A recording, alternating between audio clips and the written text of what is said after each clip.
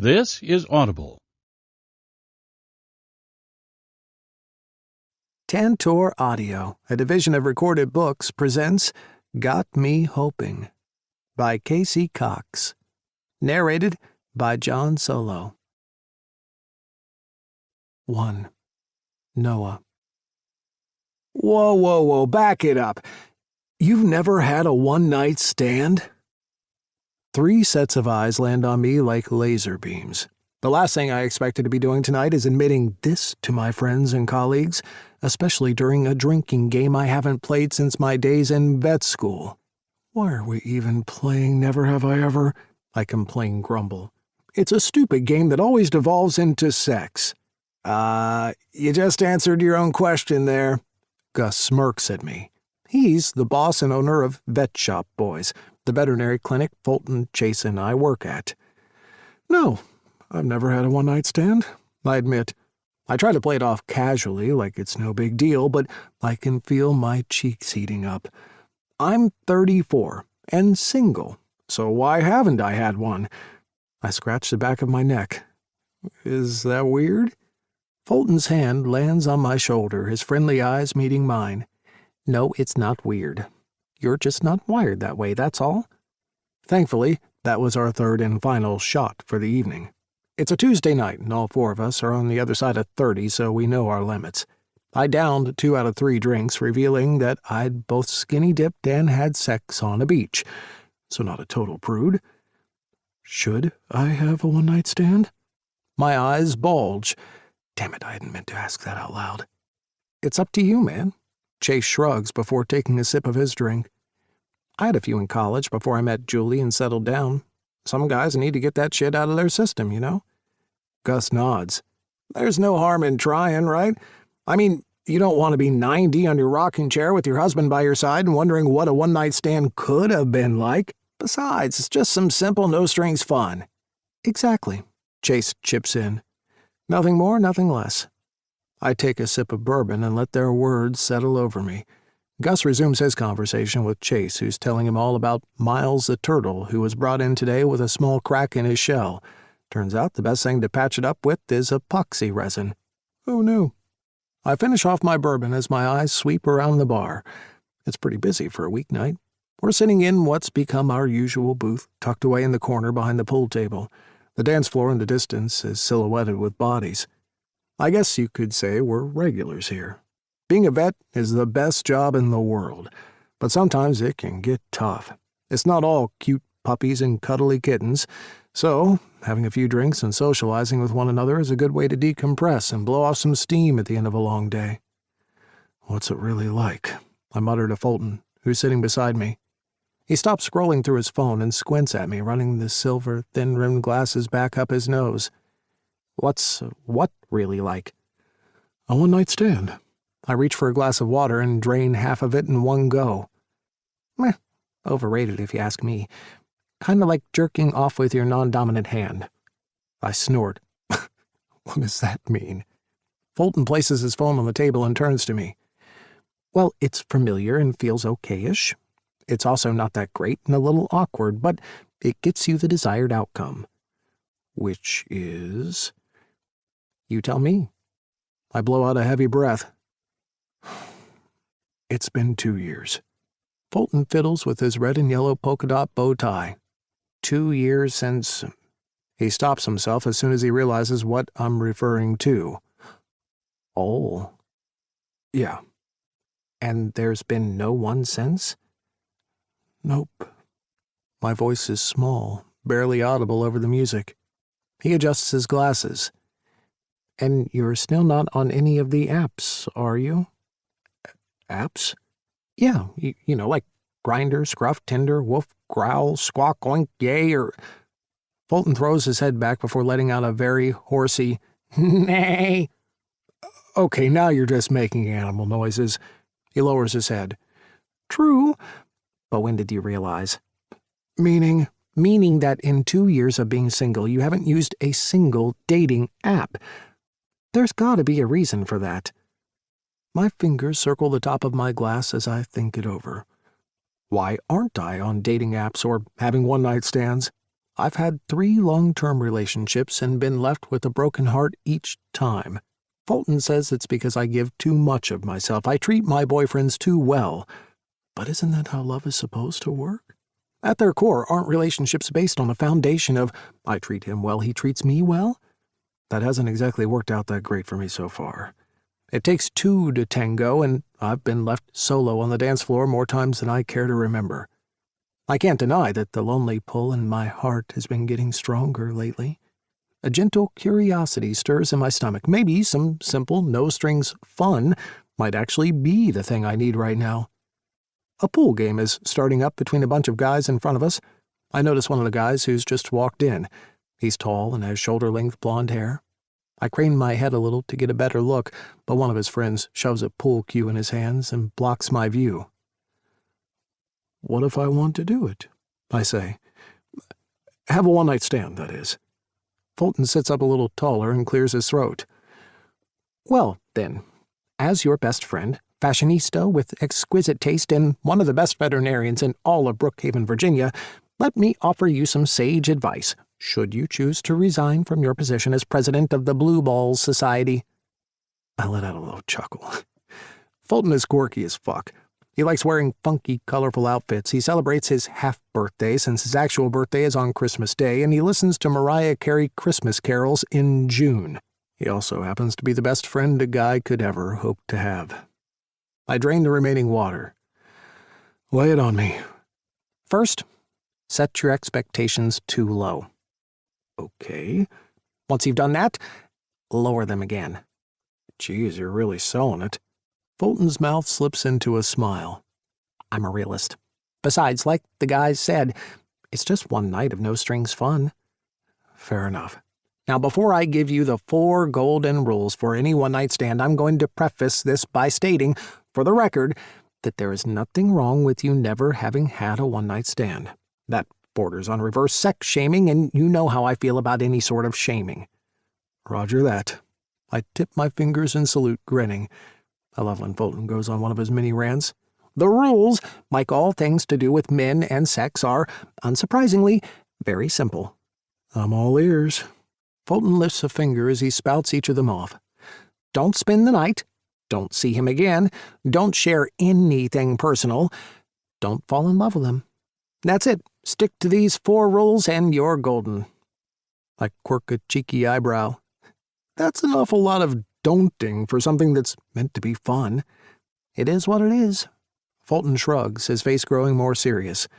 Ultimately, sex is about connecting. But how you choose to connect, whether it's with the one and only person you love and want to be with for the rest of your life or a random stranger whose path crosses yours for a few hours, there's no right or wrong way.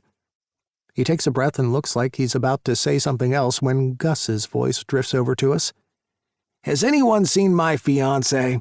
He asks with an exaggerated hand flourish. Even in the dim lighting, it's hard to miss the dazzling bling on his ring finger.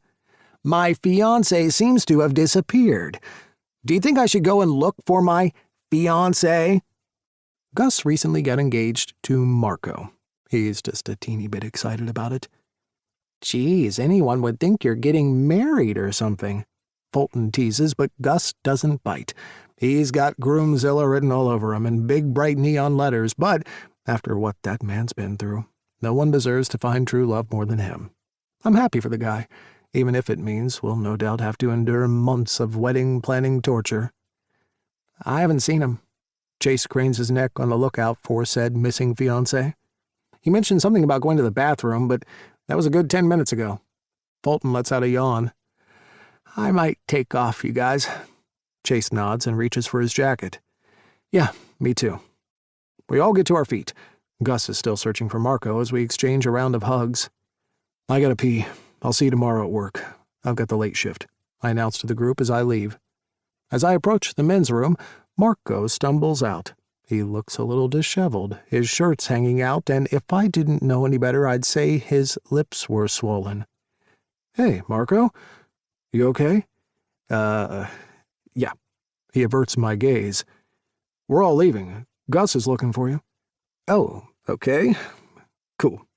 He ambles past me without so much as a wave. That was weird. I take care of my business and hustle toward the exit when I stumble into a 6-foot-plus vision blocking my way. Breath escapes my lungs as two hazel eyes with shards of gray pierce right into me. Why, hello. A twinge spikes in my chest. Hi. He drags his hand through his wavy, shoulder-length blonde hair that's pulled into a messy bun, a few loose strands falling and framing his angular face. A sweet, rosy hue fills his cheeks, contrasting nicely with his broody stubble. A glimmer of a smile plays on his lips. Having a good night? His voice is calm despite the flurry of people and sounds around us. I give a quick nod. Words would be useful at this point, I know, but my mouth seems to have lost its ability to articulate them. My eyes, on the other hand, are in overdrive, roaming up and down this man's body. He's wearing a white crew neck, and the flimsy shirt material is clearly fighting an uphill battle, confining all that soft skin and supple muscle, the outline of his strong, well-defined chest and abs clearly visible. Ripped, faded jeans stretch over miles and miles of muscled legs, and the outfit is finished off with a pair of dusty brown cowboy boots, bringing just the right amount of swag to his stance. Oh, and the man smells good. Damn good. I close my eyes for just a second and inhale the spicy citrus scent wafting off him. It's not a cologne or an artificial smell, it's something natural, and it seems to be short-circuiting my brain.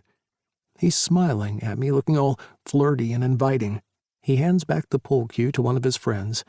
That's when I notice he's wearing 4 or 5 different colored bands around his left wrist. One silver, a few dark and tan leather, and a couple of bright colors thrown in there, too. I'm Hayes. He reaches his hand to mine. Noah, I reply. We shake hands. Can I'd like to... would you like... Oh, fuck, I really suck at this. It's been a while since I've done the whole talking to a cute guy thing. Luckily for me, Hayes interjects. With a mischievous twinkle in his eye, he asks, Drink or dick? I blink. Excuse me, but did he just say... It seems like you want to ask me something. Hayes speaks slowly, measuring me with his deep eyes. And I'm guessing it's you'd either like to buy me a drink, or you'd like to see my dick.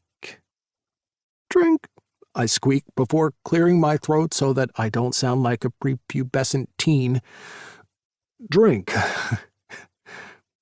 I'd like to buy you a drink. He chuckles, his warm breath dancing over my face. Too bad, Noah. He leans forward, the citrus scent enveloping me. Because I have a spectacular cock. We make our way to the bar and slide onto a couple of bar stools. I order drinks, a beer for him and a soda for me, while trying my best to avoid visualizing his cock. How great can it really be? A dick's a dick, right? So why is my heart thudding so hard against my ribs every time I think about it? As our drinks arrive, my brain and mouth both thankfully decide to come back online. I've never seen you here before, I say, taking a sip. My housemate dragged me out.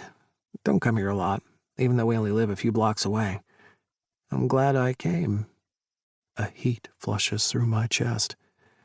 Same. Hayes lifts his glass, his bright eyes measuring me as he takes a sip. You know, I spotted you the second my friends and I started playing pool.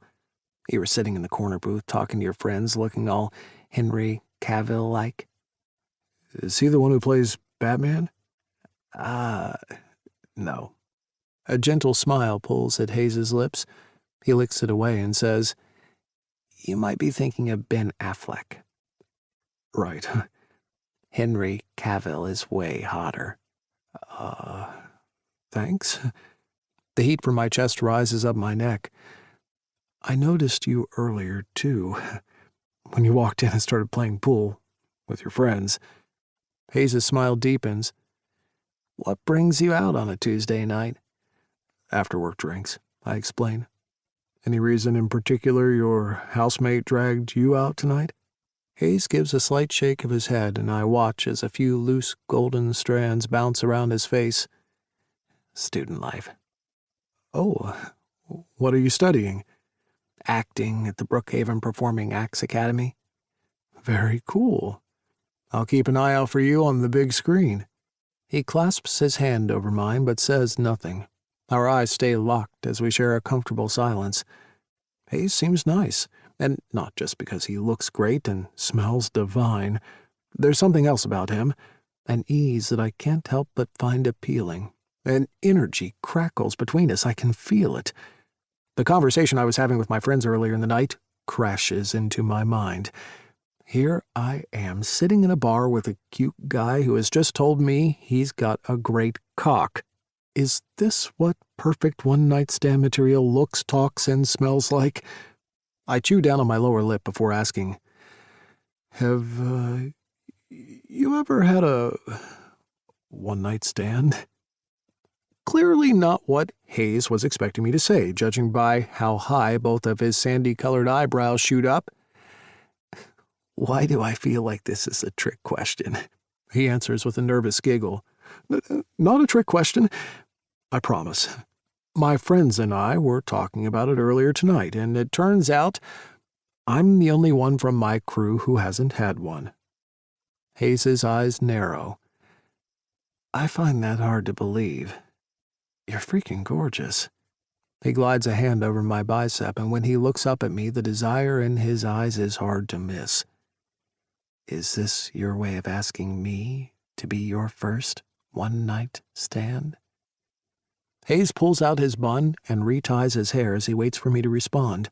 My breathing gets heavy, and I'm overcome with a feeling I haven't felt in years. Desire. I consider his question. Is that what's happening here? Is this what I want? Deciding to take a chance, I place my hand on his knee, gently toying with the loose thread below the rip. The warmth of his body radiates through the denim. Yeah, I guess it is. He runs his fingers down his stubbled jaw. My heart's beating out of my throat as I wait for his response. God, I hope I haven't completely misread the situation. In that case, I would be honored to be your first time. A rush of relief sweeps through me. First one-night stand, I clarify. I'm not a virgin. Good. Hayes leans in even closer and smirks against my ear. My spectacular cock and I are very happy to hear that. He gets to his feet and I do the same. So, how do we do this? Whose place do we go back to? I ask. Hayes reaches across the bar and chugs the rest of his beer. He wipes the back of his hand against his lips. Has your place got walls? There's something sleek and graceful about the way he moves, and I find my eyes drifting again to the bracelets that adorn his wrists. I'm so distracted I could have sworn he'd asked me if my place has walls. I lift my eyes to his face. Sorry? Missed that. He blinks and repeats. Does your place have walls? Nope, didn't mishear him. Yeah, it does. Doors and windows, too, if that helps. I throw in with a snicker. Great. It's settled then. He shrugs his jacket on and flashes me a wide grin. Your place it is. 2. Hayes. I didn't plan on going out tonight.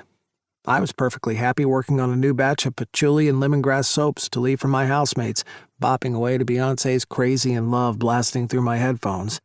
I thought the highlight of my evening would have been ordering the killer sanchoy bao from our local Chinese restaurant, but see, the thing about living in a place with no walls and having a housemate who doesn't take no for an answer is that, well, I somehow ended up playing pool with Tate and a couple of our friends at a local bar instead. From the moment Tate lifted the headphones off my head, eyebrows raised and blue eyes sparkling, it was a done deal. A pre-send-off send-off, Tate called it on the short walk over from the converted loft he and I shared with 2 other housemates. I moved in 3 years ago, right as I was starting my second degree. Apparently, the guys had trouble finding a roommate, mainly due to Tate's line of work. He's a cam model on 4 fans only. A top 1% cam model, he'll be quick to point out. I've got literally 0 issues with that, at all. It's just the, the no walls thing. Gives us all front row seats to whatever crazy shenanigans the guy gets up to. Funnily enough, I'll probably miss it once I leave. "How was your day?" I ask as we step into the bar. It's busier than normal for a Tuesday night. Tate and I shrug off our coats. "Nothing too out of the ordinary," he replies casually. "A guy watched me crawl around on my bed with an anal wand hanging out of my ass. A bi couple wanted me to watch them while they fucked, and a guy looked at my feet while he jacked off." Standard workday, then, I quip as Tate raises his hand and waves to our friends. "You should write a book about all your sexcapades." "I probably should, he says over his shoulder. We head over to the pool table where our friends are waiting for us. I'm thrust into the game straight away, making the first shot easily. After a while, my gaze drifts to a group of guys sitting in the corner booth behind us. Well, one guy in particular. I don't know if it's his dark hair, the set of a square jaw, or the massive biceps bulging through the tight black t-shirt he's wearing, but my eyes are drawn to him like magnets. Even with music playing and conversations bubbling all around me, the man is an oasis of gorgeous. He's engrossed in a conversation with a guy wearing a yellow and red polka dot bow tie. When I spot his friends getting up and leaving a few minutes later, hope rises in my chest that he'll walk past the pool table so I can get a closer look at him. Instead, he swerves left for the men's room. It's my turn again, so I aim the green ball into the corner pocket, but my angle is slightly off and I just miss. Guess my mind is on other things, like the fact that I'm leaving on Saturday to spend 6 months in London, or the fact that I'm approaching 30 and still not sure about what I want to do with the rest of my life, or that I can't get my ex's words out of my head. They seem to have burrowed themselves in there. "I don't know who you are. You don't even know who you are. You're a fucking chameleon, Hayes."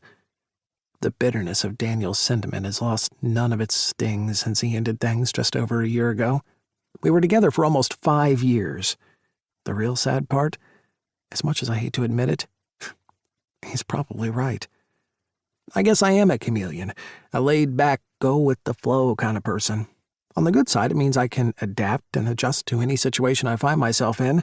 The diverse and eclectic group of friends I have attests to that, or sharing a no-walls loft with 3 other guys and not batting an eyelid. On the negative side, it also means that I'm now on my 2nd degree and becoming increasingly uncertain if acting really is a career path I want to pursue. Daniel taunted me for it and used it against me. He said I tried too hard to fit in and please others. Funny how he never seemed to mind when I did things to please him and go with his flow, and boy did I do some things for him. My thoughts screeched to a halt when the guy I'd been subtly ogling all evening practically bowls me over. Okay, I admit, I may have strategically positioned myself near the hallway that leads to the men's room so that we'd maybe bump into each other as he left. I wasn't expecting it to happen quite so literally, though. He seems a little nervous, and it's cute as hell. Maybe that's why it unleashes a cheekiness in me. As we settle at the bar and have a drink, I'm struck by his eyes. Yes, he's got the whole Henry Cavill thing going on, and seriously, those biceps are beyond ridiculous, but it's his eyes that pull me in. They're a rich, mossy green, but more than that, they're kind. You can tell a lot about a person by their eyes, and his tell me he's a decent guy. Even as we're chatting away, I can see that he's a little on edge.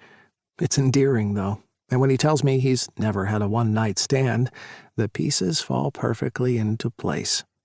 He's still a little skittish as we wait for an Uber outside the bar. I zip my bomber jacket all the way up and blow out a puff of steam into the cold night air. "I've only had 4 drinks," Noah tells me, eyeing the road on the lookout for the car. "I'm just erring on the side of caution is all." "It's okay," I assure him, gripping his forearm. He's got that irresistible hard jaw, soft eyes combination that makes everything okay. The ride back to his place is a silent one. Our fingers play with each other across the middle of the back seat, threads that tangle then loosen. His thumb caresses the top of my hand. We smile at each other and his eyes gleam under the passing streetlights. Once we step onto his porch, Noah turns to me with a serious look. "Now, I have to warn you about something." My pulse ticks up a notch. I wasn't getting any weird serial killer vibes from the guy, but hey, you never know. Serial killers can live in nice, quiet suburban neighborhoods. His expression softens. "You're in for a licking." "Excuse me?" Hear that? He points to the front door and I lean toward it. Muffled pants are coming from the other side. That's Buddy, Noah says with a grin. He's a golden retriever I rescued a few years back. He's starting to go blind, but he likes to lick everything. And everyone. Got it. The tension in my shoulders evaporates. I reach out and run the back of my fingers against Noah's cheeks. I'm down for a good licking. Noah closes the space between us and cups my face in his big hands. Our mouths pressed together softly at first. The tenderness surprises me in the best way possible. He's being polite, which I find charming. His tongue flicks past my lips and begins to explore the inside of my mouth. He's taking his time, like he's savoring me. I don't mind one bit. I wrap my arms around his waist to draw him in even closer. A low growl rumbles its way from the back of his throat, escaping through the tiny sliver of space between our lips. I can feel his erection pressing against mine. Also very charming. A torrent of heat ripples through my body, negating the chilly night air as our kiss deepens. Any hesitation he may have had disappears as he drags his fingers through my hair and claims my mouth with his tongue. Unfortunately, we're interrupted by the sounds of an impatient retriever scratching away at the inside of the front door. Noah smiles against my mouth. You ready for the Buddy onslaught? Bring it on. Noah opens the door, and boy, he wasn't kidding. 70 pounds of golden-haired fuzz leaps out onto the porch. Buddy licks Noah first, his face, his ears, his hands. When he's done, he turns to me. Without any hesitation, he bounds straight on top of me, smattering me with a waterfall of wet licks. We make our way inside. Noah closes the door behind me before helping me take my jacket off. It's bedtime, I hear him say. Thankfully, it's aimed at Buddy, and not me. I'm impressed to see Buddy respond immediately, turning around and scampering down the hallway. He sleeps in the laundry room, Noah tells me as he presses another kiss to my lips, which just so happens to be on the way to my bedroom.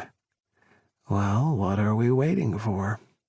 We hustle down the hall, Noah deftly closing the door to the laundry room as we pass it. He grabs my hand and peppers it with a few feather-like kisses as we enter his bedroom.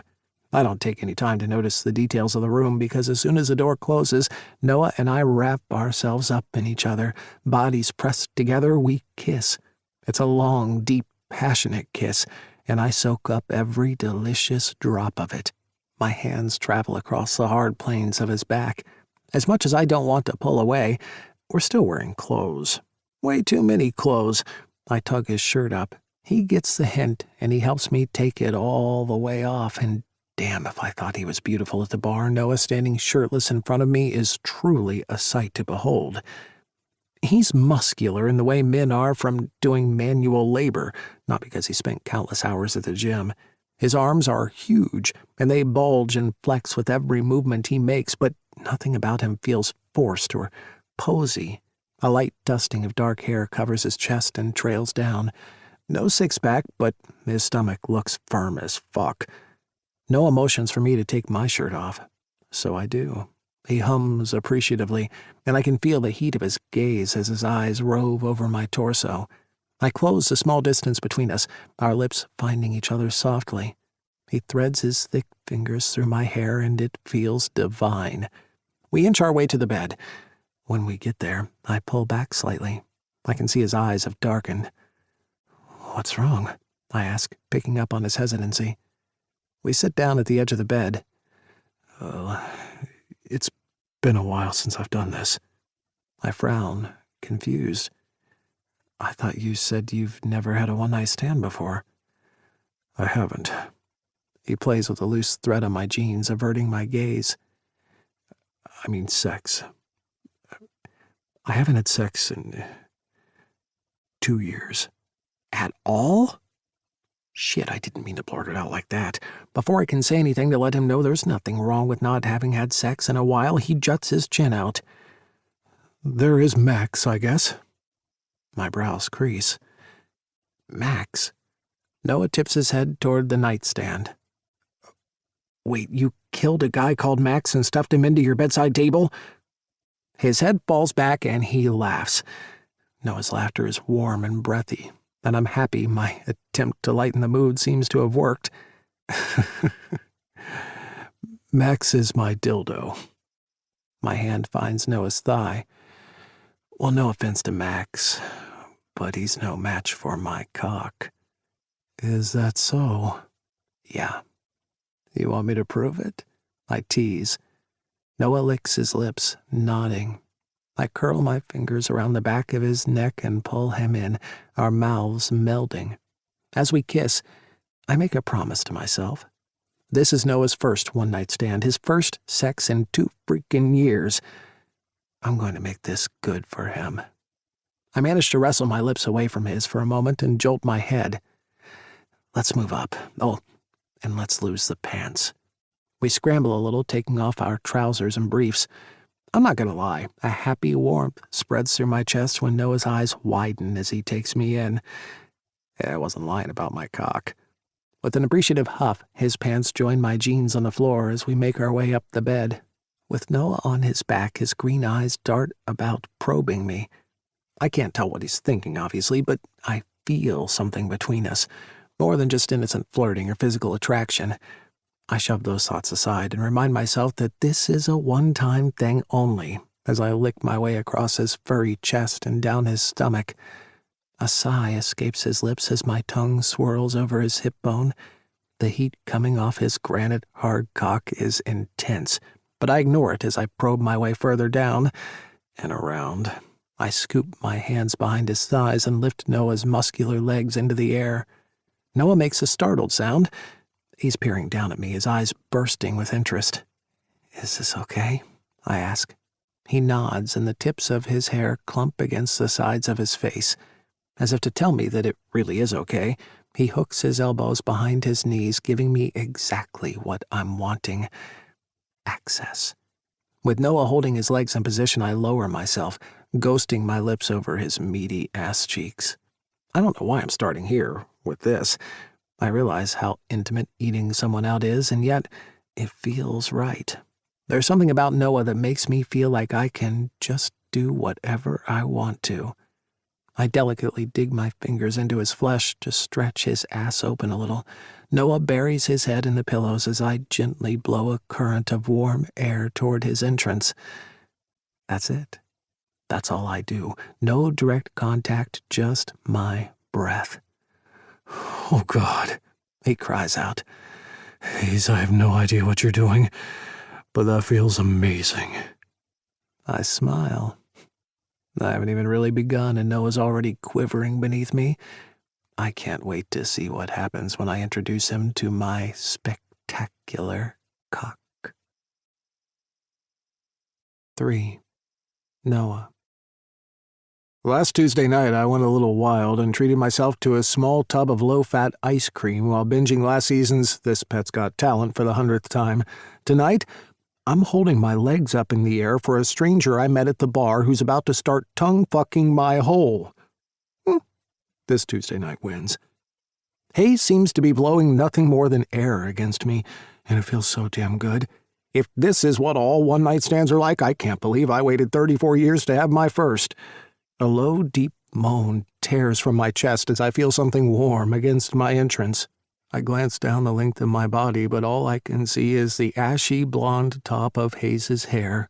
He's pulled it out of its bun, so now the strands dance loosely whenever he moves his head.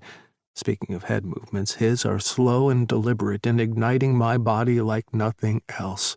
I feel an inviting wetness, and then he inhales me with a loud and filthy slurp. Holy shit, if the guy's scent short-circuited my brain, his tongue lapping against my ass is enough to positively sear my nerve endings. My head falls back onto the soft pillows as I lift my hips, overcome with a burning need for more of what he's giving me. Is this okay? He asks for the second time. Yes, I pant. Don't stop, please. His fingers stretch my ass open wider, and he dives in once more. His stubble grazes my taint, prickling the sensitive skin with the best kind of burn. He's slurping greedily, hungrily. I can see the top of his head bobbing about like he's trying to plunge even deeper into me. Rimming someone is so intimate, I find myself touched by it in a way that feels deeper than what I expected from a one-night stand. Fulton's warnings to set my expectations low fly out the window as I hear a carnal spitting sound. It's quickly followed by the touch of a moist fingertip pressing against me. "I'm going to slide a finger in," Hayes says. "Is that okay?" "Yes." I hiss as the initial sting hits me.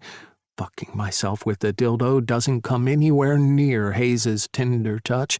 My body wraps around him as he carefully glides in and out of me, slowly and so carefully. He looks up and throws me a crooked grin. "Don't suppose you, have any lube?" "As a matter of fact, I do." With his finger still inside me, I twist around to reach into my nightstand drawer and pull it out. Hayes's eyes bulge. "Holy shit," he exclaims. "That's like a gallon jumbo-sized bottle." I nod sheepishly. "It's more economical this way." I hand him the bottle, which is not a gallon, by the way. He was exaggerating. He slicks 2 fingers with the stuff and works them into me. The steady, almost melodic rhythm he settles into relaxes me. Any thoughts I have scatter before drifting away.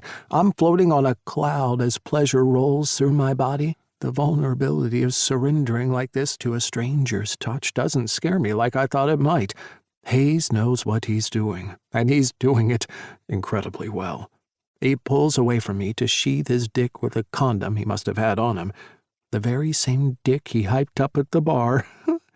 Yes, it's long, and yes, it's girthy, but the thing that stands out the most about Hayes's cock is that it's so fucking pretty. Spectacular doesn't do the thing justice, and as he readies himself, I can't help but get giddy with anticipation. It's been long, so long since I've been with someone. A deep well of need rises up inside of me. I didn't realize just how much I needed this sort of touch and connection until this very moment. "Fuck me, Hayes." There's a desperate pleading underpinning my tone, but I don't care. I want this so much. I'm normally the one looking after people, putting everyone's needs before my own. It's nice that for even a brief moment like this, someone else is taking care of me. Hayes looks up at me and smiles. His long fingers continue to stroke up and down his cock, lathering it with lube. "That's exactly what I intend to do." He crashes over me, his long hair dangling just out of my reach, his palms fisted into the bed beside me. "Wait, how are you going to—" Before I can finish asking how he's going to enter me, I feel the crown of his cock pressing against my ass. The corners of his mouth twist in a smirk. "I told you I had an amazing cock." "Oh, yeah?" "Yeah. It comes with its own navigation system. I paid extra for the guaranteed hole-in-one feature." Before I can come up with my own cheeky retort to that, my brain turns to goop as, holy shit, his cock expertly and hands-free plunges into me. My lower back arches off the mattress as my body takes him in. A bead of sweat trickles down the side of his face and drops onto my chin. Hayes's face is all concentration as he pushes deeper into me. I focus on my breathing, drawing steady, even breaths until finally he bottoms out. The fullness is on the cusp of being too much, but before the feeling overwhelms me, a joyous bliss takes over. Fuck. My voice is so coarse I barely recognize it. "Is this okay?" Hayes asks, and seriously, those are fast becoming my 3 favorite words in the English language. I interlace my fingers behind his neck and nod. "It's perfect." Hayes's gaze lingers on me as he slowly begins to rock his hips, thrusting in and out of me, my body tuning itself to the movement. Our eyes stay connected the whole time as his pace quickens. Once he's got a steady rhythm going, he adjusts his body weight to free up a hand. He licks the palm of that hand and encases it over my shaft, fisting it up and down in time with his movements. My senses explode as I succumb to the pleasure this man seems to be so effortlessly drawing out of me. It's like he's found a way to shine a light on parts of me that have been hidden away in the dark. I grab at his chest hungrily. A loud groan slips from his mouth as I run my hands across his pecs, tweaking his nipples. "You like that?" His eyes are ablaze. "Uh-huh. I've got very sensitive nipples." I latch onto the pinky purple nubs, rolling them between my fingertips. Hayes throws his head back, producing more strangled-sounding moans as he thrusts harder, further, deeper inside of me. "I want you to come for me," he grits out. His grip tightens around my cock. My balls clench and slap against his abdomen. My fingers pinch, squeeze, and twist his nipples. He fists my cock furiously. I scream and almost black out as my orgasm thunders into me so hard it feels like it's going to tear me in two.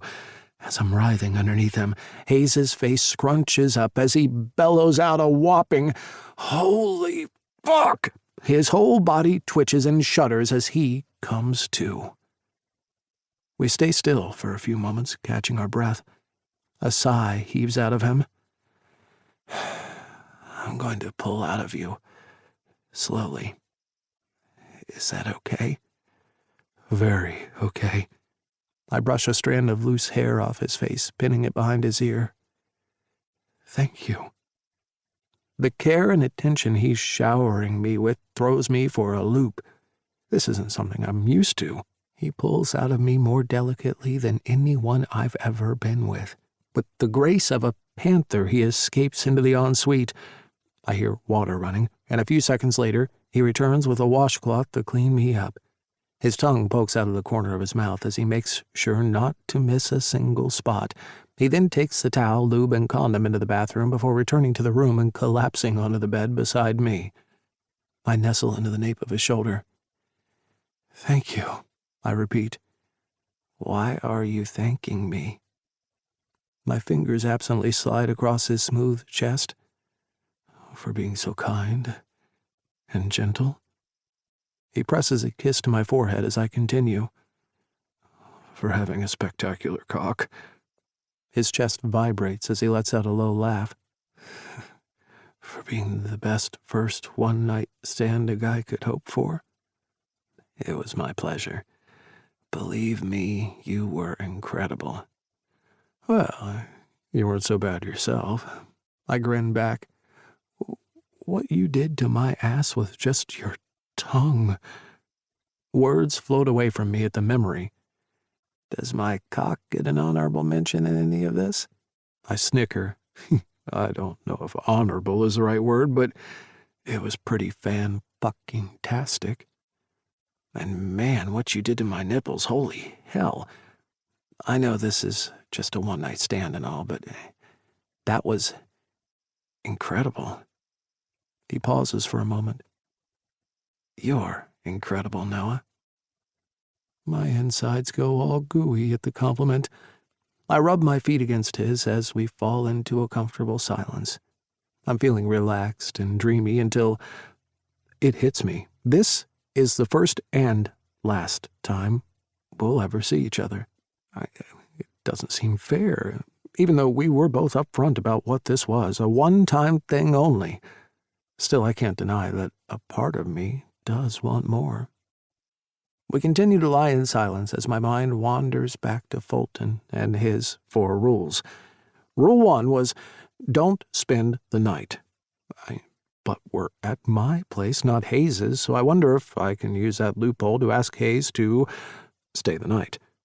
His warm body feels so good against mine. There's no way I'm ready to let him go just yet. It's just one silly little rule, after all.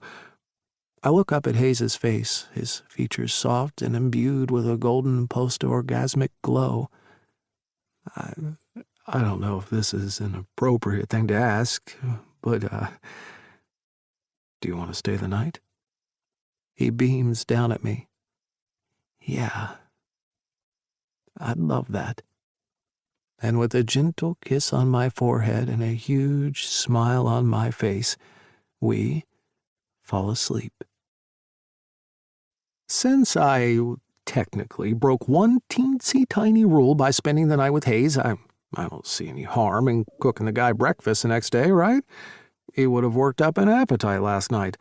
I wouldn't want to be rude or run the risk of having him faint from exhaustion on the way back to his place. Besides, I only broke one silly little rule. I'll stick to the other three. Promise. After letting Buddy outside so he can take care of his morning business, I find myself pottering around quietly in the kitchen trying to think what kind of a breakfast guy Hayes is. Coffee's a sure thing, but what else? I open up the pantry and tap my fingers against my chin. Oh, cereal seems boring. Bacon and eggs is a risk. He could be vegetarian. I settle on pancakes. The mixture I've got is gluten and dairy-free, so it seems like the safest option. As I walk over to the cupboard to grab a pan, I smile at the dull ache I can feel as I move. I really have been in a sex drought. 2 years, 2 freaking years with just me and Max. I smile as I flick on the coffee machine. It was worth the wait, though. The sex last night was the best sex I've ever had. The way Hayes looked after me, kept checking in on me to make sure I was okay. Man, that's some mind-blowing shit right there.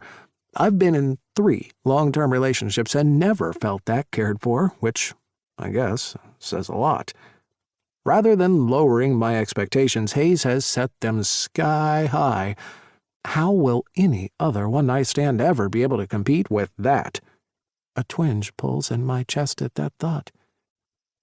Maybe it's a sign. I should quit while I'm ahead. Maybe I got lucky on my first go and should drop out of the race now. Yeah, well, that feels better. As amazing as sex with Hayes was, I'm not really a one-night stand kind of guy. It's weird to think that last night the guy was inside me, and in a few short minutes we'll say our goodbyes and never see each other again. I throw a pod into the coffee machine and set it to percolate. No strings fun, that's what the guys had called it. Nothing more, nothing less. But for a reason that I can't put into words, Hayes has got me hoping for something more. It's a silly thought, I know. 1 meal, and then we'll never see each other again. That's what we both signed up for. A sad sigh escapes me as I grab my favorite blue mug, pour in some coffee, and continue getting breakfast ready. 4. Hayes. I usually sleep like a baby after good sex, so the only surprise after the mind, body, and soul-shattering sex Noah and I had last night is that I haven't slipped into a 6-month coma. But if I had to get woken up, I suppose there's no better way than with neck licks. I hum in amusement as Noah glides his tongue up and down the side of my neck, his surprisingly big, sloppy tongue. Guess I must have missed that minor detail about him, although in fairness it was my tongue doing most of the work last night. Maybe this is his idea of evening the score. Not complaining one bit. I murmur. I have no idea what time it is, but I'm sure it's still too early for words. Plus, morning breath. Noah shuffles down the bed, making me flop around on the mattress as he repositions himself at my feet. Okay, so he's into feet. Before I know it, he's lapping sloppily at my toes. Okay, he's really into feet. It's not really my thing, but it feels kind of good, so I guess I could try and go along with it. I decide to crack an eye open. I jackknife and leap off the bed. Buddy, what are you doing? I scrub a palm down the side of my face as I realize my early morning lick fest was courtesy of one adorable golden retriever. Buddy's head jerks around the room, and I remember Noah telling me about the poor fellow starting to lose his sight. There's no way I can be mad at him. He's too damn cute. I plop back down onto the bed, and Buddy edges over to me. I give him a few pats, which he responds to by snuggling in even closer to me, almost toppling me onto the floor. You're a good boy, aren't you? I scratch behind his ear, which he absolutely loves, as I let out a series of yawns. The room is empty. No sign of Noah. I stretch my neck left and right, and as I turn to the semi-open door, a delicious smell wafts in and hits my nostrils. Coffee. I help Buddy off the bed and take a quick shower, shrugging on my boxers and white crew neck when I'm done. I check my face in the bathroom mirror one last time and tie my hair back in a loose ponytail. It's time to follow my nose. It leads me down the hallway and into the kitchen. Noah doesn't hear me approach, so I lean against the wall and take him in for a moment. He's hovering over the stove, wearing a pair of tight-fitting black sweatpants and a navy blue tank top. A coffee machine percolates in the corner. He takes a sip from a blue mug before returning to flip over. Pancakes. Nice. I smile as sparks tingle throughout my body. I can't remember the last time I felt like this, so peaceful and content. But is it really any wonder? Noah is gorgeous, loves animals, has a nice place, and he's making me breakfast. If that doesn't scream perfect, what does? There's a part of me that wants this. A life with a guy who's happy doing his own thing. A house with walls. A future where I know what I'm doing. And someone to share it all with. You're a chameleon, Hayes. You don't even know what you want. The words ring in my ears, not even giving me a momentary reprieve to slip away into a fantasy that won't ever come true anyway. Before my thoughts turn too dark, Buddy bounds past me and into the kitchen.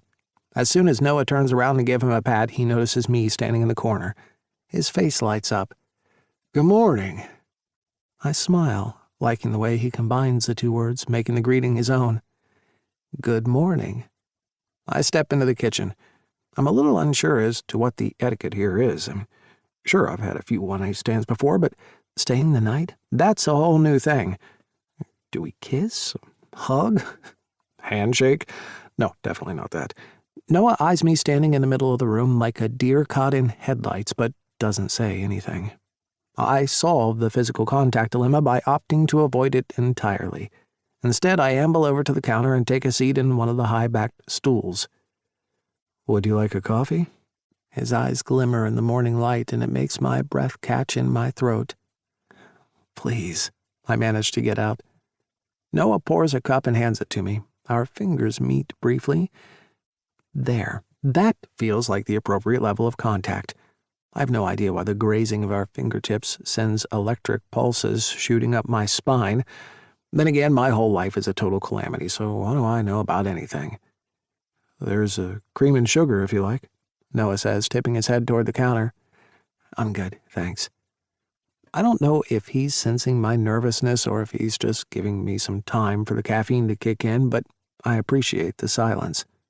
As I watch him stack a pile of pancakes, I can't help but think how nice this is, how normal, how much I want something like this for more than one night. Not that this is going to be that. The guy wanted to experience his first one-night stand. That's it. That's all this is. There's also no way for this to become anything more since I am leaving the country in a few days. No, this is just a one-time thing with a gorgeous, friendly guy who was thoughtful enough to cook me some amazing-smelling breakfast. Our story finishes. Our paths uncross at the end of this meal. Shall we eat at the table? Noah suggests as he walks past me and places a plate of pancakes onto a small wooden table. I nod, sliding off the stool and straight into him. Well, hello. He braces my shoulders, his hair tousled and falling over his forehead. He smiles. God, that smile, it's so fucking wide and happy it makes me want to smile. I shuffle on my feet. Hi. All my bravado from the bar last night is gone. All that's left are memories of an incredible night colliding with the bleary morning light of the day after.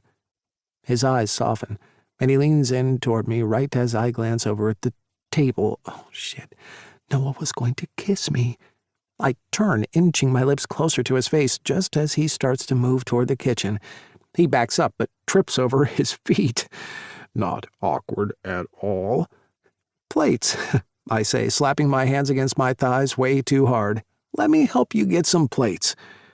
Yeah, because carrying 2 plates a few feet is definitely a 2-man operation. A few moments later, we start eating. I ended up carrying both plates and bringing the cutlery, too, so, that's a good thing. Man, I really suck at this. There's a reason why I never spend the night. I haven't had many hookups since Daniel broke up with me. With other guys, it's always been sex followed by a quick goodbye. I never hung around afterward. One time I showered and watched half an episode of Unbreakable Kimmy Schmidt, but that's about it. But for some reason with Noah, there's a part of me that doesn't want to leave. It makes no sense. We glance up at each other every so often while we eat, sharing a silent exchange that I can't explain. The only sound in the kitchen is us chewing and Buddy breathing loudly at Noah's feet. I liked it a whole lot more when other sounds were filling the space around us, but I guess that's all in the past. Once we get through the nominee for Most Awkward Breakfast at the One Night Stand Awards, that's all this will ever be. A memory. My heart sinks at the thought. So I broke one of the 4 one-night stand rules last night. Noah begins lightly. Oh yeah? And what might that be? Don't spend the night. I snicker. Yeah, I've heard of that one. After a few beats I add, I'm glad you asked me to stay, though. A warm glint fills Noah's eyes. Me too. These pancakes are delicious, by the way, I say, barreling another forkful into my mouth. Noah smiles. Thanks. I wasn't sure what you liked for breakfast, so I thought pancakes would be a safe bet. Oh, they're gluten and dairy-free, by the way. Shit, I should have asked if you had any allergies. I put my fork down. Noah, relax. Thank you, but if I had allergies to pancakes, 1, I would tell you about it, and 2, I don't think I'd want to live anymore. He laughs, and it makes me feel happy. I don't think of myself as a particularly funny guy, but I find my brain scouring for anything that can draw another one of those deep, rich laughs out of him. So, you said there were 4 rules? What are the other 3? He rolls his eyes. Oh, it's stupid. Come on, tell me, I want to know. As he lists them, the bottoms of his earlobes flush a rosy pink. It's the cutest thing I've ever seen. I told you it was dumb, he says once he finishes. No, not dumb. Good to know, actually, and look, you don't have to worry about breaking any of the 3 remaining rules. A few lines scatter across his forehead. I don't? I shake my head. Nope. I'm leaving for 6 months this Saturday. Headed to London. So rule 2 is a lock. You will never see me again. His frown deepens, and I can't be sure, but something dark skirts behind his eyes. It's so brief that it makes me think I must have imagined it. He clears his throat. More coffee? Pancakes? Yes, and yes. We both have another helping of pancakes, and the conversation remains light for the rest of the meal. We don't talk about anything much, but it just flows easily. Once we're done, I glance down at my phone. It's just after 9. On a Wednesday. I've got classes later today, but what about him? Don't you, have work to get to or something? I ask. Noah collects my plate and takes it to the sink. I'm working the late shift today. I follow him, admiring the way his back muscles flex as he starts to wash the dishes. I open my mouth to ask him what he does for a living before clamping it shut. What's the point of knowing that? In 5, 10, maybe 15 minutes, we'll be saying goodbye forever. I lean my hip against the counter. His face tightens in the way it does whenever someone realizes they're being watched. He finishes rinsing the plates and turns the faucet off. His eyes flick up to meet mine. Yes? Here. I want you to have this. I unpin the thin tan leather bracelet from my left wrist and hand it to him. I'd like to say it has some cool story behind it, but the truth is I don't even remember where I got it. Probably from one of the markets Tate's always dragging me to. Noah finishes wiping his hands on a dishcloth. I can't take that. Why not? It's not breaking any of the 4 rules, is it? I tease with a smirk. He doesn't smile back. Instead, he takes the bracelet from me and lifts it in front of his face, inspecting it like it's a priceless jewel and not something that probably cost me less than $5. Consider it a token, I say, doing my best to keep my tone breezy. A congratulatory one on your first one-night stand. His eyes cloud and he swallows hard. Thank you, Hayes. This is really nice of you. Don't mention it. Noah tries to put it on his wrist, but it's a little fiddly to do with only one hand. Here, let me help you with that. He stretches his arm out, and my fingers travel along the dark hairs that line his forearm before reaching his wrist. I bring the two pieces of thin leather together and tie them up. Is that okay? I ask, and for some reason Noah's whole face lights up. What? Why are you smiling at me like that? No reason. He lifts his arm to appreciate the adornment. I really like it. Thank you. After a few moments, he turns to me. Wait, I feel like I should give you something in return. I grin like a Cheshire cat. Yeah, you can give me something. Anything. What would you like? I clutch his hand, holding it in my own, and tip my head toward the hallway that leads to his bedroom door. Round 2. 5. Noah. 6 months later. Molly is one gorgeous kitten. To be fair, I'm probably slightly biased because I think all animals are beautiful, even the ones most people think are ugly or scary. Molly's a long-haired Maine Coon cat with a stunning coat of rich caramel, silver, and pure white. I always check in on animals after I operate, but I'll be sure to find an excuse to spend a few extra minutes fussing over her. She's that adorable. The pre-op medication is making her sleepy. I can tell because her third eyelids are showing. All cats and dogs have a pale pinkish third eyelid that moves across the eye rather than up and down, but when they're awake and alert, it's not usually visible. Molly cuddles into my chest as I carry her into the prep area and put her down gently on the table. Megan, one of the amazing vet nurses, swoops into action while I move into the theater and commence the usual pre-operative procedure, getting changed into a pair of light blue scrubs and thoroughly washing my hands. Spaying a cat is a relatively simple procedure, and it's best to do it before they come into season and start calling. That's when the cat becomes very flirtatious with everyone, and everything. I get to work, and a few minutes later it's all over, and Molly is taken to the recovery ward. That was the first and only procedure I have booked today. The rest of my early morning shift is made up of consults. That's one of the things I love most about being a vet, the variety. As animal science advances, more and more of the younger vets are choosing to specialize and focus on only one area. I wouldn't be able to do that. Since I was a kid, I've loved all animals, and it keeps me excited and passionate about my work to be able to treat all the kinds we have coming into the clinic. I've been working at Vet Shop Boys for the last 5 years. Fulton got a placement here right out of vet school and, as my best friend, felt it was his duty to constantly be on my case to apply for a position here as well. But I was intrigued by farm animals and accepted a position with a clinic on the outskirts of the city. After a few years, I'd had my fill of cows and sheep and goats. I finally gave in to Fulton's incessant nagging and met with Gus. It took all of 60 seconds for Gus to convince me to join. Anyone who works with animals is crazy about them, but what makes Gus unique is that he also cares deeply about the people who look after the animals. So, while Vet Shop Boys has all the basic building blocks you'd expect to see in any mid-sized veterinary practice, a reception, a few consult and prep rooms, a surgical theater, and an adjoining pharmacy, Gus has gone above and beyond as well. We're one of the few clinics in Brookhaven that operate from 4 in the morning to 10 at night. That gives pet owners more flexibility to bring their animals to see us, especially if they have to juggle work and family commitments. Gus also pays well, and all employees enjoy the best health insurance and retirement benefits on offer. Being a vet won't make me a millionaire, I knew that going in, but a healthy pay package is a nice way to get recognized for the hard work and long hours we put in. I finished getting changed in the staff changing room, another thoughtful perk.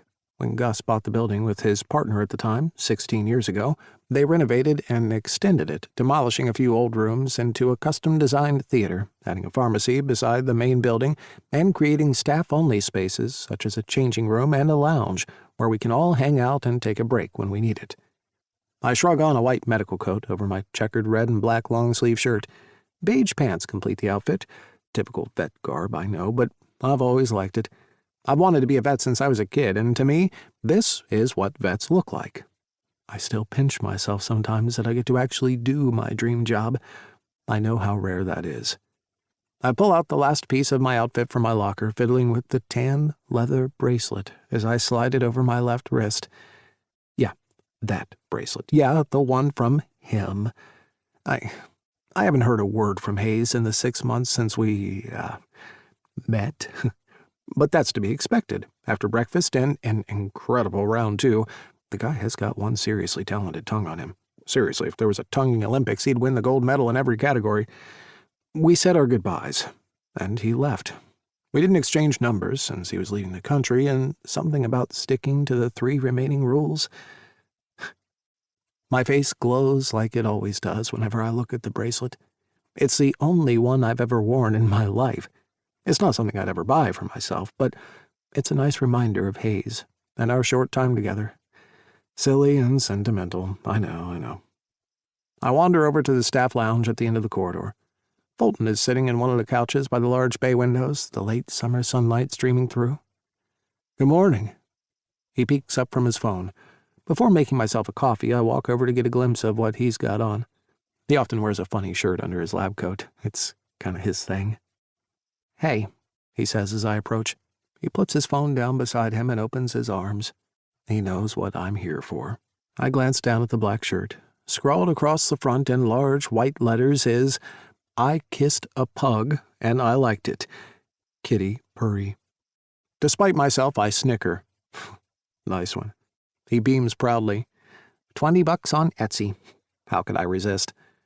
I grin and shake my head, saying nothing. His face turns serious as he asks, how did it go? We always check in with each other after any surgical procedure, even the most rote ones. It only happens rarely, but even something routine can go horribly pear-shaped. And even if nothing goes wrong, sometimes operations can simply bring up emotions. I mean, you literally have an animal's life in your hands. Mental health issues are rife in the veterinary world, so we always make a point to follow up with each other. It went well. I make my way over to the kitchen area in the corner of the room. Molly's in recovery, and I don't foresee any complications or need to worry about anything. She'll be back to her perfect self in a few weeks. He smiles. Glad to hear it. Fulton is obsessed with cats, and on his way to becoming a crazy cat dude. His words, not mine. At last count, he was the proud parent of 7 cats. All rescues, of course. I tap the coffee machine to get it going. Want a cup? I ask over my shoulder. It's Thursday, Fulton answers. Oh, right. Of course. It's been a busy week, and I have a knack for forgetting what day it is. Despite being the owner and possibly best boss in the world, Gus also has a weekly tradition of buying all staff on shift a cup of coffee, or tea for those that are that way inclined, every Thursday morning. It's a sage piece of advice he picked up from his grandmother, and it's a habit that's been with him his entire career. Right on cue, the familiar jingle of the front door opening rings out. It's followed by Gus's usual, "Hello, beautiful people," greeting. He never checks to see whether the waiting room is full of people or not. He just trudges in and bellows it out, and never fails to bring a smile to even the most anxious animal owner's face. I chuckle, too. His footsteps thunder down the hall until he walks into the room, drink tray in hand. "It's Thirsty Thursday," he declares with a wide smile, handing Fulton and me our drinks. "Thank you," I say with a wry smile. And also, Thirsty Thursday is not what you think it means. "It means what I think it means," he counters cheerfully. "One of the many pearls of wisdom Nana imparted on me was this. If you want to endear yourself to others, remember how they like their tea or coffee. You guys know I started doing it as a student, memorizing every vet, nurse, and staff member's favorite drink and bringing it in for them every Thursday. Never steered me wrong. That's the true meaning of Thirsty Thursday." "That's a beautiful story," Fulton says, smiling, even though we've both heard it a million times. Fulton opens the lid of his tea to let it cool a bit. "Just whatever you do, don't type Thirsty Thursday into Instagram.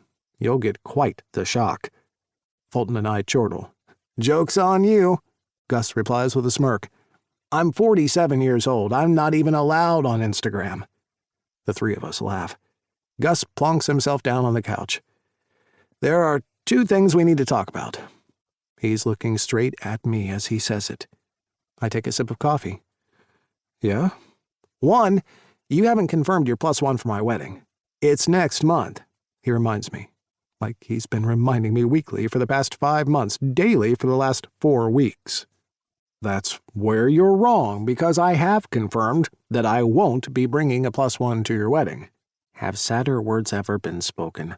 Shut up, Fulton, I grumble, and he smirks. He picks up his phone and continues reading. Gus puffs his cheeks out in that pitying way he does whenever he's got bad news to deliver. My coat suddenly feels tight and itchy around my shoulders. Noah, seriously, Gus continues. Marco and I were going over the seating arrangements last night. You're one of my closest friends, so I feel like it's my duty to give you fair warning. He pauses for dramatic effect.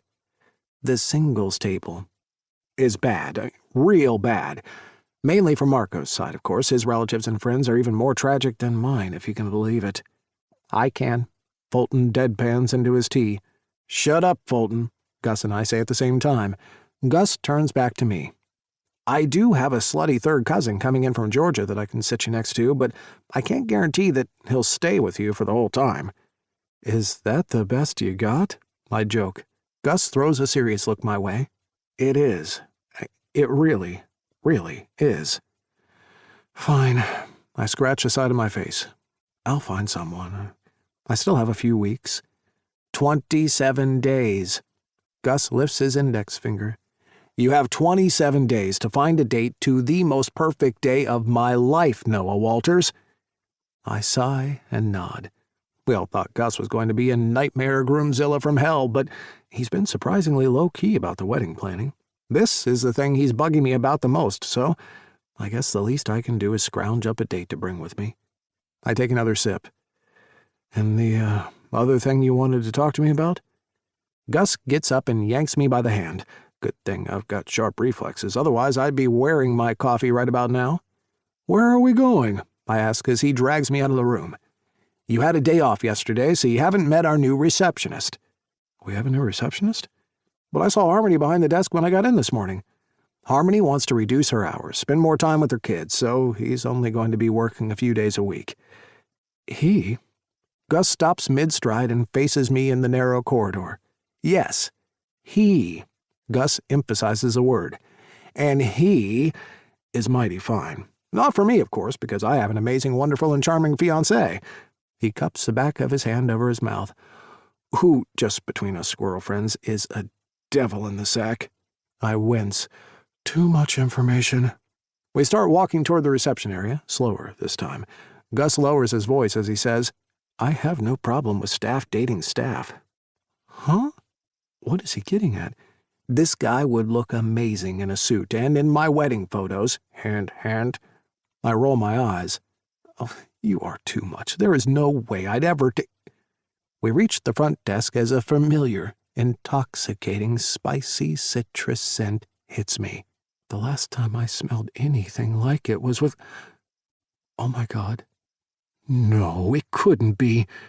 The receptionist's shoulder-length blonde hair is tied in a neat ponytail, his long fingers tapping away at the edge of the counter. My eyes fall out of my head as I heave back. The new receptionist spins around in his chair to face us. His eyes join mine, ballooning to the size of saucers.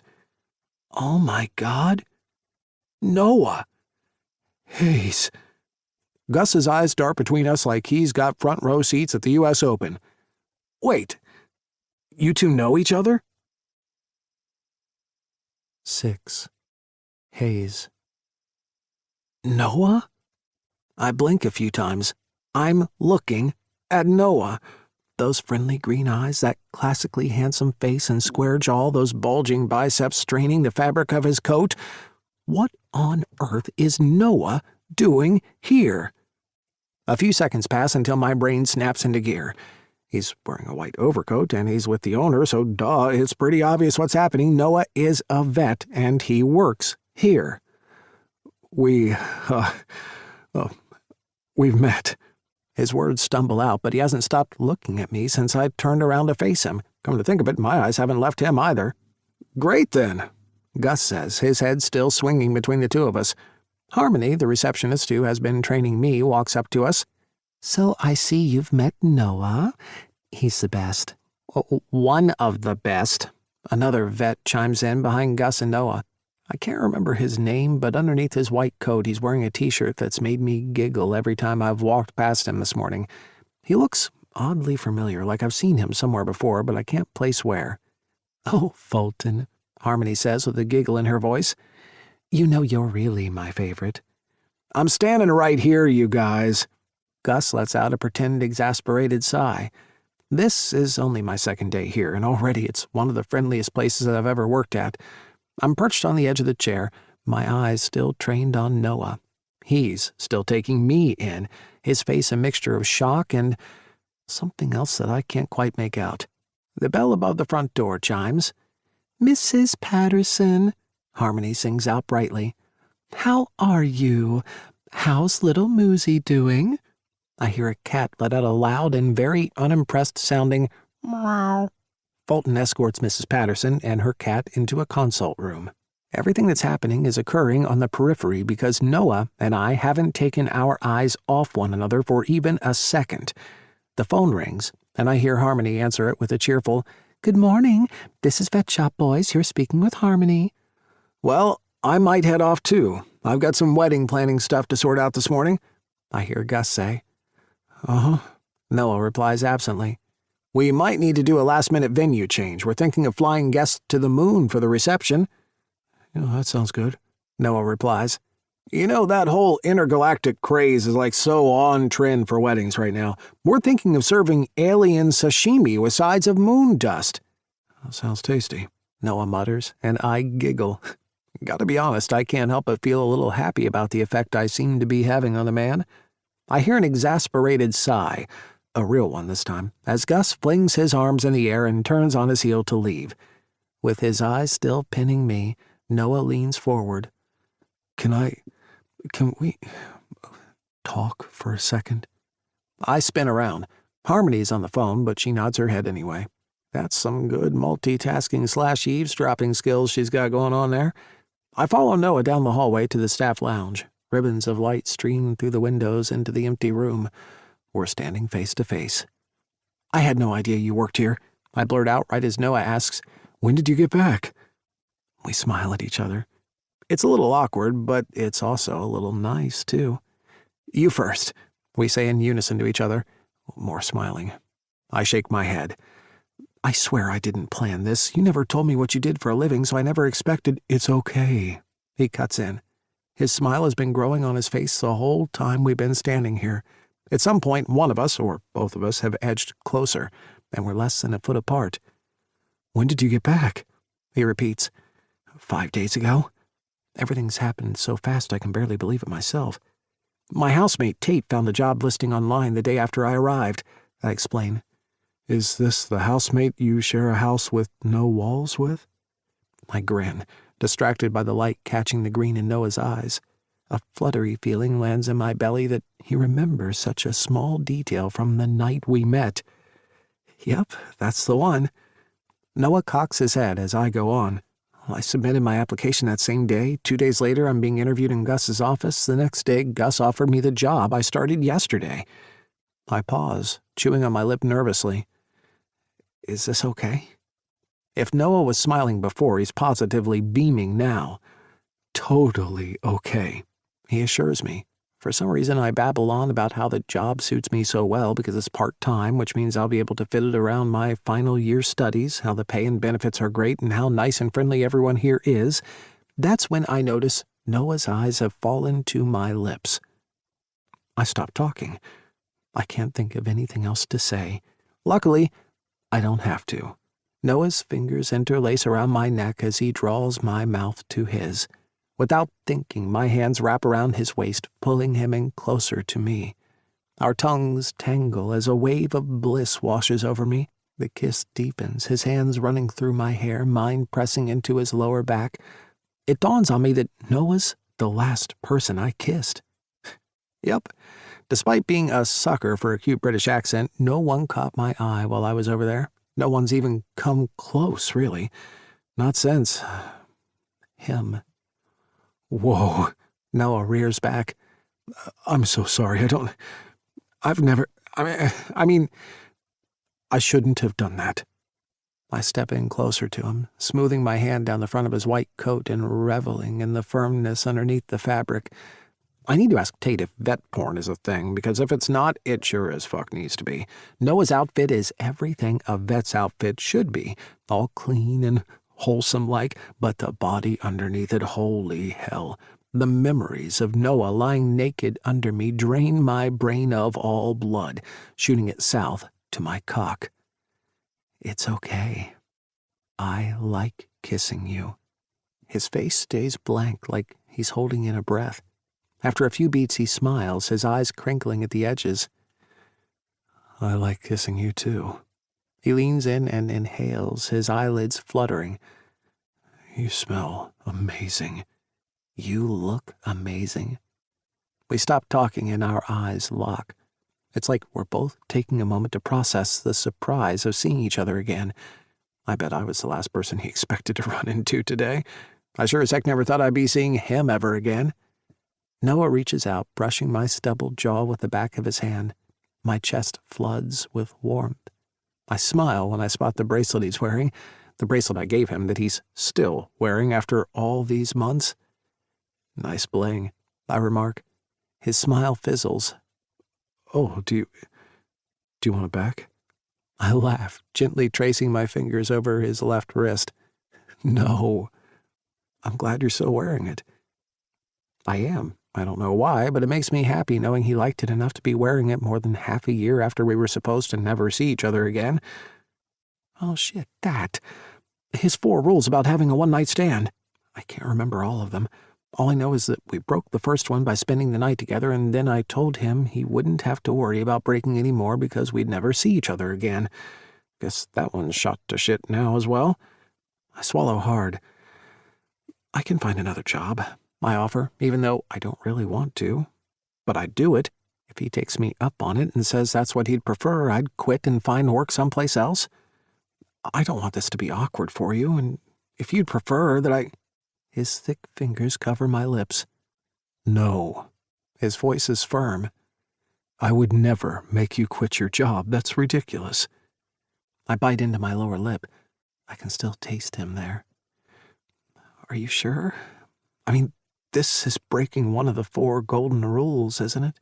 His eyebrows knit together. Rules? Yeah. You told me about how your friend said there were 4 rules for a one-night stand. Wasn't one of them something about never seeing each other again?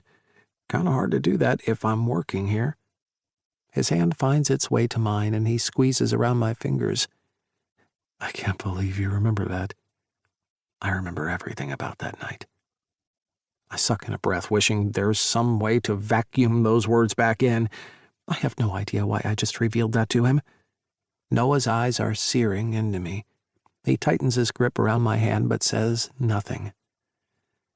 I don't want to make things difficult for you. Is me working here really okay with you? He smiles, his green eyes sparkling as he replies, Yeah, it really is. I spin around in my Aunt Jocelyn's desk chair, admiring the view of the river and the downtown office tower tops from her corner office. She's the CEO of the family's law firm, Adams and Daughters. The glass door opens and she strides in, her face exploding like fireworks when she sees me. We haven't had a chance to catch up since I've been back. She's on the phone and gives me the yapping signal with her hand, rolling her eyes as she does it. I mouth back, Take your time. I'm assuming it's a work call, so I don't want her to rush on my account.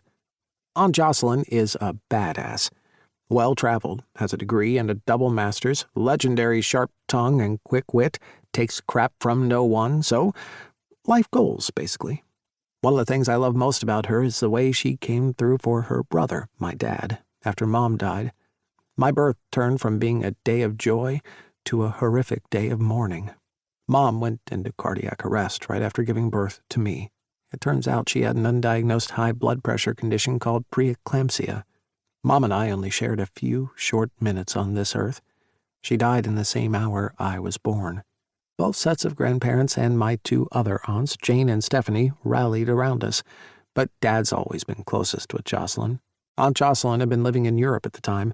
She moved back home, took over the family firm, and has basically been like a mom to me my entire life. She even created a bedroom for me at her house for when I stayed over, which was a lot. Even though it doesn't make up for the loss of my own mom, I feel lucky to have a dad and an aunt who did everything they could to make me feel so loved. She kicks off her Louboutins. I flash her the sign for, "Want a drink?" She brings her fingers to the edge of her mouth and the sign for, "Got a toke?" I clutch at my chest, feigning shock. Her call ends a few moments later and she leaps over to me. "Hazy, baby." I inhale a mouthful of her long auburn hair as we embrace. "It's so good to see you, honey. I've missed you so much." "I've missed you too, Aunt Jocelyn." We pull apart. "I can't wait to hear all about London, but first, seriously." She quirks an immaculately groomed eyebrow at me. "You got any weed?" "Aunt Jocelyn." "What?" She shrugs. "Medical cannabis is legal." "There's nothing wrong with you," I point out. "That's not true," she says with a playful smirk. "I happen to suffer from an affliction known as ads." It's my turn to lift a brow. "And what, pray tell, is ads?" "Associated Dick Syndrome." She deadpans right back at me and I laugh. "Seriously, honey, it's a very common condition that affects many female CEOs and managers who have to spend their whole lives working twice as hard as men in similar positions. Just because they have a dick doesn't mean they're entitled to act like one." She doesn't wait for a response from me, even though, frankly, I have no idea what to say to that. Instead, she marches over to the cabinet and pours 2 glasses of whiskey. She hands me one, and with a merry clink, we sit down next to each other on one of the brown Chesterfield couches in the middle of the room. "I spoke to your father last night." She brings a glass to her bright red lips. "I want to hear all about London, but he mentioned you've started a new job." I scratch the back of my head. Yeah."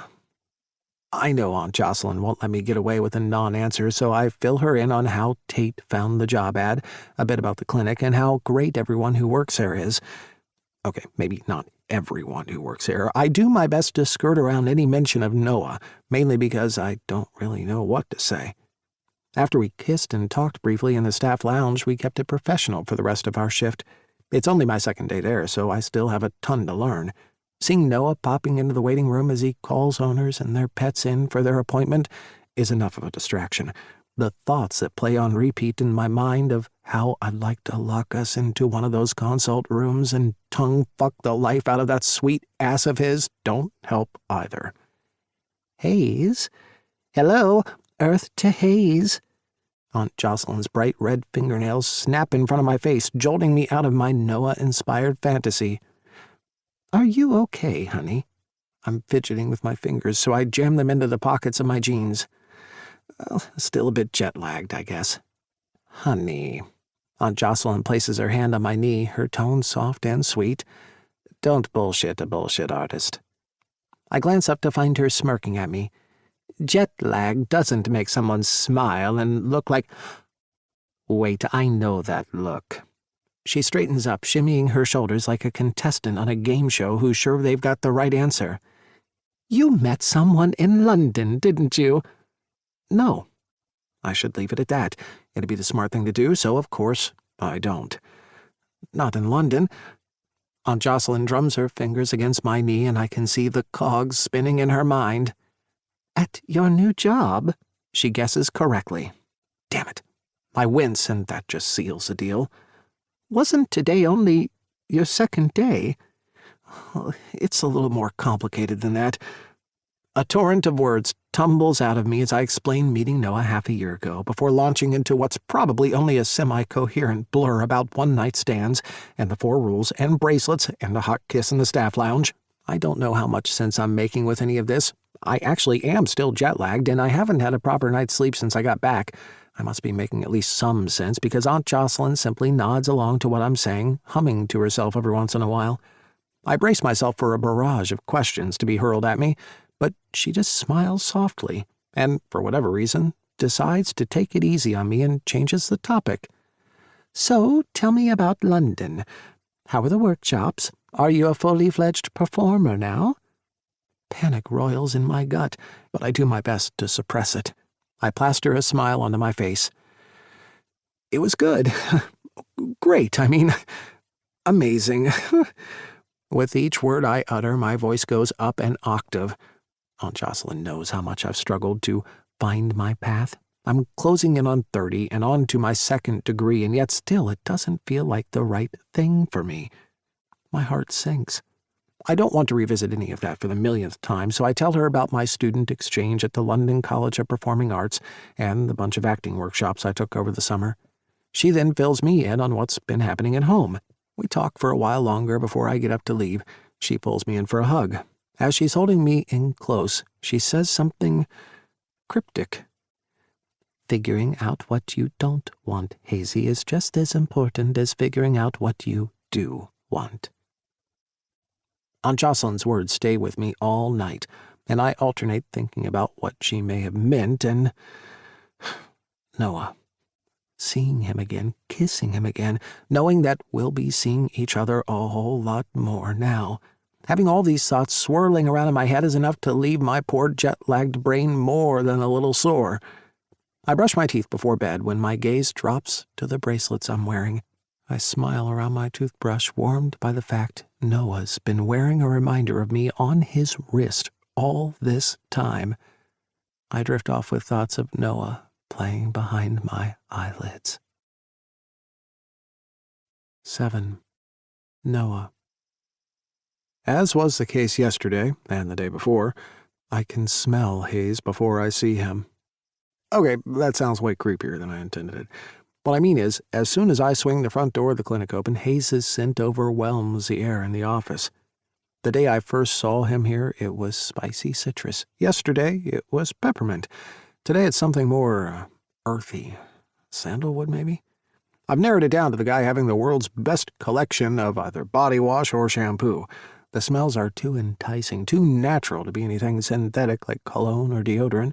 Not that I've spent every waking minute thinking about him since he started working at the clinic 3 days ago or anything.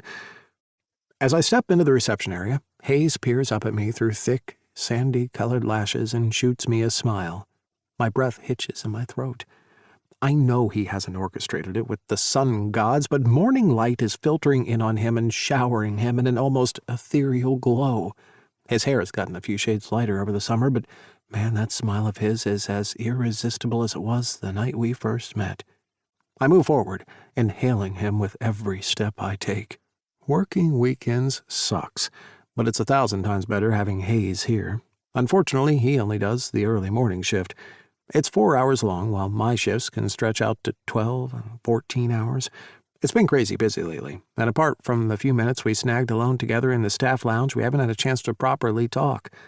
Just seeing him is nice, though. "Fuck me with your BBC. Yep, fuck me. Fuck me," cuts through the air. I've been so busy drinking in our new thirst-quenching receptionist that I completely missed a client sitting in the corner.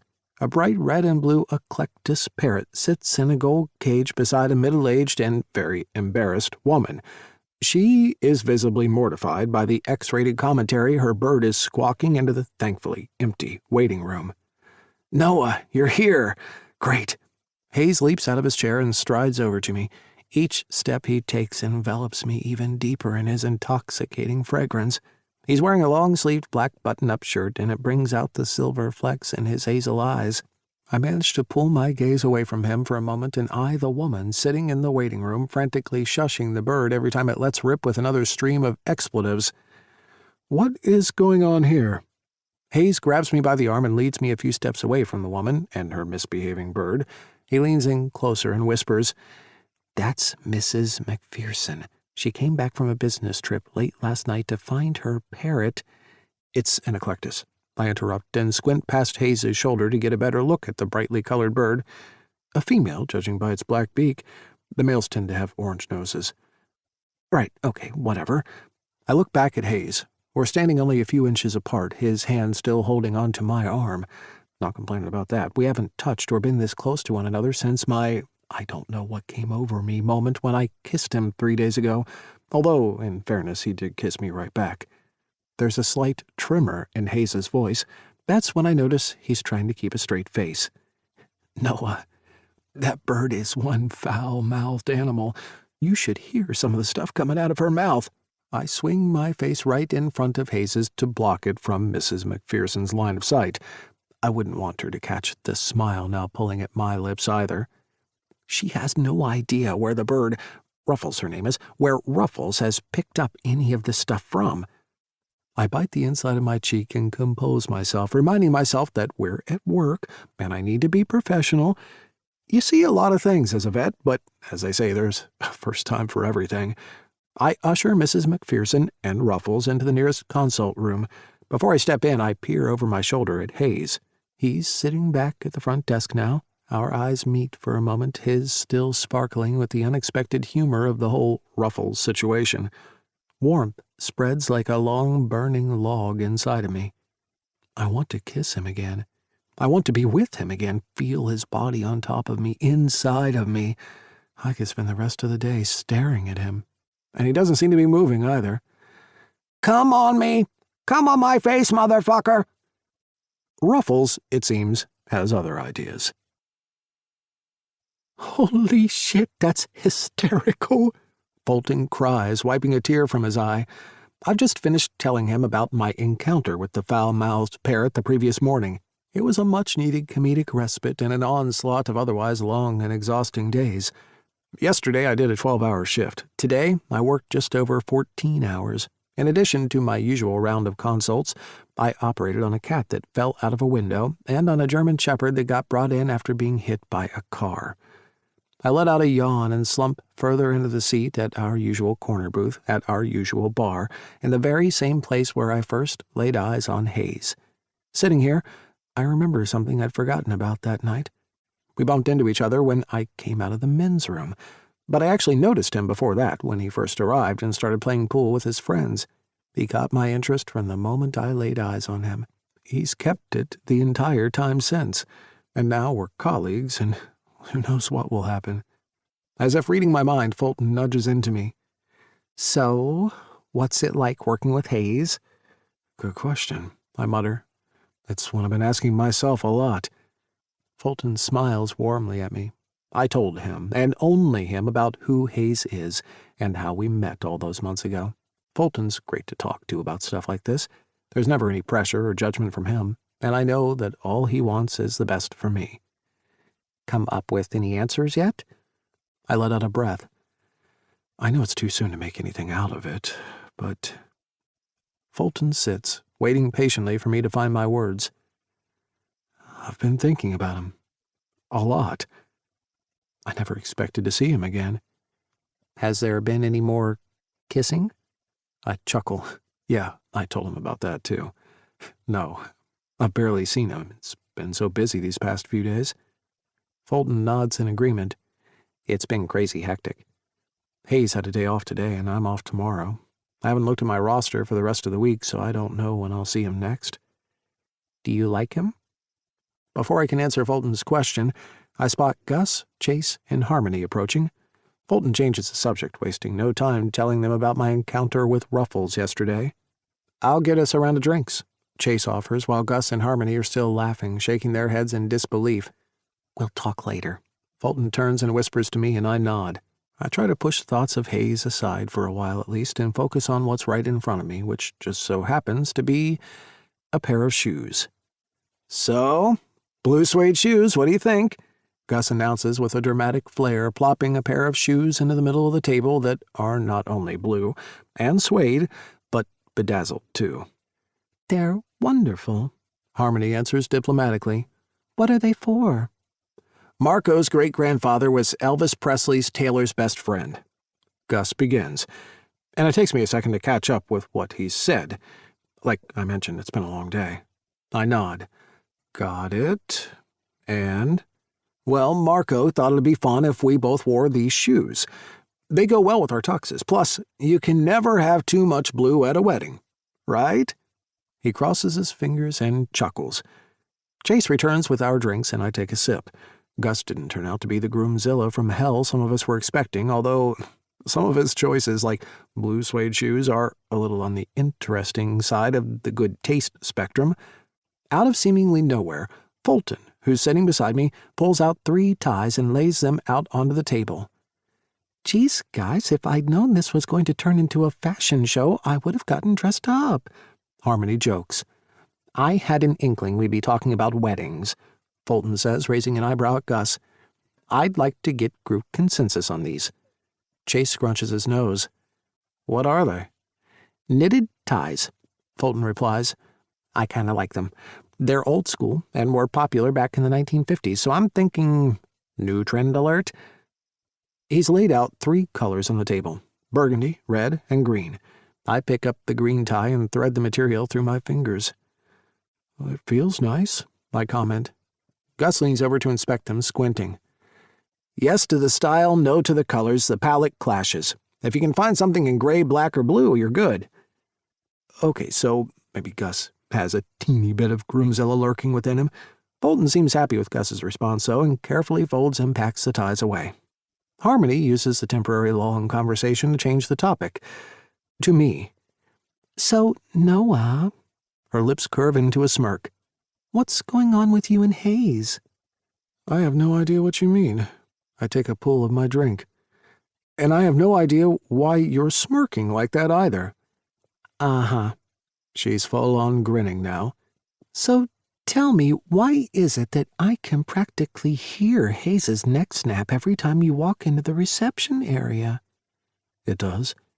I bring the glass to my lips to conceal my smile. At least no one can feel the fluttering in my chest right now. Chase's phone buzzes and a frown crosses his forehead. Julie, he offers by way of explanation. I need to go. Harmony looks at the time, sighs, and starts to get up. It's getting late, and I've got children and a husband to feed. I should go too. Before Harmony leaves, she turns back to me and wags her finger in my face. That boy likes you. I try to play it off, saying nothing, and give a noncommittal shrug in response, but inside, butterflies are flying around in my stomach like their parents are out of town for the weekend and they're throwing a massive party. So, you and Hayes, huh? Gus nudges into me with a shit-eating grin on his face once Harmony and Chase have left. It's only him, me, and Fulton left, and I haven't had the chance to fill Gus in on how Hayes and I know each other. With a sigh, I decide to just get it out into the open. Hayes is a guy I had a one-night stand with 6 months ago. Gus's eyes go wide. Wait, you had a one-night stand? How did I not know about this? I clutch my chest. Oh, I'm sorry. Did I not send out a memo to the entire office detailing my sex life? Gus rubs his hands in glee.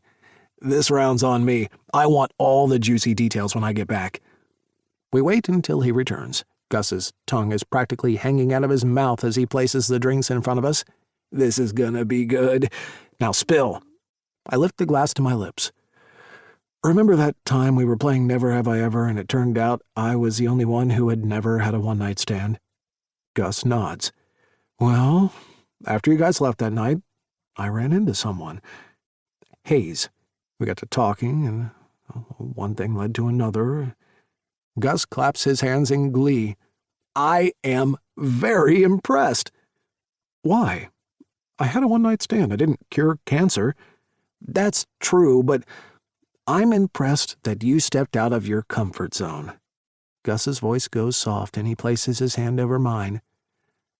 How long has it been since... You know. I know exactly what he's talking about. 2 years, I say, taking a gulp of my drink. Actually, it's 2.5 years now. Fulton chips in. Shut up, Fulton. Gus and I say at the same time. It's something we do out of habit. There's no malice behind it. We all smile at each other for a minute. But yeah, it's been 2.5 years since Graham. I trail off, not wanting to say the words cheated on me out loud. Graham and I were together for 18 months. Call me old-fashioned, but I kind of have a thing about not cheating on someone, then lying about it, then giving your partner an infection and somehow blaming them for it. Thankfully, I was able to treat what he gave me with a shampoo, and my skin recovered 2 weeks later. My heart, on the other hand. Hey, Gus places his hand over mine. You're an amazing guy. You just haven't found someone that's equally as amazing as you. That's right, Fulton jumps in. It's great that you're so giving and loving and understanding, but Noah, all of those things are a two-way street in a relationship." I know. I sound resigned and tired, because I am. The truth of their words and the long shifts I've been working finally catching up with me. Everything Gus and Fulton are saying makes perfect sense, and I agree with them. It's just, I seem to have this bad habit of falling for guys who, no matter how well I treat them, end up leaving me. "So what are you going to do about it?" Fulton asks. He can tell I've been in my head, so he prompts, "About Hayes, I mean." I shrug. I don't know. What can I do? I've now broken 2 out of the 4 one-night stand rules, right? Gus looks confused, so Fulton does a quick recap for him. Don't spend the night, don't see him again, don't share anything personal, don't fall in love with him. Right, well, like I said to you before, I have no problem with staff dating or inviting them as plus ones to, say, I don't know, your amazing boss's wedding that's coming up in a few short weeks. Fulton chuckles. You never quit, do you, Gus? His head slants to the side, smiling. You know it. Gus turns to me. But seriously, I just want you to be happy. If you think it could be with Hayes, I say go for it. Fulton speaks up. As cute as I think it would be for you to invite Hayes to Gus's wedding, and I'd even be willing to share a color-approved knitted tie with him, I think there's something you need to do first. What's that? Talk to him. I mean, the 2 of you working together must be a surprise for him as well. He probably never expected to see you again either. You're also good friends with his boss, and he's the new guy, and by the sound of things there may be some feelings involved, so all of that could all be a lot for him to deal with. I scrub my hand down the side of my face. I do want to talk to Hayes. It's been killing me that we haven't had a chance to be alone again. Now that the initial shock of seeing each other has worn off, I'm curious to know how he's feeling. Any suggestions about what I should do? Fulton thinks about it for a moment. Maybe go have lunch with him and talk to him about what's happening and how you're feeling. Assure him that you're cool with working together. Fulton pauses. You are cool working together. I smile stupidly, and that seems to be all the answer Fulton needs. Oh yeah, he's definitely cool with it. Gus teases before making a bunch of kissy noises. Fulton joins in by wrapping his arms around his shoulders and making all sorts of weird moaning noises while panting out, Oh yeah, Hayes. I lean back in my seat, chuckling at my 2 stupid friends as I remind myself that we're meant to be grown-ass men. 8. Hayes.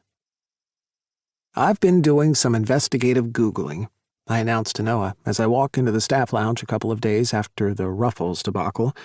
It's just after 2, and he's having what appears to be a very late lunch. The clinic has been non-stop busy all day, like it has been every day since I started, so I'm not surprised this is his first chance to take a break. Oh yeah? He motions for me to join him at the table. We're not alone. We're never alone at work. There's always people scurrying around, which I guess is to be expected in a clinic that employs 12 full-time vets. Still, it kind of sucks. A couple of vet nurses are sitting on the couches, but they're far away from us so that we can talk somewhat privately. That's a good thing. We'll need a little space for the conversation we're about to have. It's about Ruffles, I begin as I pull up into a chair beside Noah. He chuckles and plays with his food. Oh, this should be good. I lean in closer. It is. Our eyes meet as I continue. So, BBC rang a bell to me. It's a news network in the UK, and since I've spent the last 6 months there, that kind of makes sense. But it didn't explain why Ruffles was adding the, fuck me's. Noah lifts an eyebrow. I breathe out a giggle. Yeah, that part. I'm momentarily distracted by the way Noah's looking at me. His eyes are twinkling, but there's a stiffness in his shoulders, too, like he's got something else on his mind. I really want to know what that is, but since he's looking at me expectantly, I go on. I jumped online, and yes, BBC does stand for British Broadcasting Corporation. Noah's gaze suddenly latches onto something behind me, but I continue. But BBC also stands for... I pause and take a deep breath. Big black cock. Jesus fuck! I twist around right as Fulton staggers back from us. He raises his hands by the side of his face, his eyes wide as saucers. Sorry. I didn't mean to intrude. It's fine, Noah says, letting out a deep, rumbling laugh, the same kind that takes me straight back to his kitchen when he laughed at some pathetic pancake joke I made. Not that I've been replaying every single part of every single interaction we've ever had or anything. We're talking about work, I inform Fulton. He grins. Yeah, right, and I just discovered that Jake Gyllenhaal is my long-lost brother. Noah rolls his eyes and points to an empty seat next to me. We're talking about Ruffles. Hayes here has cracked his code. Oh, right. Recognition washes over Fulton's features as he joins us, and I explain my findings. Maybe if the bird was exposed to porn that uses that kind of language, that's where she picked it up from. I hedge, and I see Fulton nodding in agreement beside me. Noah takes a bite of his salad. Yeah, that makes total sense. Hey, Fulton, don't suppose you want to call Mrs. McPherson for me and tell her the news? Fulton throws back a laugh. Not a chance.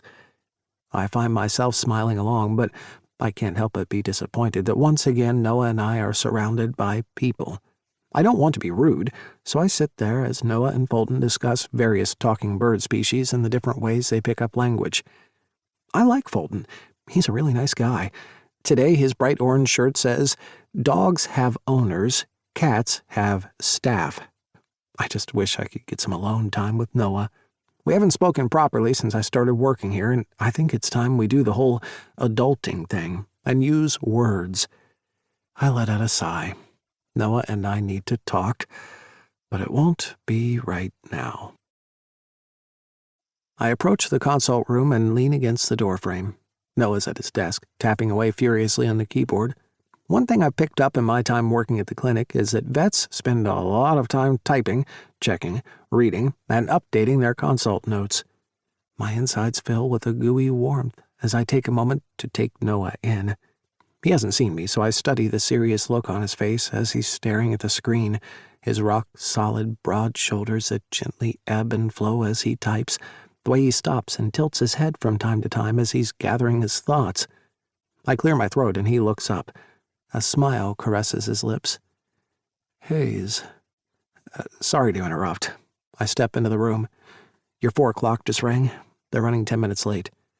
No problem. Thanks for letting me know. And thanks for telling me about your investigative Googling before. I'm pretty sure that wasn't in the job description. I really appreciate you doing that.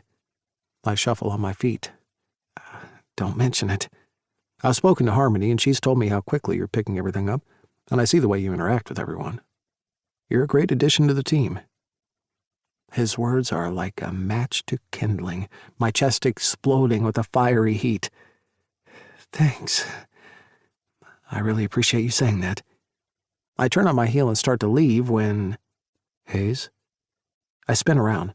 Noah motions toward the empty chair opposite him. Have you got a moment? Sure. As I sit down, I feel my heart clanging in my chest. Apart from the kiss in the staff room on my first day, and the few seconds we had in the staff room when I shared the results of my investigative Googling, Noah and I haven't spent any time together alone. Until right now. He's on one of those desk chairs with wheels because he slides away from the computer and positions himself right in front of me. He brings his hands together, the tan bracelet I gave him peeking out from under his long-sleeve shirt. Listen, do you eat? I mean, would you like to eat? Have lunch. With me? A crimson tinge fills Noah's cheeks, and in addition to his stammering, it's the cutest thing I've ever seen. Yep, even Mrs. Johnson's adorable brindle and white French bulldog puppy that she brought in this morning can't compete with the way Noah's looking right now. I stretch my arms, placing my hands palms down on the desk. That depends. What's on the menu? Food? I inhale sharply before saying, or you. Okay, now his cheeks are the color of beetroots. I giggle and Noah grins at my cheekiness. I'm wondering if it takes him back to the very first night we met at the bar. I don't know what it is about Noah, but he brings out a different side to me. I'm not usually this flirty or funny, but when I'm with him, It's like these parts of myself that I didn't know existed come out. Luckily for me, he doesn't seem to mind. I'm hoping that a small part of him may actually like it. Well, I was thinking about food. Noah settles back into his chair. The heat from his cheeks transfers to his eyes as he adds, "For now. How about lunch tomorrow? There's a nice Mexican place not too far from here." My heart is jackhammering away, but I do my best to not show my excitement. I swallow hard and nod to confirm our meeting, appointment, date? No, not that. Although, maybe. Is Noah asking me out? As if he's reading my mind, he chimes in. It might be nice if you and I had a chance to talk. Privately. Yeah, I agree. I stare into Noah's gorgeous green eyes. I'll see you then. That evening, I lose myself in a world of colors and smells. I've laid old newspapers over the large kitchen table and assembled all the ingredients I'll be needing on it. I've got the lye and oils. Tonight, I'll be using a combination of shea butter and coconut oils, but I haven't decided on the exact fragrances yet. I've laid out my entire essential oils collection, and I'll choose whatever inspires me when I get to that point in the soap-making process. I'm wearing gloves and goggles, and have just finished pouring the lye into water. Tate's busy working, so I don't want to disturb him. My headphones are set to low. I'm listening to Queen Bee. Halo is seriously one of the most beautiful ballads ever. It hits me right in the feels every single time I listen to it. I keep stirring until the lye fully dissolves. The next step is to let it cool. This usually takes about an hour, which is kind of good. I need some time to think. It's been a non-stop whirlwind since I got back from London. I take off my goggles and gloves and pour myself a glass of wine. It's good to be back here. Home. It's a massive open-plan loft, but we've hung curtains along rails that are pinned to the roof, creating bedrooms. Still, curtains aren't soundproof, and I can hear moans coming from Tate's space. Our two other housemates are out for the evening. I've missed this place, and I've missed my housemates, especially Tate. He really is the sweetest guy ever. He insisted on paying my share of the rent while I was away just so that I could keep my stuff here and have a place to live when I got back. That's the kind of guy he is. Not that he'd ever want anyone to know that about him. I run my fingers over the essential oils, trying to see which one of them tempts me. I open the lavender bottle and take a sniff. It really is calming. I could do with some of that right about now. I've been a bundle of nerves ever since Noah suggested a lunch thing tomorrow. I'm 95% sure he just wants to check in and perhaps establish some ground rules for working together, but it's the unknown 5% that's been driving me crazy all day. What if he's changed his mind and says he can't work with me? What if seeing me every day is too weird for him? Or what if he's fine with me staying and wants to continue as just friends? For some reason, that last option bums me out the most. I know it's silly. I never even expected to see him again. We're not anything to each other, but now that we're back in each other's lives, the embers he lit in me 6 months ago have been reignited. I sigh gloomily into my wine. I can't help it. The truth is, I like Noah, and seeing him every day in his element, it only makes the pangs inside ache even harder. What started off as, I'll admit, mainly a physical attraction is morphing into something deeper now. I see how much he cares about animals, clients, and his friends. I see how hard he works, how many extra hours he puts in, and I see the way he looks at me. There's a depth to it that makes me feel like he's not just looking at me, he's trying to see me. I turn my focus back to what I'm working on. I weigh out the shea butter and coconut oil. I've never used just these two together before. Normally I use olive oil as a base, so it'll be interesting to see how it comes out. Since I've decided on lavender as a scent, I pick out some purple coloring, since lavender is often associated with purple. I hum as I work. Soap making gets me in my zen space. I get to be creative, and it soothes my mind as well. My first degree was in biochemistry, so the chemical mixing part of the process is fairly simple for me. I don't know what it is about it, but making soaps just gets me in the zone. Plus, I get a batch of great-smelling all-natural soaps at the end of it, too. I've been doing this as a hobby for about 3 years now. I can still remember my ex's face when I told him I was going to try it. Daniel rolled his eyes disparagingly. Let's see how long this one lasts, he said dismissively. Okay, he kind of had a point. I have tried my hand at a lot of different things. Some of them stick, like soap making. Others, like candle making, don't. And may have ended with a panicked call to the fire department when I used the wrong wick and almost set fire to the apartment I was living in at the time. It's like I just can't seem to settle on any one thing. I've been this way my whole life.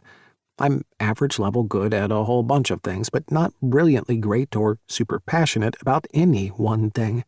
Having to choose what to do with my life has been a huge source of stress and anxiety for me. But I'm on my second degree and approaching 30, so when it comes to my career, acting and performing has to be it. And maybe if I keep saying that over and over again, one day I'll be able to convince myself that it's true. Hopefully that day comes soon. But for now, I shove those thoughts aside.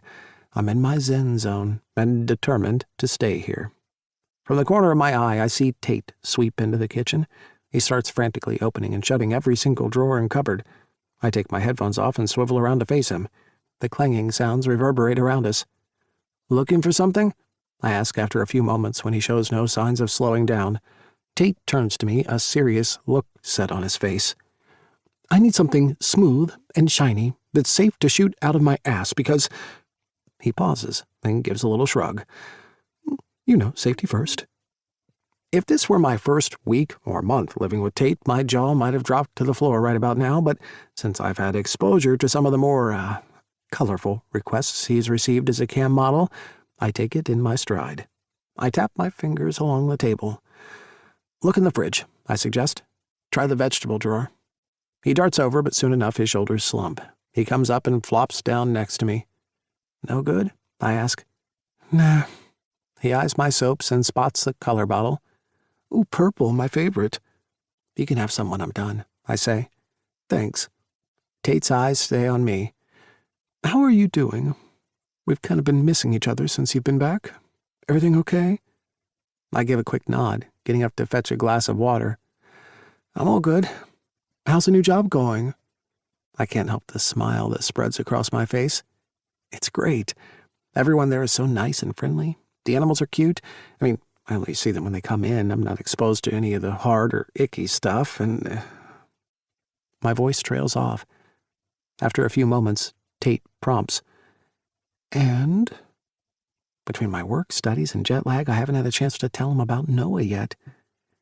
"There's a guy who works there. He's one of the vets. I take it by the goofy grin on your face you like him." "Yeah, I do. Noah and I, we had a one-night stand." Tate's eyes bulge. "Geez, look at you go. You've worked there for like a week and you're already porking." "We had sex before I left for London," I cut in. "And porking, really? What are we, in junior high or something?" Tate laughs. "Tell me all about him." I spend the next few minutes giving Tate the rundown. How Noah and I met, went back to his place, and had the best sex of my life. I skip all the private details. I have no problem with Tate or anyone else sharing what they feel comfortable with, but I'm the kind of guy who likes to keep personal, intimate things to himself. I also tell Tate about how I didn't hook up with anyone while I was in London, and how, since I've been back and started working at the clinic, if my thoughts were a movie reel, almost all of them would be filled by Noah. Oh, and I throw in the bit about the 4 rules of a one-night stand that Noah's trying to follow for good measure. "Trying to follow." I pick up on the note of suspicion in Tate's voice. "Well, yeah, that's what I'm assuming he wants to talk to me about at lunch tomorrow. We've broken the first 2 rules, so I'm guessing he wants to make sure we don't break any more." "And what do you want?" My throat tightens. That's a question I've been failing at answering properly my whole life. I've confided in Tate, so he knows all about it. "Relax." Tate offers a warm smile. "I'm not trying to freak you out here. It's just a simple question." What if it's not that simple? "It always is," he replies straight away. "If you follow your heart, it never gets weird or complicated or hard. But find me a person who follows their heart, even half the time." I let his words seep into me. Maybe he's right. I do tend to overthink things and work myself up into a frenzy, but following my heart? Do people do that? Does that even work? This isn't some Disney movie. It's not like the cloudy fog that I've been shrouded in will suddenly lift and I'll have clarity about my career and a broad-shouldered, animal-loving Prince Charming to ride off into the sunset with. Anyway, I should probably get back to looking for something to shoot out of my butt. Tate interrupts my daydreaming. Let's find some time to hang out soon, yeah? Sure, I mutter as he moves his search to the living area. My mind ticks back to Tate's advice. What if it really is that simple, and that's what I've been doing wrong all these years? Maybe I should just follow my damn heart. But how the hell do I do that? 9. Noah. The chicken quesadillas are to die for, but if you're looking for something more filling, oh shit. I snap my mouth shut mid-sentence. Hayes' eyebrows squish together. What's wrong? I didn't even ask if you liked Mexican food or if you have any allergies. Hayes rests the oversized menu onto the table and smiles, easing the tension that's been building in my shoulders before he even speaks. Relax, will you? I love Mexican and share the same philosophy for it as I do for pancakes. He pauses for a moment. If I were allergic to it, I wouldn't want to live anymore. It takes my brain a few seconds to recognize the joke, but when I do, a smile spreads through my entire body. It's the same joke he cracked sitting in my kitchen when I'd been freaking out about not knowing what he'd like to eat for breakfast. I guess I'm not very good at this whole thing. I blurt out without thinking. Fuck, what the hell is that supposed to mean? I don't even know myself. I bury my face behind the laminated menu, suddenly fascinated to learn about the 8 different kinds of margaritas this place serves. Hayes' fingertips curve over the top of the menu and he slowly drags it down. Not good at what whole thing? The menu falls from my fingers onto the table. Crap. Why have my brain cells decided to desert me all of a sudden? It's Hayes. Yep, I blame him. Entirely his fault. He's armed with this intoxicating mix of confidence and shyness that short-circuits the part of my brain that makes holding a normal conversation possible. Oh, and his amazing scent that drives me crazy every time I'm near him. I don't, eat with other people very often, I offer. Great.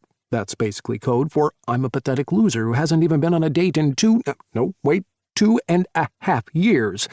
Not that this is a date, but, oh God, being all cool and smooth is kind of hard without a functioning brain because, yeah, I'm sure that cool and smooth are totally the vibes I'm giving off right now. I don't know how I expect Hayes to react, but I'm pleasantly surprised when his fingers graze the underside of my chin and he lifts my face to meet his. We stare at each other for a few seconds. A spike of heat pulses through me like it always does when I find myself near him, but especially when he's touching me. Hayes' lips round softly at the edges. I don't eat out very often with other people either. His words and gentle demeanor are like a thick, woolly blanket on a cold winter's night, quelling the nervousness I've been feeling all morning leading up to this lunch. In fact, he goes on, you're the last person that I've eaten. I shuffle in my seat, amazed that his confession can take my cock from 0 to granite hard in less than 3 seconds. Not bad for 34. We place our order, which dissipates some of the sexual tension. Then we do what I came here to do. Talk. This lunch is supposed to give us a chance to discuss working together and for me to reassure Hayes that it's totally fine and to make him feel welcome and part of the team. I start off by asking, how are you enjoying the job so far? I love it. Hayes' eyes sparkle like twinkle lights when he speaks. Harmony is great to work with, so patient, and she really knows her stuff. She is great. I agree. All the reception staff and nurses are. Vets may get all the glory, but we'd be lost without the people who support us. Hayes nods. Everyone who works there is nice. Everyone includes me, right? I feel the words forming on the edge of my tongue, but don't say them. I don't know a lot about animals, but I'm learning fast, and I'm keen to learn more. I smile. Can I ask? It's obvious you're great with people, but I'm curious what made you apply for this job? Hayes thinks about it for a moment. My housemate, Tate, found the listing online. The pay was good, he pointed out, but I like that it's a job where, in a very small way, I can do something to help people. And animals, too. He looks away and then adds, I've done a lot of crazy-ass jobs, believe me. Well, that sounds interesting. Like what? Hayes brushes a loose strand of hair from his face. Like everything. I've done the usual gigs you do when you're studying. I've been a server and worked in retail, which is as horrendous as it sounds. I was a bike delivery man for a while. That explains the muscular thighs. I nod. Uh-huh. But then some of the crazier stuff. Hayes snickers to himself. I delivered newspapers at midnight in the middle of winter. Eek, that doesn't sound like fun. It wasn't, but it paid surprisingly well. I was a clown at children's parties. I've done some modeling work. Makes total sense. I've been a bed tester. A bed tester? What exactly does that entail? I ask as my thoughts nosedive into inappropriate territory. Hayes grins. The job name kinda says it all. You go into a lab, they hook you up to all these machines to monitor your vital signs, and they record you as you sleep. It's basically the mattress company testing their product to see if it helps people get a good night's rest. Wow.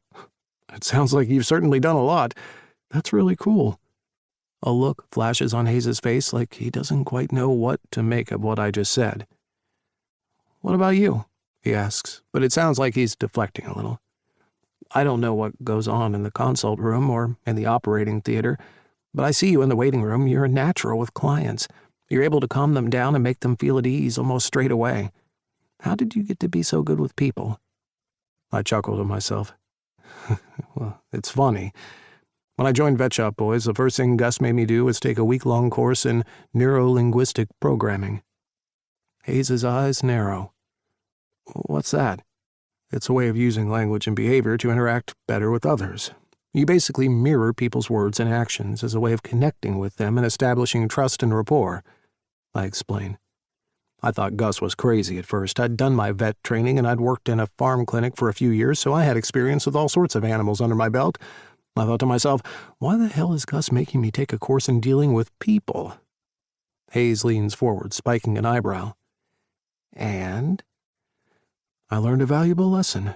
While I may treat animals, I also have to spend a fair chunk of time dealing with their owners, which can be challenging at times. I mean, I get it. People usually see a vet when something's wrong with an animal they love dearly, so it's normal that they're stressed out and not thinking clearly. Doing that course has helped me to create good relationships with animal owners as well as other staff members. That's awesome. Hayes runs his long fingers across his stubbled jaw. I might Google it. I'm very good at Googling. I chuckle as my mind fills with memories of a certain foul-mouthed parrot. You are a good Googler, but you're also a natural with people. I've seen you, the way you interact with everyone. It comes easily to you, I can tell. A pink hue invades his cheeks. Thanks. Hayes looks away for a few moments, biting into his lower lip in thought. Can I ask you something? Of course. He pauses as our food arrives. Please be honest. Is it really okay that we're working together? We were never meant to see each other again. That wasn't part of the deal, and I'm pretty sure that means that we've now broken 2 of your one-night stand rules. I know you said it was fine, but that was last week when I first started. Is that how you still feel now? I take a sip of water before answering. I've been thinking a lot about Hayes and what it's like to work with him. He's asked me to be honest with him, and this is my chance to do just that. I have to admit it was a bit of a surprise to see you sitting behind the reception desk. I start off saying, it was a surprise for me, too. I'll bet. I suck in a breath. To be perfectly honest, it is a little hard for me to be working with you. He drops his gaze. Oh, it's hard for me because I like you. Oh, he repeats. His face lifts and a small smile crawls over his lips. But, like I said, I haven't eaten with anyone for a long time, much less someone I work with. So I don't exactly know how to do this, or what happens next. He snags my hand in his. I can answer that. I know exactly what we should do next. My breath hitches in my throat. I swallow around it. Yeah? And what might that be? Eat, he says with a giggle. Our food's getting cold. And then what happened? Fulton buzzes in the booth next to me like I'm telling him that there's been a scientific breakthrough that confirms cats really do have 9 lives, and not how the rest of my lunch with Hayes went. Nothing, really. We talked and cleared the air, and we're both fine working together. Fulton cocks his head and purses his lips. Just fine? He knows me too well. I bite the inside of my cheek to keep from smiling. Okay, we're both happy to be working together. Happy? Jesus, what do you want from me? I joke. It feels like you won't be happy until I'm professing my deep and undying love for Hayes. Fulton interrupts, jabbing my shoulder. Ouch! What the hell was that? I twist to my right just in time to see Hayes and Gus approaching us, drinks in hand. Oh, thanks, I whisper to Fulton as the guys sit down. We're having our usual after-work drinks, and it feels a tad surreal to have Hayes joining us, but I also love how well he's fitting in. Everyone loves him. Harmony has been raving about how great he is to work with, and Gus has been nudging me every chance he gets to pop the big question and ask Hayes to be my +1 to his wedding. The guys fall into a conversation while I start reminiscing about lunch with Hayes today. All in all, it went well. I'm glad we talked, and I look forward to working with him. Okay, so that was the diplomatic side of my brain talking. The other side wishes everyone would leave the bar so that Hayes and I can go back to my place and I can impale myself on that spectacular cock of his. So, yeah, I've got a bit of a good Noah versus naughty Noah situation going on at the moment. If I'm being honest, I'm totally rooting for naughty Noah to come through with the win. But like I'd told Fulton, after our lunch together, Hayes and I have cleared the air, and I'm confident we'll be able to work well together. That's a good first step. Who knows what, if anything, will happen after that. My mind circles back to Hayes, telling me how he hasn't been with any guys since me. I try to figure out why that is. Hayes is gorgeous, whatever side of the Atlantic he's on, so I'm sure he had English guys falling all over themselves to hook up with him. Why didn't he sleep with anyone while he was over there? So, guys, Hayes asks as Fulton returns with our third, or wait, maybe it's our 4th round. My mind is starting to get a little fuzzy. I reach for the water and decide to ease up on the booze a bit. Can I ask, what's with the name? Gus nods, smiling dryly. Glad you feel comfortable enough to ask. Yes, Fulton is a bit of a weird name, more suited to a line of vacuum cleaners than people. Hilarious. Fulton deadpans. Somebody hand the man an Emmy for best line spoken by a boss with zero sense of humor. An unguarded laugh flies out of Hayes' mouth. No, I mean the name of the clinic. Vet Shop Boys. What does it mean?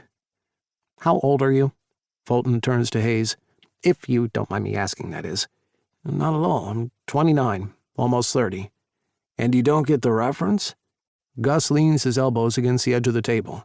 Vet Shop Boys?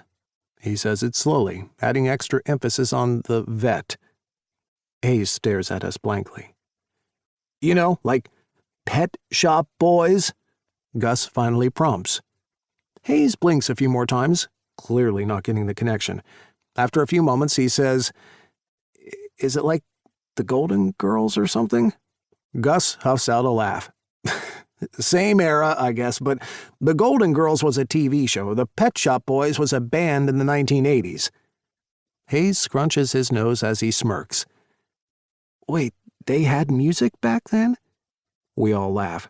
They did, Gus says happily. And I am proud to say I remember most of the second half of the decade fondly. Give me Madonna over Gaga any day. Fulton claps a hand onto Gus's shoulder. Sad, sad man. Shut up, Fulton, Gus and I say together, sharing a smile. Hayes' eyes dart between the three of us, catching his first glimpse of the secret language that's formed between us over the years. Gus's forehead crinkles. Actually, my former partner, Andrew, came up with the name for the clinic. I'm a little surprised Gus is opening up and talking about Andrew. He hardly ever mentions him. A wistful smile creeps into Gus's cheeks. Andrew was a huge fan of the Pet Shop Boys and thought it sounded like a cute and clever name for a veterinary clinic. It took me a while to come around to it, but I always found it hard to say no to him. Does he still run the business with you? Hayes realizes he stepped on a landmine when he sees the expressions on our faces. Oh, shit, sorry. I don't mean to pry. It's okay. Gus forces a smile. Andrew died shortly after we opened the clinic. He was killed in a car crash one rainy night as he was heading to an animal emergency. Oh my God, I am so sorry. Hayes looks genuinely sad, the emotion pinching his features. It took me a long time to get over it. Over a decade. But now I'm getting married. The conversation turns lighter after that. Fulton espouses the virtues of Etsy for a while and the importance of supporting local and creative cottage industries, which then leads Gus to ask whether he's been able to find bedazzled blue shoelaces to go with his wedding shoes, which then devolves into a fiery debate between the two guys over whether the shoelaces should match the blue suede or contrast with it. All riveting stuff. I tuned out ages ago, stealing the occasional discreet glance Hayes' way. That's much more fun. He really does fit in so well, chiming into the conversation every once in a while, pulling back at all the right times, too. I should get going, Gus says after draining his drink. Me too, Fulton adds, shooting me a look that says, stay with Hayes, as if I need the encouragement. I'm good for drinks, but maybe we can stay a while longer? I suggest to Hayes once the guys have left. I find myself tense as I wait for him to respond, hoping he'll agree. Sure, I'd love to. My shoulders relax as we slide into an effortless conversation. A contented feeling settles in my belly. I'm really glad we had a chance to talk at lunch. I don't know what the future holds, but once we get good at this whole working together thing, maybe there's a slight chance that Hayes might be open to exploring something more between us as well. Maybe it's sad and pathetic to still be broken up about being cheated on 2.5 years ago, but I am. Or at least a part of me still is. What Graham did and how he treated me shattered my heart into 1,000,000 pieces, which means it's going to take time to rebuild from that. But the more time I spend with Hayes, even if it's with other people around a booth at a bar or in the small windows of time when I come out to the reception area to call the next client in and see him behind the front counter, there's another part of me that feels like it's ready to start to open up. I don't know what I'm opening up to, but I'm willing to take the first steps to see where it could go. Baby steps. I'm not ready or even able to rush into anything. I'm perfectly fine getting to know more about Hayes. How his time in London went, what hopes and aspirations he has for his career once he graduates, how many men he's loved in his life, whether he'd like to feast on my ass again. Yeah, can't help that one. Kind of hard to push past the best sex of your life, especially when the man responsible for it is sitting so close our thighs are almost touching. But before I get to ask him any of the questions swirling around in my head, his fingertips gently skim across my forearm, his eyes catching mine. So, what made you decide to become a vet? 10. Hayes. Noah settles deeper into the booth. When he starts talking, a soft smile crinkles the skin around his eyes. Well, I've always wanted to be a vet. I never even considered any other line of work, to be honest. Go on. I'd love to hear all about it. He keeps smiling. I've always been fascinated by animals. All sorts. I was a kid that would spend all his time outside in the back garden, scurrying around looking for insects or wildlife I could learn about, or torment my younger sister with. He adds with a laugh. How many siblings do you have? Just the one, Natalie. She's 2 years younger. Are you close? Yeah, we try to be. She's married and lives in Phoenix. She's got 2 young boys now, but we talk and text all the time. How about you? Any brothers or sisters? I shake my head. Nope, just me. I reply slowly. Keep going. I want to know how tormenting your sister with gross bugs led you to become a vet. Noah laughs. In my defense, I only pulled the mean big brother act very rarely. We wouldn't be close today if I was a total ass to her. Good point. We always had plenty of pets growing up. Dogs, cats, fish, rabbits. And even though animals can't talk, obviously, I always felt a close connection to them. I would pick up on signs from them, and it intrigued me to see how, in their own ways, animals do communicate and think and feel. Oh, totally. I agree.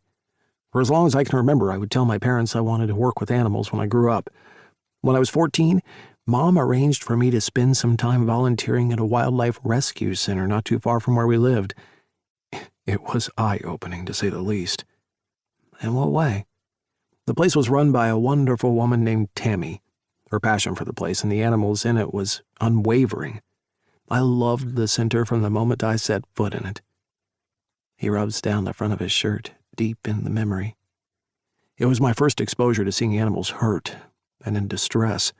That was intense, but I also got to see all the wonderful work the staff and volunteers did to help heal and rehabilitate the animals. I knew right there and then that's what I wanted to do with my life. There's no better feeling in the world than to help an animal. They're strong in their own ways, of course, but they're fragile too. They need us, and they trust us to be there for them. To me, there's something really special about that connection. Being so close to Noah as he's talking gives me a chance to study him, and really study him. I've caught glimpses of him at the clinic, of course, but I've been so focused on making a good impression and doing a good job that I've never allowed myself to get lost in him. And the way he raises his hands and shakes them when he's talking about something exciting, the way his Adam's apple gently bobs in his throat as he speaks, and the happy expression that never once leaves his face as he's talking about his love and undeniable passion for animals. So yeah, that's my story. I never had a plan B. I feel bad about the twinge of jealousy curdling in my gut. He talks about not having a plan B. I've never even had a plan A. It's clear Noah's always had a clear vision for his life and what he wants to do with it. I can't help but envy people like him. Not because I don't want that for them, but because I'd like even a few teaspoons of that kind of certainty for myself. Well, that's great. Despite trying to sound happy, Noah's not buying it. He tilts his head. What's the matter? It's nothing, I say, hoping to sound like I mean it. A few seconds slip past. You know, for someone studying to be an actor, you're not doing a great job of making me believe you. He's smiling, and his unspoken invitation for me to elaborate hangs between us. I chug down some water. Fuck it. He's just shared something with me. The least I can do is the same, even if my story is pathetic by comparison. Noah will figure out I'm a driftless loser one way or the other. Might as well take the fastest route to get there. Save him the time. I like hearing you talk about your love for animals and how you always knew you wanted to be a vet. My voice trails off. Noah lifts his chin. I'm sensing a but coming. I blow out a heavy breath, my shoulders slumping forward. But I've never experienced anything like what you have. I've never had that one all-consuming passion when it comes to a career. I confess. I've spent my whole life trying things, pulling all of these threads apart, but I'm almost 30 years old, and all I'm left with is a bunch of messy yarn and no way of weaving it back together. I can tell I've made shit real heavy real fast by how Noah's face has grown serious. His jaw twitches tightly. I'm a chameleon. I practically spit that word out. Daniel spent years using it against me, and even though he's long gone, now I'm the one using it against myself. Noah starts to speak, his voice low and full of caring. Being a chameleon can be a good thing. It means you can adjust to things. You're flexible. Those are good qualities to have. I shrug. Yeah, it can be. Or it means I'm wishy-washy and can't settle on any one thing. Noah's eyes roam my face. What do you mean? I mean, I completed my first degree. It took 4 years. I racked up a bucket load of student debt, and then what do I do once I graduate? Absolutely nothing. I didn't pursue a career. I went traveling instead. What was your degree in? What field of study? I waved my hand in the air. It's stupid. I can feel my face flushing. You don't have to tell me, Noah says, and there's something about the way he says it that makes me feel that he means it. Somehow, him being so understanding makes me want to tell him. Biochemistry. Noah makes a face. Holy shit. That is literally the opposite of stupid. That's freaking hard. You have to be genius-level smart to even get accepted to study that. Yeah, well, not all blondes are dumb. The joke is weak, and I wince internally the second I say it. Noah cups his hand over mine on the table. I haven't once for a second thought you're dumb. His touch is warm and just the right kind of comfort I need right now. What made you want to study biochemistry? He asks, pulling his hand away way too soon. I don't really know. I was good at science in high school. Looking at compounds and how they can combine to make all sorts of new things interested me, so I thought, why not? In terms of post-study career options, though, nothing really appealed to me. I don't want to teach, and I don't want to spend my life stuck in a lab, so I drifted for a couple of years, traveling, doing odd jobs. We both smile at that. So what made you decide to go back and study performing arts, no less? A noisy breath whistles out of his lips. My ex, Daniel, pushed me into it, albeit unwillingly. He was the one who called me a chameleon. He used to joke that I was so good at being a million different people that I'd make a good actor. I performed in a few plays in high school, liked it. So again, I thought, well, why not? Noah's face has grown even more serious now. It takes me a moment to realize I'd slipped an X into the conversation. Damn, I didn't mean to do that. I untie my hair and run my fingers through it. Noah leans in closer, his eyes fluttering in the dim light. How do you always smell so damn good? I snigger, gratefully jumping on the topic Detour Express. I might tell you one day, I reply coyly. He smiles again. It's warm and friendly, and it makes me realize that there's something happening between us. What it is, I don't know, but there's definitely an energy swirling around us. The more time we spend together, the stronger it gets. What do your parents do for a living? He asks, taking a sip of water. I brace against the back of the booth. My father's a lawyer. He works for our family's legal firm, Adams and Daughters. Noah grins. I like that name. I do too. It makes sense. The women on my dad's side of the family have always outnumbered the men. He's one of 4 kids and the only boy. Has there been any pressure on you to follow in his footsteps? I shake my head, feeling my hair flowing around my face. None at all. Dad has been amazing. So supportive. I pause for a few seconds as something sharp lodges in the back of my throat. Maybe too supportive. Noah lifts a brow. Oh? There it is again, another one of his gentle invitations, letting me know he's keen to know more without making it feel like he's pressuring me for a response. The topic Detour Express is now passing territory that I've only ever ventured into with my very closest friends and loved ones. I trust Noah, I do, but I'm not ready to tell him about my mom just yet. So I tell him more about my father instead. Well, Dad's the kind of dad that, when I was a kid, if I expressed even the slightest interest in something, he'd be behind it straight away. Like this one time, we were on a family holiday in Hawaii, and I was captivated watching the surfers, so he organized for me to take surfing lessons. When I mentioned I'd like to try playing the guitar, he went out and bought me one. When I needed shoes for track practice, he got me the best, most expensive running shoes. Well, it sounds like he's a great dad. He is, I say with a fond smile. He really is, but, and I know I may sound like a total douchebag here, the downside of having a dad who so fervently supported anything I wanted to do was that, well, it's left me not knowing what I really want to do. Guilt washes over me. I know how terrible what I'm saying must sound, but Noah's just sitting here listening to me. It feels like he's trying to understand me. I'm not picking up on any judgy vibes from him. It's those threads I mentioned before, you know? I continue. I'd have all of these interests, or things I'd pluck at, try for a while before moving on to something else. I never stuck with anything. Noah sways gently, taking it all in. What about your current studies? Do you want to be a performer? I shrug my shoulders. I guess I do. I'm good-ish at it. It's fun. I suppose I should finally stick to something, right? Noah smiles, but his lips remain tight. Sometimes I wish that Dad was a bit firmer with me, because while it's great that he always had my back and encouraged me to try new things, he never made me stick to things either. If I got bored or lost interest in something, he was fine with that too. I take a breath. I feel like a total dick for saying all of this to you, because I don't even want to think about how much money he spent on me.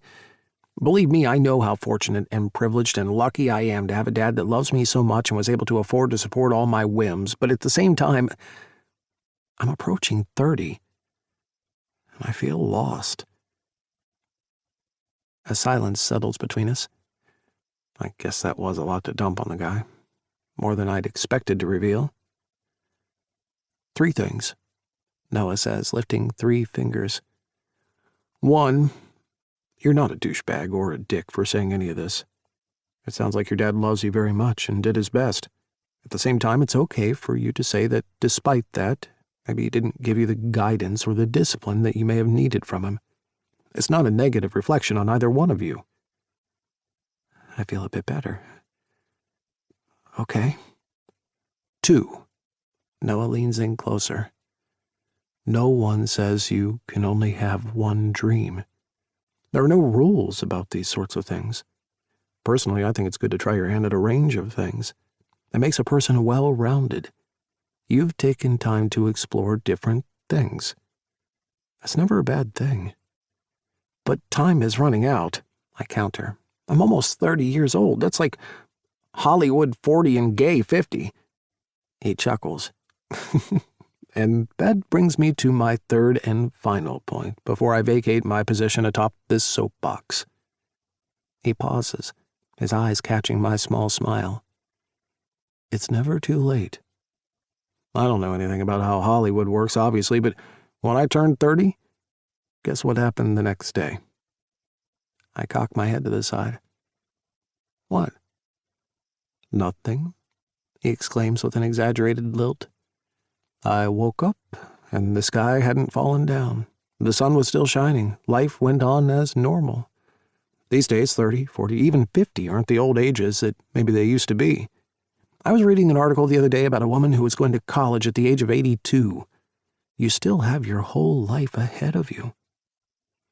We both do. I take some time not saying anything, just considering his words. I can feel the rightness of them, but I can't expect one conversation to overcome years of doubt and feeling bad. It has helped, though. A lot. More than he can possibly realize. Thank you. It comes out quietly. I still can't believe I told him all of this.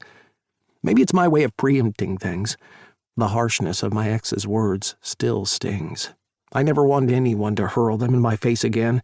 By being upfront with Noah like this, at least he knows the weakest part of me right from the start. He covers a yawn. Big day? I ask, knowing the answer. The man's schedule has been beyond hectic. He nods. Big few days, actually. Another drink? I don't really feel like one, and I doubt that Noah does either, but I don't want this night to end just yet. Despite the unexpected heaviness of the conversation, I'm having a really good time being here with him. Thank you, but no. He palms my shoulder. I should probably get going. Yeah, of course, I reply, drawing on my acting skills to hide my disappointment. Come back with me, Noah says, seemingly startling himself as much as me, judging by the bewildered look crossing his face. I mean, I'm exhausted, but we can hang out if you like. Have you ever watched This Pet's Got Talent? I shake my head. No. A smile lights up Noah's eyes. It's an amazing talent competition, all done ethically and to ensure that absolutely no stress is put on the animals involved, but man, some of the things those pets can do. It's unbelievable. You're unbelievable, I feel like saying. Instead, I nod. I'd love to see it. All right, let's go. Wait, I grab his arm. Before we go, there's something I need to say. Noah stops and looks at me. Okay. I didn't say it at lunch and I've been kicking myself all day about it. Noah clasps his hand on mine again. What is it? When you said that you liked me over lunch, I never got a chance to tell you that I like you too. I feel Noah's fingers squeeze around mine. I'm glad. And with a gentle desire simmering in my belly, we get up, and I follow Noah out of the bar, retracing the steps we took all those many months ago back to his place. 11. Noah. Now, I have to warn you again, I mention as we approach my front door. I'm not sure if you remember my overly friendly golden retriever, Buddy. Hayes flashes me a wide grin. How could I ever forget him? How's he doing? The rate of his vision deterioration seems to be slowing, so that's a good thing. It is. But his rate of lickiness has only increased, I'm afraid. Hayes utters the same words he did last time I gave him a similar warning. I'm down for a good licking. This time, though, it's him closing the distance between us as he steps in to kiss me. It's soft at first, just lips on lips. I like how easy and natural this feels, but I'm taken aback by the deep well of need that it unleashes in me. A moan oozes out of my mouth. Hayes's hands find the small of my back, and he presses our bodies even closer. His hands travel up and down my arms, his grip firm as he sinks his fingers into my biceps. He seems to like them, which shoots a jolt of electricity straight to my cock. I can feel it filling out my underwear. His tongue slides into my mouth, exploring me as his movements become more urgent. But Hayes isn't the only one getting impatient. I pull away as Buddy claws at the door desperately. Can we, continue this later? I ask. Hayes pulls back, his eyes heavy with desire, his lips kiss-swollen. Yeah, definitely. I open the door, and as expected, we're greeted by a tornado of excited, happy slurps. I feel guilty Buddy spends so much time alone. I'd love to get him a companion dog, but whatever has happened in his past has left him unable to cope well in the company of other dogs. I have a few local dog sitters on rotation to take Buddy to the local park at least twice a day when I'm working crazy long hours. We amble inside and flop down onto the couch, Buddy positioning himself in prime position right in the middle between us. Can I get you anything to drink? Some water, maybe? I'm all good, Hayes says, kicking off his shoes, leaving his socks on.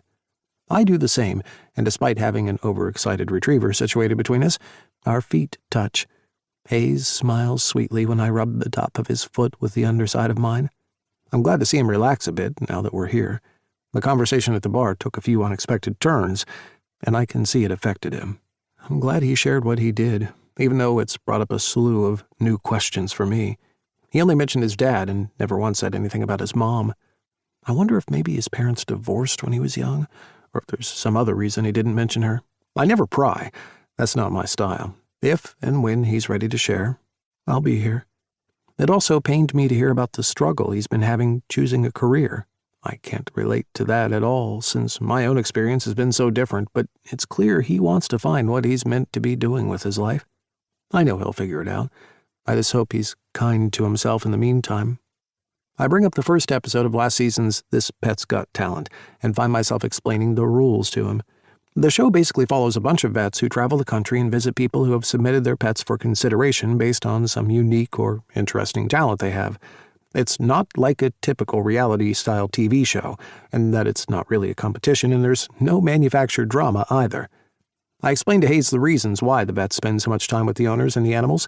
It's mainly to make sure the owners aren't mistreating their animals in any way to get them to do whatever cool trick they can do. Hayes lets me talk, casually stroking Buddy's sandy mane and shooting me an occasional glance that sends hot sparks of desire racing through me. After 2 episodes, I decide it's time to call it a night. For Buddy, that is. I excuse myself and we go through our usual nighttime ritual. He goes outside to potty. I bring him in and clean his face and paws with a damp washcloth before he drops onto his bed. I scratch the top of his head and behind his ears until his breathing deepens and his eyes fall shut. When I return to the living room, Hayes has slid down the couch, and if I'm not mistaken, he's fallen asleep too. I stand there, watching his chest rise and fall, his hair messily scattered across his beautiful face. He looks so peaceful I don't want to disturb him. An excited roar from the TV stirs him, and he props himself up against the armrest. He spots me staring at him and grins sheepishly. Guess I'm a bit tired too. I haven't been sleeping well since I got back. You're welcome to crash here tonight, I suggest. I have a spare room. I don't know if he realizes he's doing it, but his head shakes at the idea. Or you can sleep in my room. I join him on the couch. Just sleep, that is. Are there any other bed-related activities on offer? All of a sudden, Hayes looks wide awake. I chuckle, weaving my fingers through my hair. There could be. I'm an experienced bed tester, Hayes reminds me. I love how he makes me laugh. I am tired, though, so you'll have to take it easy on me. Don't know if I can promise that. What can you promise? In seconds, he propels himself from where he was sitting to straddling me, his feet falling over the edges of the couch behind him. This? He cups my head in his hands and smashes our lips together. I crash into his force, our tongues tangling fiercely. Hayes palms the outline of my cock, and without hesitation I do the same to him. Wow, I say. He smirks. It's still as spectacular as ever. I wasn't talking about your cock. I smile against his lips. He pulls away, his hair falling down, the silky soft tips tickling my cheeks. What were you talking about then? This, you, me, again. Somehow he understands what I mean, even though I've been reduced to one-word sentences. It's pretty crazy, huh? I don't respond. Instead, I run my hand inside his shirt, up his chest until... Oh, shit. His eyes flare. Yeah. I got it done in London. I trail my fingers from his left nipple to the right. Both? He closes his eyes and nods as I run my fingers gently over the bar piercing. When he opens his eyes, I ask, Is this okay?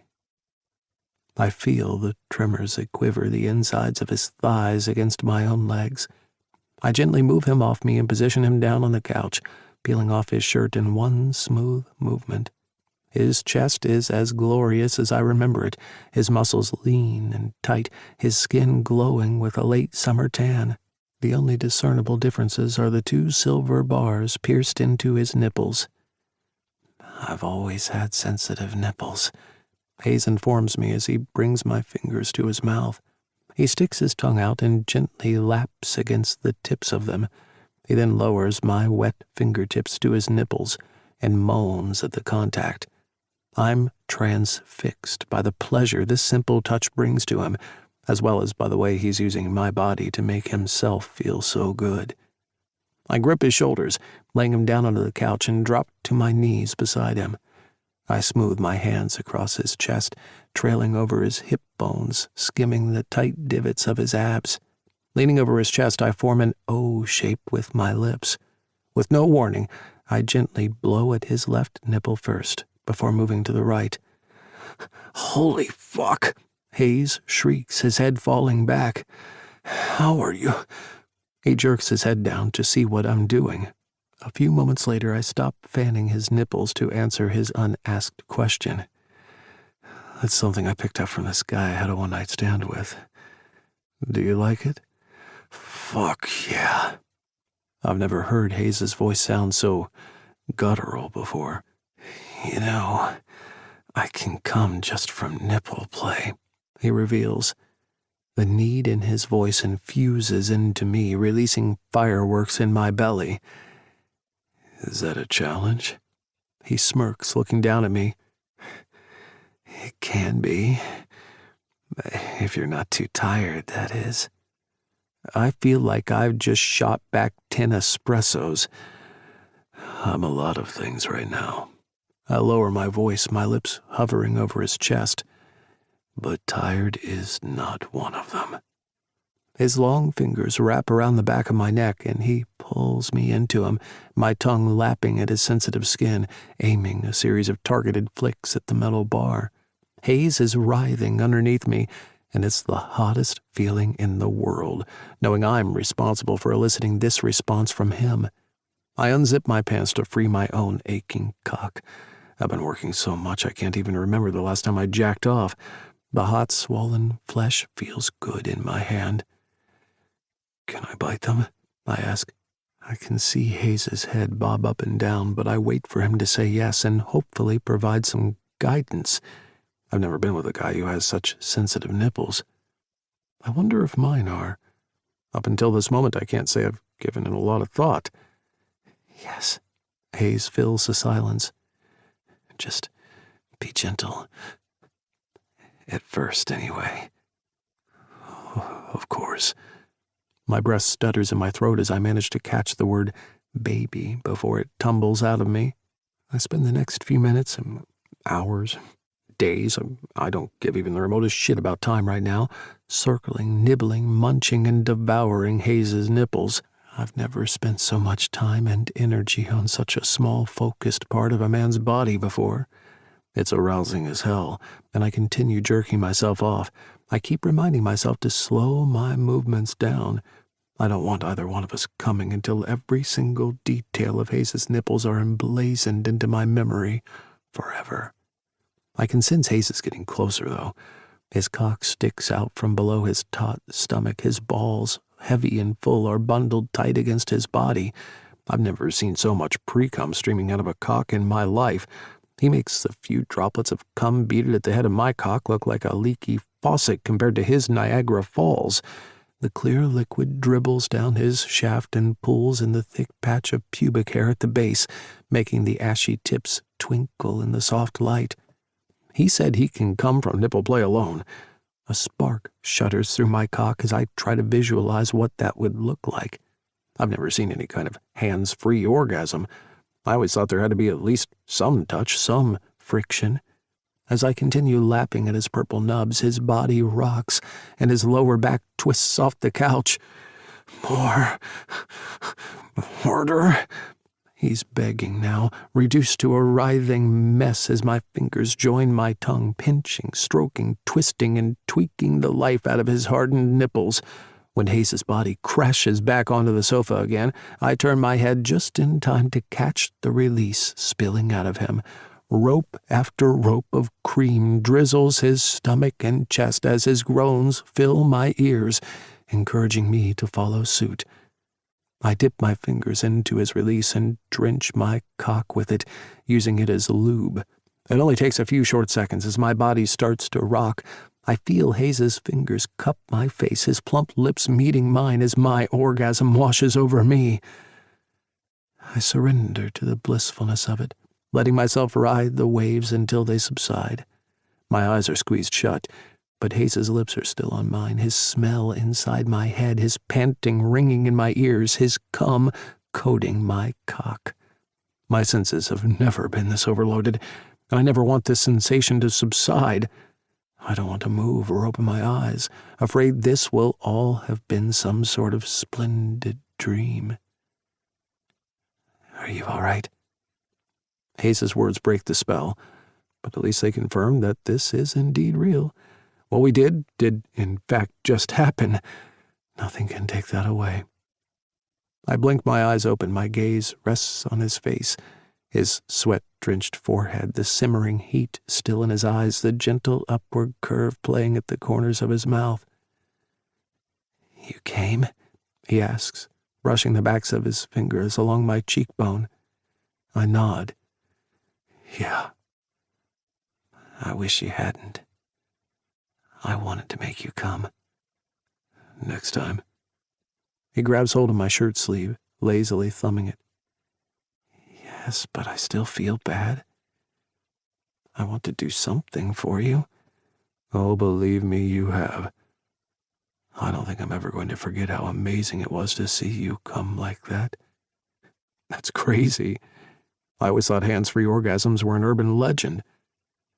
I give him a quick kiss. He just smiles, still in a post-sex daze. Nope. Very real thing. I think you should come with a warning, I quip. Oh, yeah? And what kind of warning would that be? I think about it for a moment. The warning would read, "Caution, one time is never enough." He throws his head back, laughing. You make me sound like I'm a drug. In a way, he is. I can so easily see myself falling for him, becoming addicted to him, his body, his touch, his smell. I want to do something for you, he says, his voice raspy. That was incredible for me. Name it. What do you want from me? I tap my finger against his chest. The question leaves my lips without me realizing. Will you be my date to Gus's wedding? 12. Haze. It's a week after my mind-blowing nipple-gasm with Noah, Thursday to be exact, and things are going well. The semester is back in full swing, and I'm excited that it's my final year of study. I still have no clue what I want to do after college, but I have the better part of a year to figure it out. The training wheels have come off at work. Harmony was an amazing instructor, and because of that, I'm now able to handle the front desk on my own. I unlock the front door and step inside, quickly turning off the alarm code before it starts blaring. I dump my satchel in a locker in the changing room and give myself a quick once-over in the mirror. The puffy bags that found a home under my eyes since returning from London have packed up and moved on. That night I stayed at Noah's was the best night's sleep I'd had in a long time, and it finally cured me of the remaining jet lag. I smile as I wander down the hallway to the reception area. Thinking about Noah always makes me smile. There's so much I like about the guy that it's kind of hard not to. Let's start with the sex. Holy Jesus, fuck, that man has got one seriously talented tongue. When I told him that I was able to come just from nipple play, I meant that was how I could get myself off. No one else has ever been able to do that for me. Noah took it as a challenge, though, and I am very happy to report it was one that he succeeded at. Then there's how nice and decent a person he is. I know nice and decent don't have the same ring as, say, bad boy biker or tortured tattoo artist with a hidden heart of gold, but I've never been attracted to those types of guys. Noah is living proof that a nice guy can be every bit as hot as the stereotypical bad boy. He mentioned that I should come with a warning label. Yeah, well, so should he. Watching him this past week being friendly to the people he works with, caring about what clients are going through as they bring their pets in to see him, genuinely taking an interest in what's going on around him. Screw heroin. Those qualities are seriously addictive.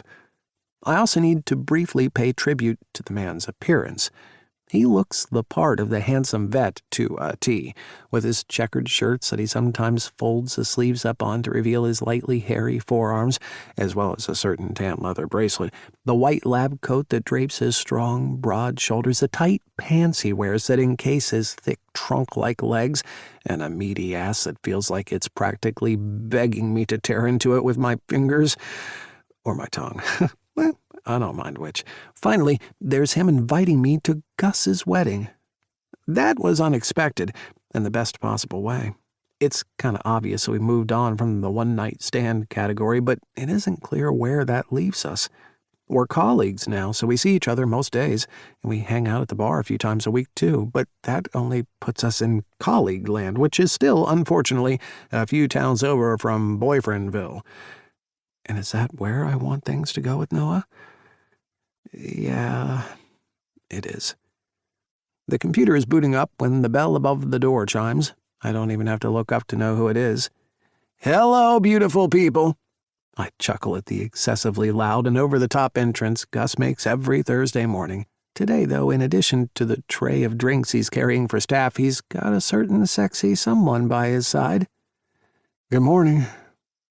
That one simple word from Noah, is all it takes for a zap of heat to race up my spine. "Hello." I greet both men as Gus hands me my almond latte.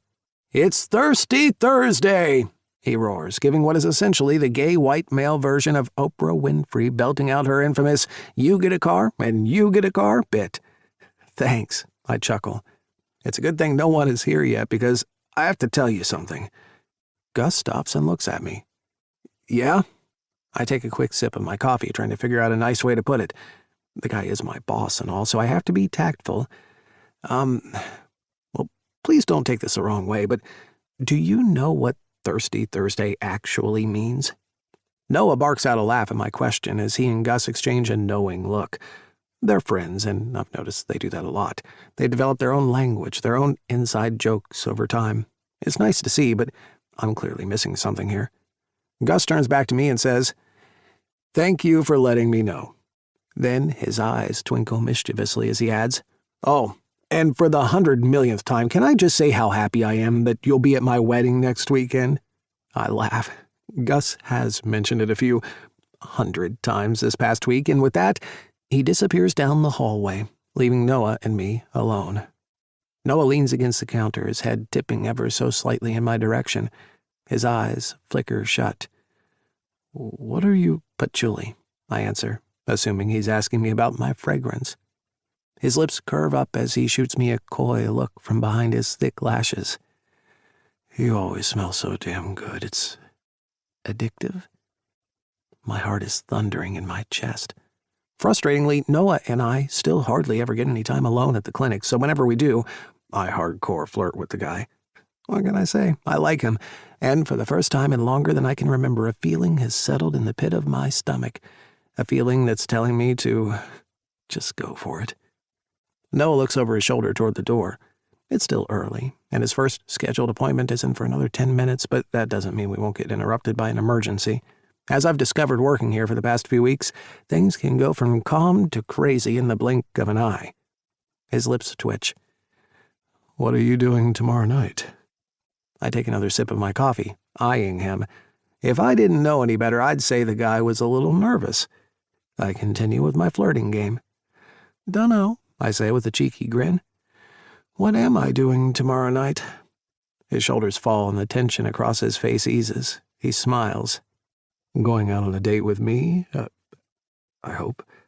Once the words leave his lips, he brings up a single red rose to the counter. My eyes shift between his face and the flower.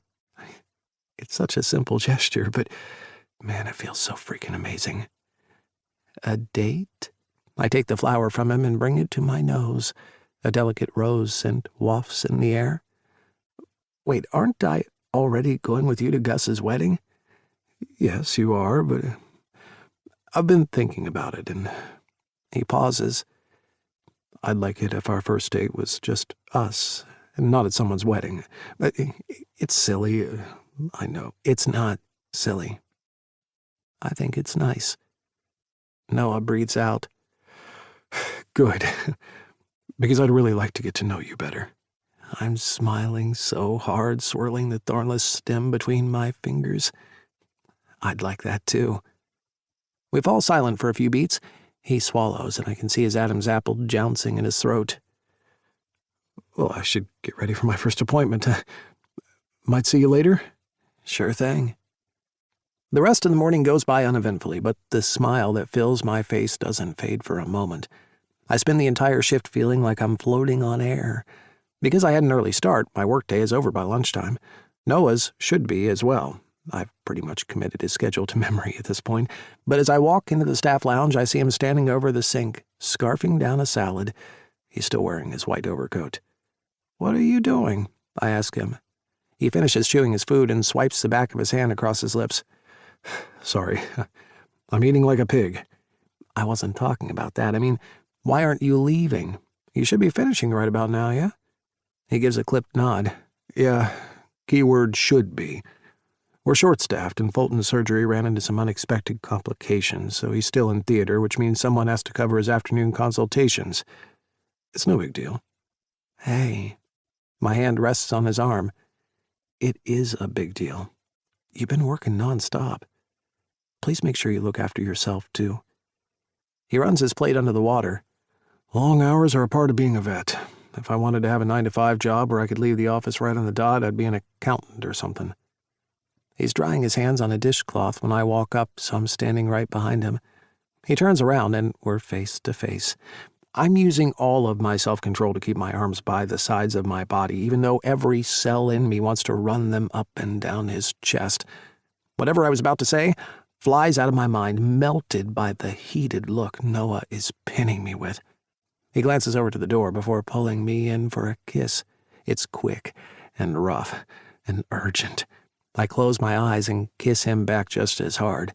When we pull apart, the skin around his lips is wearing a rosy hue, a remnant of my stubble. I trace my fingers along it. "Thank you. Whew. I appreciate your concern, and thank you for that kiss. That will definitely keep me going for the rest of the day. I might need a top-up tomorrow, though." I chuckle. "Good thing you'll be seeing me tomorrow night, then."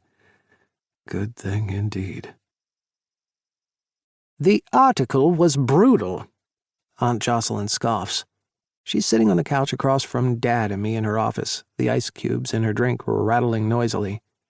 "What article are you talking about, Aunt Jocelyn?" I ask. "The Society Ball fundraiser," she answers with an exaggerated eye roll. "The article called me tired and shrill-looking. How does someone look shrill?" she asks, sounding both unimpressed and, not that I'd ever pointed out to her, shrill. She doesn't wait for either one of us to answer. "That reporter, Bill Bailey, is a misogynistic pig who has it in for successful women who commit the cardinal sin of turning 50. She takes a big gulp of her whiskey before continuing. "I swear to God, middle-aged men who look like Walmart catalog model rejects have no place running the media, much less criticizing women for how they look." "Hey, I'm a middle-aged man," Dad points out. "You're not a prick," Aunt Jocelyn counters. Dad chuckles. "I'll take that as a compliment." "Next year," Aunt Jocelyn points a perfectly manicured finger at Dad, "you can represent the company at the gala. You'll be able to wear an ill-fitting suit, gain 30 pounds, lose all your hair, and they'll still call you an esteemed senior member of the Adams and Daughters law firm." "Is it really that bad?" I ask. "It's worse. A woman in her 50s just can't win. If I get any work done on my face, I'm desperately clinging to my youth. If I don't do anything, I'm tired and shrill-looking, apparently. If I speak up at a meeting, I'm difficult. If I negotiate too hard, I'm a bitch. And if on the odd occasion I lose, I'm considered weak and not up to the task."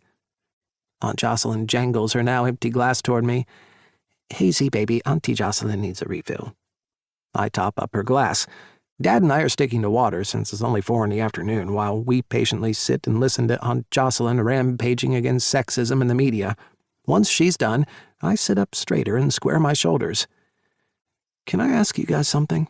"Of course," Dad replies. "What is it, son?" I smile at him.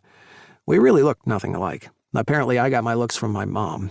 Dad has a friendly round face, big brown eyes, and thick brown hair that's only now starting to be infused with some gray. "Okay, this is a dumb question, I know." "There's no such thing." Dad cuts in warmly. "I know, but this one kinda is." Tate's advice from a couple of weeks back is still playing on my mind a lot, and if there's anyone I trust for guidance, it's my dad and Aunt Jocelyn. "You know how people say you should follow your heart?" I see them both nodding. "Well, I guess my question is, how do you actually do that?" "What do you mean?"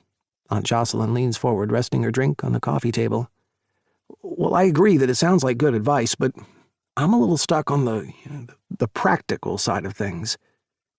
There's a moment of silence before Aunt Jocelyn starts speaking. "At the risk of getting a little too deep for a Thursday afternoon, life isn't about goals, Hazy," she begins softly. "It's like that expression, humans make plans and God laughs. Just relax a little, loosen up, and keep on being you. Go with your gut. It'll never steer you wrong, trust me. Life has a way of making everything fall into place. and things you couldn't have even imagined end up unfolding right in front of you. There's something about not just what she said, but how she said it that hits me with a surprising force. I want to ask her more, but Dad starts talking. Well, I agree with Jocelyn, son. Don't just focus on external things. Find the feeling, the thing that makes you tingly. That's the sign you're on the right path. Tingly? A smile rises on Aunt Jocelyn's face. I wouldn't put it in such sappy terms, but I do agree with your father agreeing with me. All three of us fall quiet until Dad asks, How's college? It's going well. I reply quickly and silently hope that Dad's question is both the beginning and the end of the conversation about my studies. I know it's a slippery slope into a discussion about my future and specifically what I want to do with it. A well-intentioned slippery slope, but still. I've actually been in touch with an old friend of mine, Leon Mendel, he continues. Aunt Jocelyn tilts her head. Didn't he go off to L.A. to become some hotshot producer? Exactly. Dad's beaming at me and I feel like I'm missing something. He asked to see some of your headshots. Do you have any? Yeah, I reply cautiously. I had some taken when I was in London. Great. Email them to me and I'll pass them on to Leon. He's got a few projects on the go, so you never know what could happen. Sure thing. Thanks, Dad. Aunt Jocelyn starts telling Dad about a difficult client she's dealing with, which allows me to tune out of the conversation. The idea of going off to Hollywood or anywhere else fills me with a low-level dread. I'd miss out on spending time with my family. I'd have to leave Tate, our housemates, and all my friends behind. I'd have to say goodbye to Noah. I know that whatever is happening with us is only in its early stages, but that just means it's way too soon for it to be ending. Dad's phone rings, and he excuses himself to take the call. Aunt Jocelyn gets up and drops down onto the couch beside me. Honey, she says delicately, I don't mean to upset you, but I want to ask. Your birthday is coming up, so I was wondering if there's anything you want to do? I force a smile. No, thank you. Most people don't like birthdays because it's a reminder they're growing older. I don't care about that. I have a much bigger reason for hating the day. Well, look, if you want to do something small, family only, you just let me know, okay? Thanks, Aunt Jocelyn. I appreciate it. She smiles and pats me on my knee. This whole conversation leaves me feeling a funny sort of way, like the tectonic plates of my life are shifting. I just can't quite figure out what the cause of it is. Maybe it's not one big thing, but a whole bunch of little things. As I head home later that evening, I still haven't gotten any closer to figuring things out. 13. Noah. I managed to leave the clinic on time for a change, which is a good thing. There's no way I want to be late for my first proper date with Hayes. I rush back home to spend some time with Buddy. He doesn't like playing catch anymore. He loses track of the ball, and it unsettles him. He dislikes the company. So I simply sit on my back steps and watch Buddy trotting around, happily sniffing everything he can put his nose to. My thoughts drift to Hayes, and I smile. It's funny. When I think about it, everything we've done so far has been kind of back to front. I mean, he was inside of me before I knew his last name. It was only meant to be a one-time thing, and yet even the next day over breakfast, I felt a twinge for something more with him. Then he left the country for 6 months, and I thought that was it. I never see him again, only for Gus to end up hiring him at the clinic, and now we're going on a date. None of this makes any sense, and yet at the same time it feels so right.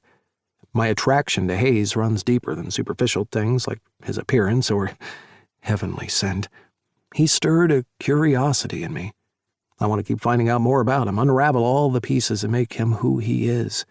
I feel so good when I'm around him, even briefly at work, that I just want to spend more time with the guy. It's exciting, but also a little scary. I haven't felt this way in a very long time. Buddy plonks himself at my feet.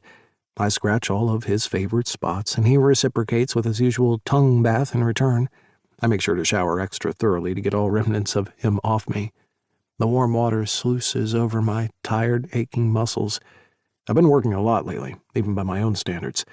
Hayes is right, I do need to make sure I'm looking after myself.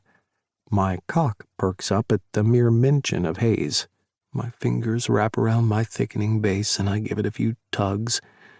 Should I jerk off now to lower my sexual appetite a bit? I've made a reservation at a nice quiet restaurant by the pier, and I thought if it's still light out when we finish, we could maybe go for a walk along the promenade. Maybe I should pre-jerk off. I'd like to spend at least a portion of the evening on gentlemanly terms. It's decided then. With one hand working my shaft and the other drifting around to my ass, I shut my eyes and imagine Hayes in here with me, running my hands over his smooth chest, playing with his pierced nipples until I make his head drop back. I'd bite into the cords of his throat so hard it leaves marks. Then he'd spin me around, drop to his knees, spread my ass, and tongue dive into me, driving me wild as he laps at my hole. Fuck, my knees tremble as rope after rope of creamy liquid spurts out onto the tiled wall. I finish showering, get dressed, and then spend a few more minutes with Buddy before heading out. I spot Hayes already waiting as I approach the restaurant and silently pat myself on the back for pre-jerking off, because if I hadn't, all I'd be seeing is the way his white shirt clings tightly to his chest and the way his black pants hug his round ass. Okay, so I still see all of those things, but my urge to jump his bones is a notch or two lower. Hello. Hi. He shuffles on his feet before giving me a quick peck on the cheek. You look beautiful. He blushes. Thanks. You're not so bad yourself. We get seated at a nice table right next to the window, giving us a great view of the people passing by. I love people watching, Hayes says excitedly, his eyes already scanning the view. Oh yeah? He nods. I love to create backstories for people, like, see that young couple over there? I turn to where he's pointing and see an attractive young couple walking hand in hand. Uh-huh. Well, she's clearly more into him than he's into her. I squint to get a better look. She's leaning into his touch too much. He's looking around, assessing his options. She's madly in love with him, and he's thinking about finding a girl who's into butt stuff. We both laugh. Okay, your turn. My turn? For what? Pick someone and make up a story for them. I glance around. There's plenty of people to choose from strolling on the promenade. People are walking their dogs, jogging, and chatting with friends. That guy, I say, pointing to a middle-aged guy who looks like an accountant. He's an accountant, I start off saying, but I'm interrupted by an exaggerated yawn coming from Hayes. Boring. He's baiting me, I can tell. You didn't let me finish. I conjure up all my creative juices and hope for the best. He's a middle-aged accountant who leads a double life as, Hayes leans in closer and my mind goes to shit. I've got nothing, literally nothing. So I just say the first thing I can think of. He's a kinky BDSM secret agent action hero.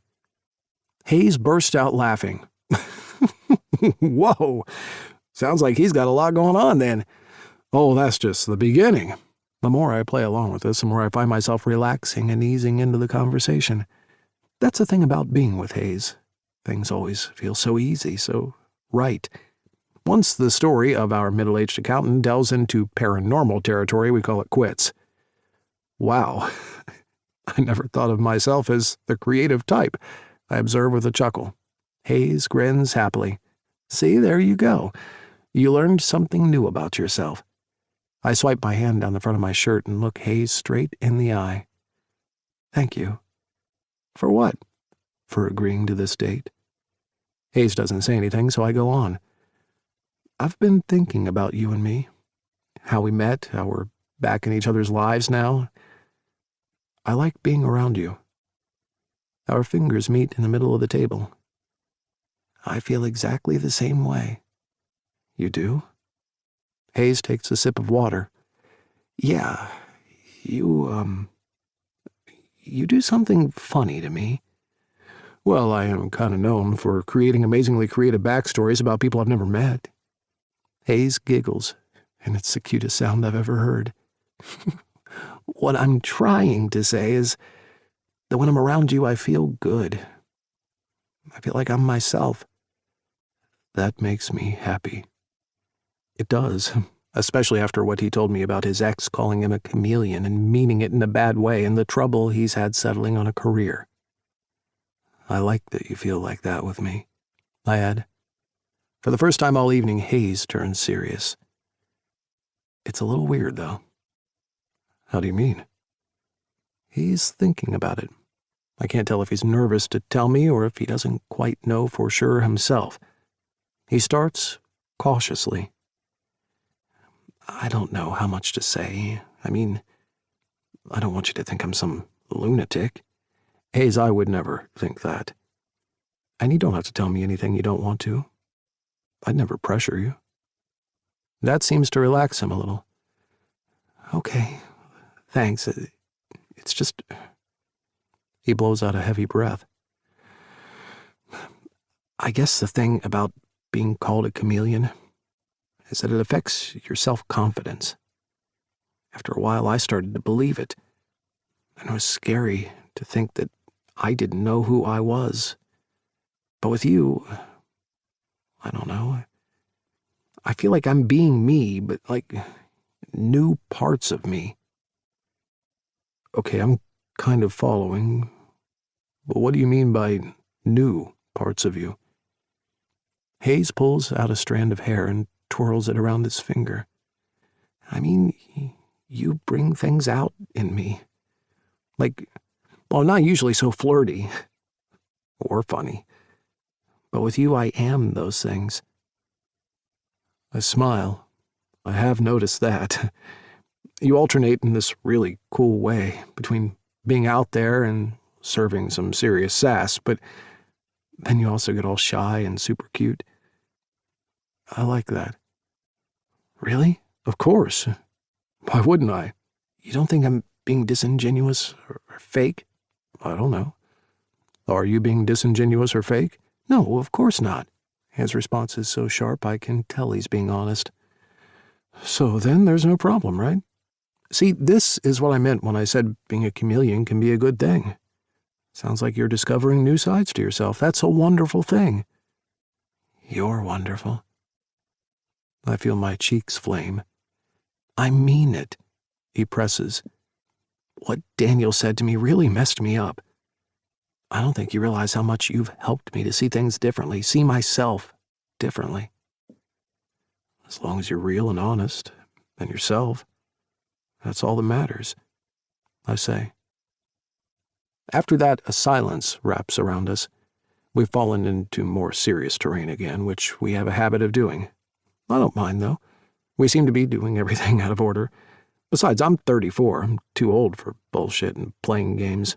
I want to get to know the real him, not the bullshit surface-level stuff people usually share when they start seeing someone.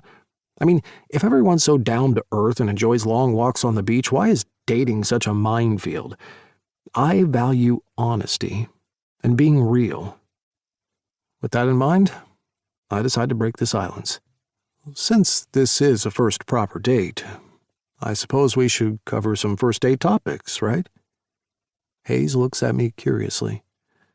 Like what? Well, you've mentioned your ex, Daniel, a couple of times. Should we start there? Okay, he says slowly. I'll tell you about my ex if you tell me about yours. I grin and give a nod. Deal. Daniel was my only long-term relationship. We were together for 5 years. Wow, that's a long time. My longest relationship was 3 years. When did you guys break up? He broke up with me. Jeez. Hayes squints and looks up, counting the time in his head. It'd be over 1.5 years ago now. Can I ask why you broke up? Hayes plays with his hair again. I'm starting to notice he does that whenever he's thinking about something or hesitant. He broke up with me because he said that after 5 years he didn't know who I was. That even I didn't know who I was. Apparently, I was so busy going along with things that I don't have my own opinions, that old chameleon thing that's actually the reason why he broke up with me. I'm sorry to hear that. He shrugs. He was partly right. But there was more to it than that. Our relationship wasn't working in other ways either. I don't say anything, not wanting to invade Hayes's privacy. If he wants to tell me, he will. If not, I'm happy to move on to another topic. Daniel liked to criticize me for being a chameleon when it suited him, but he also benefited from it. We had an open relationship. Oh, that's cool, I say. It's not something that would work for me, but I'd never judge others for how they have their relationships. No, it wasn't. Hayes straightens as he speaks. I went along with it, but it was never something that felt right for me. It's not what I would want in the future, either. He locks eyes with me when he says that part. Daniel was a pilot, so he was away a lot. And I'm sure he had a different guy in every city. I did it because he wanted it and it made him happy. I never really liked it. We both exhale at the same time. Enough about me. Your turn, Noah. I take a sip of water. I've had 3 relationships and they all ended for the same reason. Something better came along. I do my best to not sound too bitter or hurt as I take a deep dive into the shit show that has been my love life. Michael was my first proper boyfriend. He and I dated in vet school. Once we graduated, he got a placement in South Africa. Ouch. Did he try the long-distance thing? I shake my head. I wanted to, but he didn't. In the end, I think he was right. We were so young. It probably would have been more painful than anything else. Fair enough, Hayes says softly. Dustin and I dated for 3 years. I was working in a clinic on the outskirts of Brookhaven, and he lived in the area. So did his mother. Now look, I love my family, and we're close. We're just not that close that we pop in 3-4 times a week every single week. Hayes snickers. Yikes. Tell me about it. Yet when I pointed this out to him and suggested some boundaries, he created one between him and me. Even though I wasn't giving him an ultimatum, he chose his mother. Oh man, that really sucks. With a huff, I continue, eager to get this over and done with. Last and definitely least was Graham. We were together for about 18 months and broke up 2.5 years ago. He cheated on me. I am so sorry. That's horrible. Yeah, it is. I guess that's why I haven't dated since. I'm over it now, but I'm still a little fragile. That's completely understandable, Hayes says, and there's a soft, genuine smile blooming on his lips. For some reason, it gives me hope. Let's never talk about our exes again, I suggest. Hayes laughs. Done and done. At some stage, I'm sure we ordered food and ate it, but I can't remember any of those details. I've been lost in Hayes's eyes, his words, his heavenly smell for... Holy shit, I look down at my watch. My eyes bulge. What is it? I look up at Hayes. We've been talking for 4 hours. Yeah. He tips his head to the right. Look around. We're the last people here. Thankfully, there's still a little light left outside. Want to go for a walk? I suggest. Hayes smiles. Sure. We begin our stroll along the promenade, the late summer air nipping at our thin jackets. Can I? I stop myself, suddenly shy for some reason. Can you what? Can I, hold your hand? Without saying a word, Hayes entwines his fingers with mine. I see you have no problem with being out in public, he observes. No, I don't. Are you okay with this? Hayes swipes his thumb over the back of my hand. I'm fine. I'm not into massive public displays of affection, but that's because that's just not my style. It has nothing to do with being gay, you know? I do. I feel the same. We smile and continue walking. Your hands are cold, I say after a few moments. I think we should warm them up. A devilish expression lights up his face. What did you have in mind? I try to suppress a smile. Well, there's a cafe over there. You up for some hot chocolate? Always. As we settle into a booth, sitting on the same side, our shoulders and legs touching, I take a sip and savor not just the warm drink, but the moment, too. I wrap my arm around him, and Hayes leans into my touch. He smells amazing, as always. The slightly lemon-ginger scent wafts over from him and envelops me.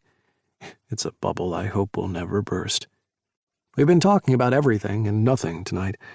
Hayes has told me about his fiery Aunt Jocelyn, and she sounds like an incredible and amusing woman. He told me a bit more about London, how he liked the city but missed home too much to be able to live there long term, and it turns out he's a massive Beyoncé fan, and I ended up getting a very detailed account into her backstory and music catalog. I like listening to Hayes talk, but there's been a question I've been meaning to ask. I don't know if there's ever a right time to bring up a difficult subject, but since we've already veered into murky territory once tonight when we drove down Ex-Boyfriend Boulevard, I'm hoping this next detour won't result in a head-on collision. How are things with you and your mom? I don't mean to pry, it's just that I've noticed you never talk about her, so I guess I'm just curious is all. If you don't want to talk about it, please tell me. I won't push. Hayes stiffens under my touch. I release him, and he sits up a little taller, his fingers tapping against the side of his mug. I'm almost about to repeat that he doesn't have to tell me anything when his soft words fill the air. My mom died right after giving birth to me. I suck in a breath as pain burrows in my chest. Oh, Hayes, I am so sorry. He nods, his eyes locked straight ahead. This totally explains why he's never brought her up, and now I feel even worse for being the one to do it. If I'd known, there is no way I ever would have mentioned her. It was a heart attack. Hayes turns to me, and I can see the pain etched in his face. She suffered a massive cardiac arrest after giving birth, and even though she was in a hospital, the doctors weren't able to revive her. Tears well in his eyes. I'm really sorry. I know I'm repeating myself, but what else is there to say? My family came together and really supported Dad and me. Mom was an only child, but Dad has 3 older sisters. Having them and my grandparents made things easier. He stops, the pain etched across his face. Even though I didn't know her, I still miss her. Of course, that's perfectly understandable. I blink a couple of times, and then the urge to ask a totally random question strikes me. What was your mom's name? His watery eyes stare at me. Hazel? I let out a deep breath I'd been holding since this conversation began. That's beautiful, I say. That you share a name with her. There's a bit of both happiness and sadness in his smile. Aunt Jocelyn is the one who came up with the idea. Dad was a mess, obviously, and he and Mom hadn't picked out a name before I was born. They wanted to see me to get a feel for what name suited me. I think I was nameless for about a week, but then Aunt Jocelyn had a brainwave. Dad loved it, and so I became Hayes. I've always thought it was a beautiful name. Now I love it even more. Thank you. Hayes leans back into me, and I reach around, stroking his hair. We sit like that for a while. It's getting late, I finally say, noticing the time on my cell phone. Yeah, it is. Our eyes meet. Want to come back to my place? I ask. Hayes buries his teeth into his lower lip and shakes his head. No. I want you to come back to mine. I must look surprised because Hayes follows up with, Why are you looking at me like that? Well, all this time I've been under the impression that your place doesn't have walls. Hayes giggles. That impression remains true. We don't have any walls, but I want to show you something. You game? Sure. I pay for our drinks and we walk out of the cafe hand in hand, heading back to Hayes's no-walls apartment. 14. Hayes. Celebrity crush? I ask Noah before quickly adding, Oh, and take a left here. Noah taps on the steering wheel as he takes the turn. Give me a sec. We're heading back to my place, and after some of the topics we covered earlier in the evening, I'm keen to switch to something lighter. Chris Hemsworth, Noah declares. Not just for the body, though, but for that accent, too. I nod emphatically. Australian accents are so fucking hot. Noah chuckles. And what about you? Who's your celebrity crush? Easy, I say. Henry Cavill. Where do I know that name from? I lick my lips. From the night we met at the bar. He's an actor. I said that you reminded me of him. That's right, I thought he played Batman, but turns out he was Superman. I Googled him the next day. He's a very attractive man. Yeah, he's all right, I say casually. Got nothing on you, though. Oh, and right here. Noah braces but makes the turn. Thanks for the compliment. It makes up for the terrible navigation. We laugh. Okay, I've got one. Most embarrassing celebrity crush. Noah pulls up to a red light. You go first, I'm drawing a blank. All right, but remember, this is a judgment-free zone, okay? Got it. Does the name Phil Dunphy ring a bell? Noah thinks about it as we start driving again. No, he answers after a while. Who is he? It's a character from the TV show Modern Family. He was the dorky dad. Right, so you like the actor? Nope, my crush is on the character, not the actor. Phil is this lovable, kind of silly goofball of a dad, but man, I've jerked off a ton to him. Noah burst out laughing. I am going to Google him tomorrow. Remember, I point my finger at him. Judgment-free zone. Anyway, it's your turn now. Mine's pretty bad. Noah admits. And I hate his politics. Oh God, it's not Trump, is it? Hey, whatever happened to a judgment-free zone? Noah smirks. But no, dear Lord, no, it's not Trump. We go through a list of other politicians who we ban from the judgment-free register, and thankfully his crush isn't one of them. It's still bad, though, Noah warns. But, oh God, I can't believe I'm telling you this. It's George W. Bush. What? Why? I shriek. I don't know. Even in the darkness of the car, I can see Noah's face turning red. Like I said, it's not a political thing, but there's something about a Texan wearing cowboy boots with that stupid look on his face that he always has.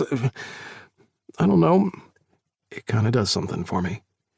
This has definitely taken an interesting turn. Oh, speaking of, we should have gone left 2 blocks ago. Noah shoots me an unimpressed look, but I can see him grinning. I'll forgive you for your terrible directions if you forgive me for my awful crush. Deal. And while we're at it, let's add this topic to the never-to-be-spoken-about-again pile. Agreed. A few minutes later, we pull up outside my building. I'm excited to see your place, Noah says as we make our way out of the car. I probably shouldn't be, and I'm definitely not doing it to be rude or make fun of the guy, but I can't help but giggle as we walk into my apartment. Noah's got this look on his face like he thinks he's about to step into some alternate universe rather than a converted loft that has no walls. The reality is likely to disappoint him. See, no walls, just curtains, I say, pointing out the rooms we've sectioned off with heavy drapes hanging from the ceiling once we enter. He's nodding, taking it all in. What about, the bathroom? That's over there. I point to a small room to the right of the front door. That does have walls for obvious reasons. Noah strides over to me. "And where do you sleep?" I start leading Noah toward my room when Tate pops out of his. "Oh, hey," he says, smiling warmly when he sees us. "Noah, meet my housemate and best friend, Tate. Tate, this is Noah." They shake hands. "I finally get to meet the Noah." I shoot Tate a glare that Noah catches, and he starts laughing. Didn't realize I was a "the." They make small talk while I excuse myself and go to the bathroom. When I return, I hear Noah inviting Tate to the bar where we usually have after-work drinks.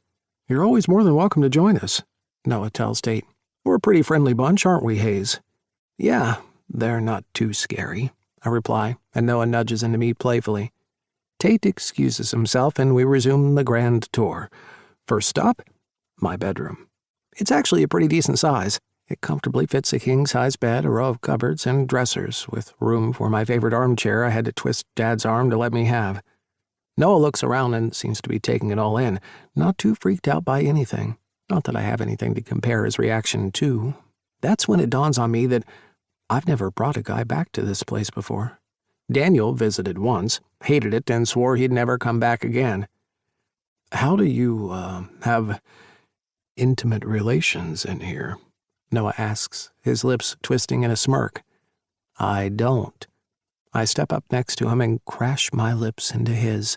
He tugs at my hair, drawing a heavy, and way too loud, moan out of me. Until now, that is. His eyes flash with something unfamiliar. "Wait, I'm the first guy you've brought back home?" "Yeah, you are." "I'm honored." "You should be." "Only one problem." He moves back slightly so we can see each other better. "There's no way I can be quiet when I'm with you. I don't just need walls, I need proper commercial-grade insulation and double-glazed windows when you and I have intimate relations," I offer cheekily. He cups my ass with his strong hands, pulling me into his body. I can feel his erection through his pants. I press into it with my own. He lets out a low grunt as I slide my fingers along the material outlining his cock. He drops his gaze down. "You're making me leak." I lean in closer. You should feel what's happening in my pants. His eyes flutter. "I've never seen anyone leak as much pre-cum as you do. That only happens when I get really turned on, and no one's ever excited me as much as you do." He moans, swiping his fingers through his hair. "Let's get out of here, then.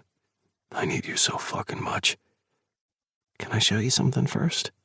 I hate breaking the moment, and God, there's nothing more that I want than to be balls deep inside him, but this is kind of important.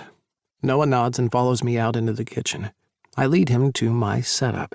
It's made up of pots, gas cookers like the ones people take when they go camping, an assortment of bowls and bottles with all of my oils and fragrances.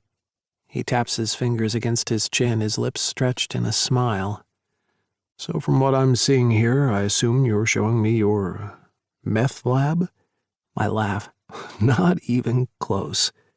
I open up a large Tupperware container, the sharp smells of cedar wood and pine dancing in the air around us. He peers down at my most recent batch of soaps, and it's like a light bulb goes off in his head. "So this is why you always smell so good." Not as exciting as a meth lab, but yeah, that explains it. I scoop up a mini picnic basket and hand it to Noah. Under the piece of cloth lie a number of soaps. "What's this?" he asks. Please be honest and tell me if this is a stupid idea, but I'm making a soap basket for Gus and his fiancée. It's a gift for their wedding. Do you think they'll like it?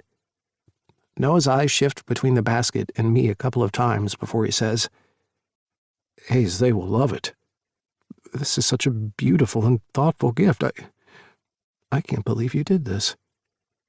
He places the basket under the table and kisses me. I free fall into it, letting his tongue explore the inside of my mouth. We're interrupted by the sound of someone clearing their throat.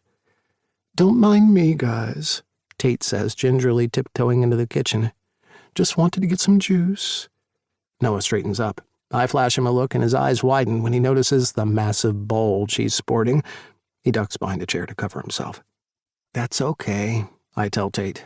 We were leaving to go back to Noah's. I just wanted to show him some of my soaps. Tate grabs the juice out of the fridge. Hayes is one talented boy. Makes the best soaps I've ever used, and if you think they smell good, wait until you see how they leave your skin feeling so freaking smooth. I chuckle to myself. Yeah, well, except for those ones. I point to a pile of the purple lavender soaps that I worked on a while ago. I must have gotten some of the calculations wrong because they turned out misshapen and way too oily.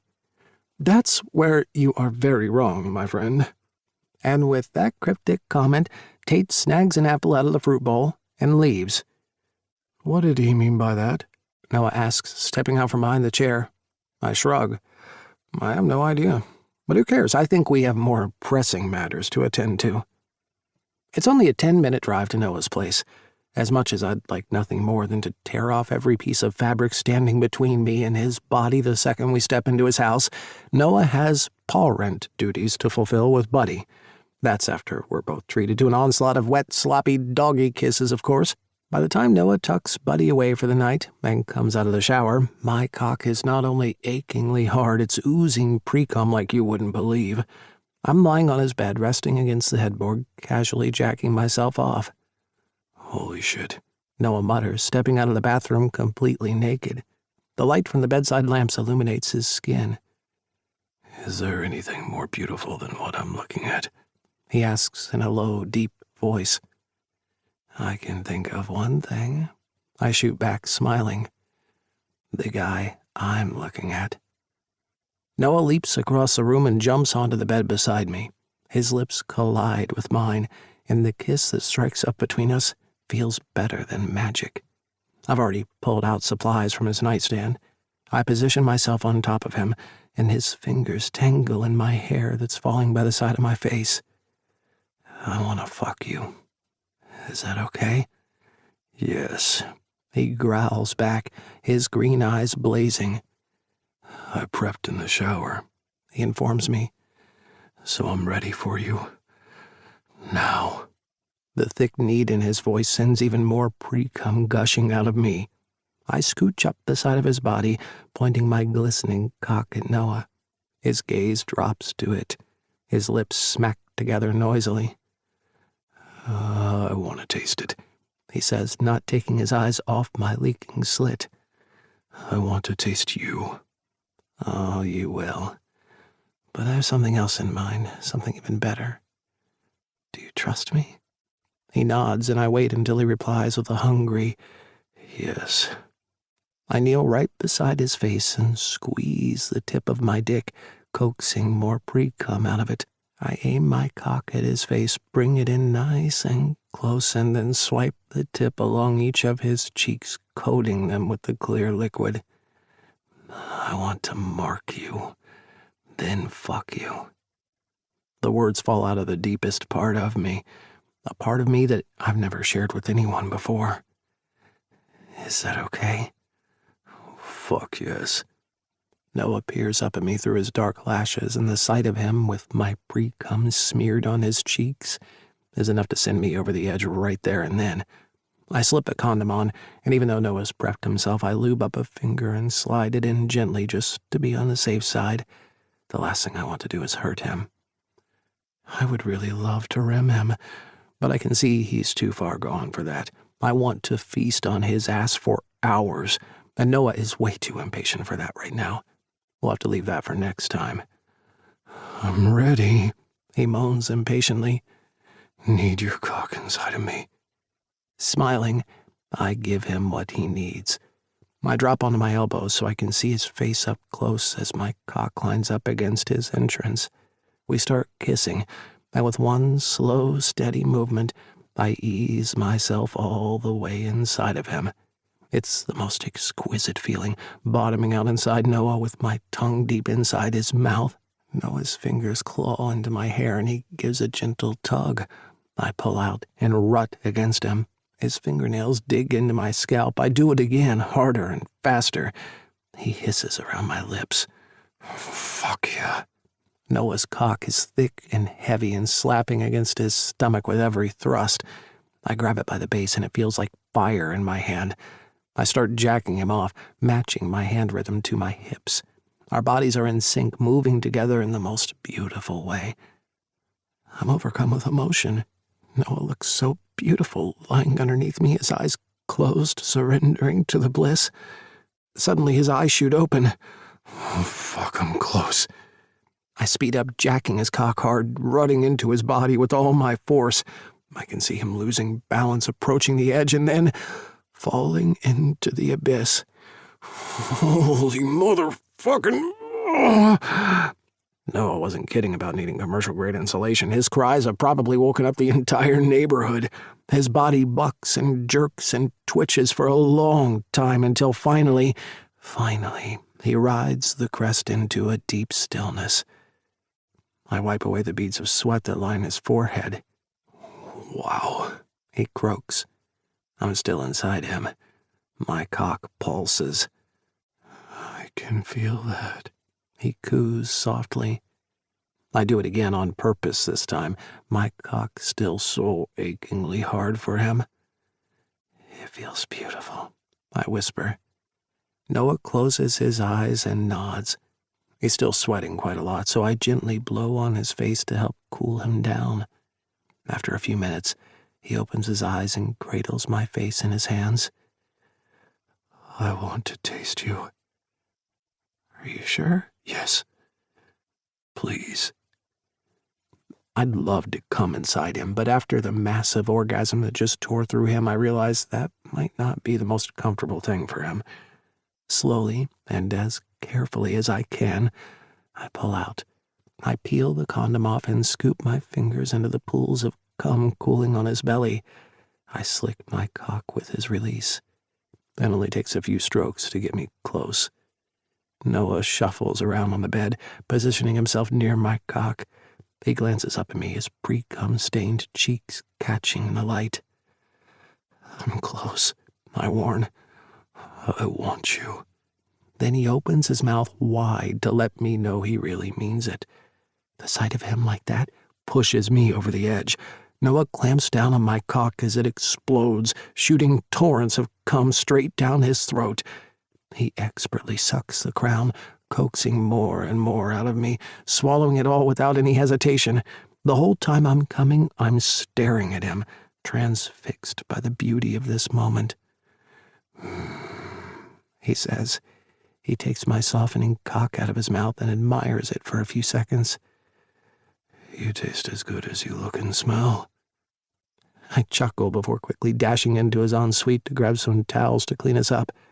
I catch my reflection in the mirror. I squint at myself. I can't tell how, but I look different somehow. I quickly return to Noah and help clean him up. He tries to take the towel off me. I can do it, he offers. I gently slap his hand away. No, I'd like to. If that's okay, of course. Something catches in his chest, but he nods. His eyes don't leave me as I carefully wipe him down and clean up the area around us. Once I'm done, I take the towels and supplies out of the room before snuggling beside Noah. Are you cold? I ask, since we're both naked and lying on top of the sheets. A little, he replies. I draw the sheet over us and place the comforter halfway up our bodies. Better? Yes. Thank you. Noah looks all dopey, and it's the cutest fucking thing ever. I'm still a little dazed, he says with a light chuckle. I card my fingers through his hair. That's okay, I am too. I'm stuck. How can I possibly find words to describe the intensity and passion that we just shared?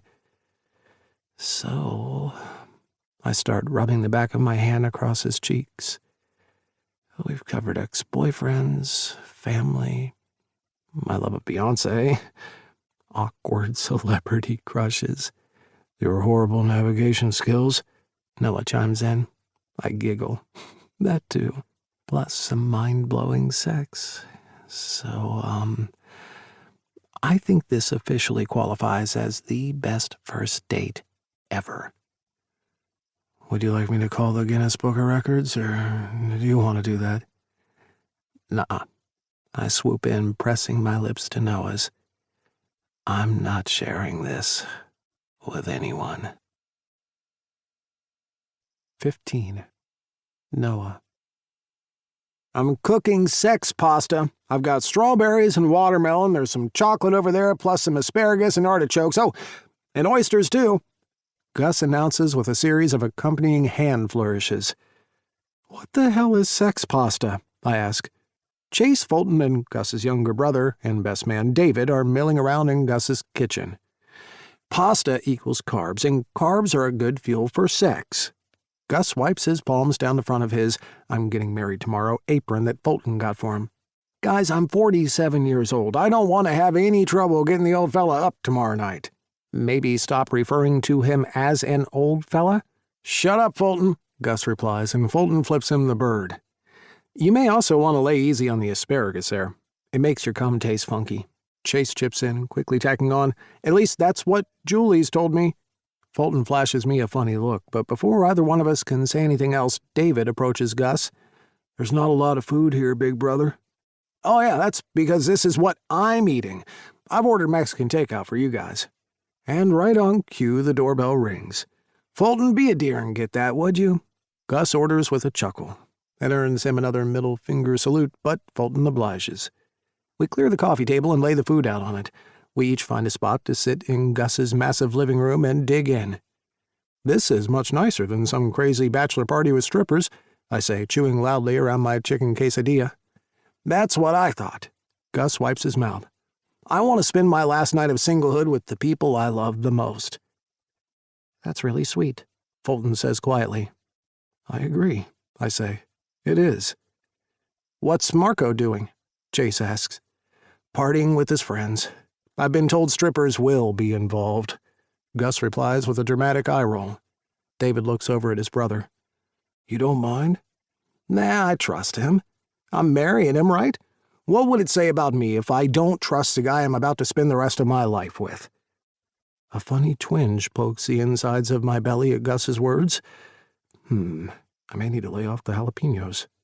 We shoot the shit while we eat until Gus decides to change the topic onto, what else? Love. So, he places his plate on the coffee table and reclines in his chair. Chase and David are both married to lovely ladies. I'm officially off the market in less than 24 hours, and that just leaves you two. Fulton and I glance at each other. Gus goes on. Now, we all know that Fulton is tragically single. Correction. Fulton raises a finger. I think you meant to say happily instead of tragically. Did I, though? Gus snickers sarcastically to himself. Which leaves you, Mr. I Can't Do a One-Night Stand, right? I finish chewing. Yes? Gus's eyes light up. Oh, so there is something happening between you and Hayes, then. We've, been hanging out. Yeah, every night for the past 2 weeks, Fulton teases. Noah asked Hayes out on a date. He gave him a single-stem red rose and everything. Gus flails his arms around. Shut the front door, you did not. I nod, sighing happily. Yep, I did. A single red rose? Oh my gosh, that's so romantic. Gus clutches his chest, then drops to the floor. I am on the floor, dying. No, wait, I'm dead. Don't even bother calling the paramedics because I am a goner. The guys and I laugh at Gus's melodramatic antics. Wait, who's this Hayes guy? What's this about a one-night stand? David asks, and the guys quickly fill him in.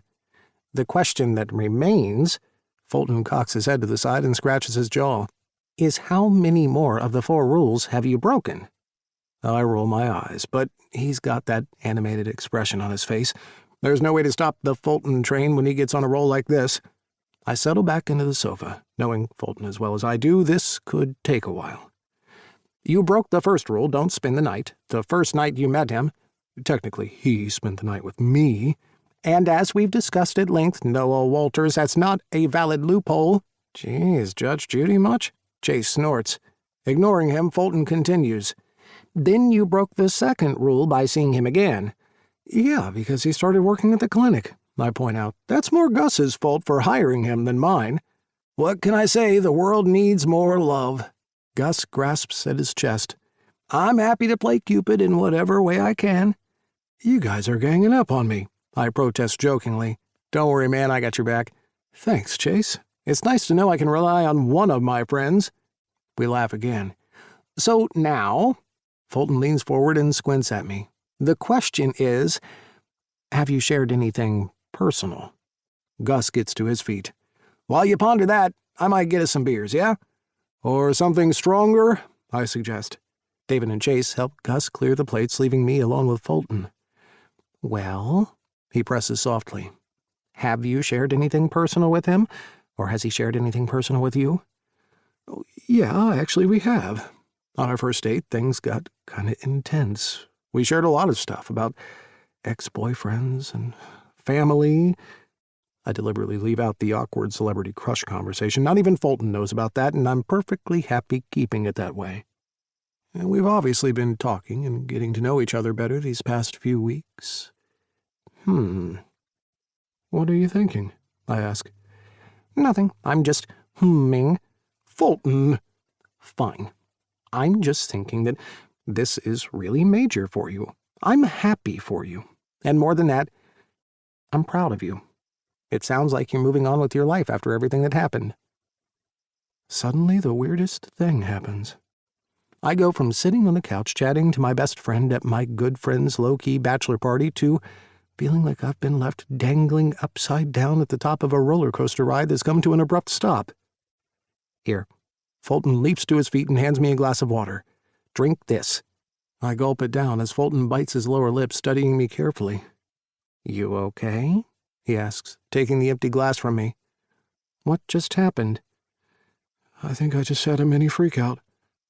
"About what?" "I just had a thought. About Hayes.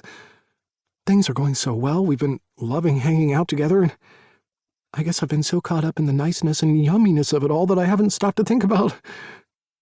My voice trails off. "Think about what?" "The future. What if..." I can feel my chest heating up, and not in a good way. "What if Hayes leaves me like Michael, Dustin, and Graham did?" Hey. Fulton places his hand on my shoulder. "Hayes isn't those guys." Fulton's voice is just the right combination of delicate and strong. "Don't let the bad stuff that happened in your past stop good stuff from coming into your future." "And he's studying to be an actor, though. He's not going to stay in Virginia. He'll probably finish his studies and move to L.A. or New York." "Oh, I'm sorry. Are you a psychic now? Have you spoken to him about any of this?" I shake my head. "No, it's too soon." Fulton lets out a sigh. "I think that's the most guy thing you've ever said to me. It's never too soon to talk. Have a chat with him at the wedding tomorrow. This stuff is obviously affecting you." I nod, taking a few moments to collect myself. "I hadn't realized, but you're right, it is." "I'm always right. You should know that by now." I bump my shoulder against his. "Also," Fulton continues, "not to rush you guys toward anything, but I've got $50 riding on you breaking rule number 4 and falling in love with him by Thanksgiving." "Fulton!" I exclaim. "My money's on Christmas," Chase says, returning into the room. He winks as he hands us our beers. "I'm old, so I'm more conservative." Gus chimes in with a cackle. "I've got you two together by Valentine's Day." "You guys..." I may be trying to sound like I'm exasperated with my friends, but I'm smiling. And I don't bother to correct any one of them. Fulton's right. Hayes and I do have stuff to talk about, and I'm sure that we will, soon. But the thought of possibly falling in love with Hayes, whether it happens today, tomorrow, or by any of the days the guys mentioned, makes my heart feel like it's about to leap out of my chest. The wedding ceremony is, unique. I didn't realize that Marco's obsession with all things Elvis would extend to the officiant being dressed up as an Elvis too, but hey, to each their own. Gus and Marco both look good in their matching tuxes and blue suede shoes. Gus is beaming so hard and looks so fucking happy that it makes me happy. He deserves this. But I'll be honest, Even while I'm watching the 2 men exchange vows, my mind is consumed by the man sitting beside me, my hand firmly holding onto his. Hayes went all out. Today he smells like honey, buttermilk, and when I couldn't figure out what the final note of his fragrance was, he told me it was ylang ylang. I have no idea what the hell that is. All I know is that it makes him smell yalum yalum. He also looks damn good.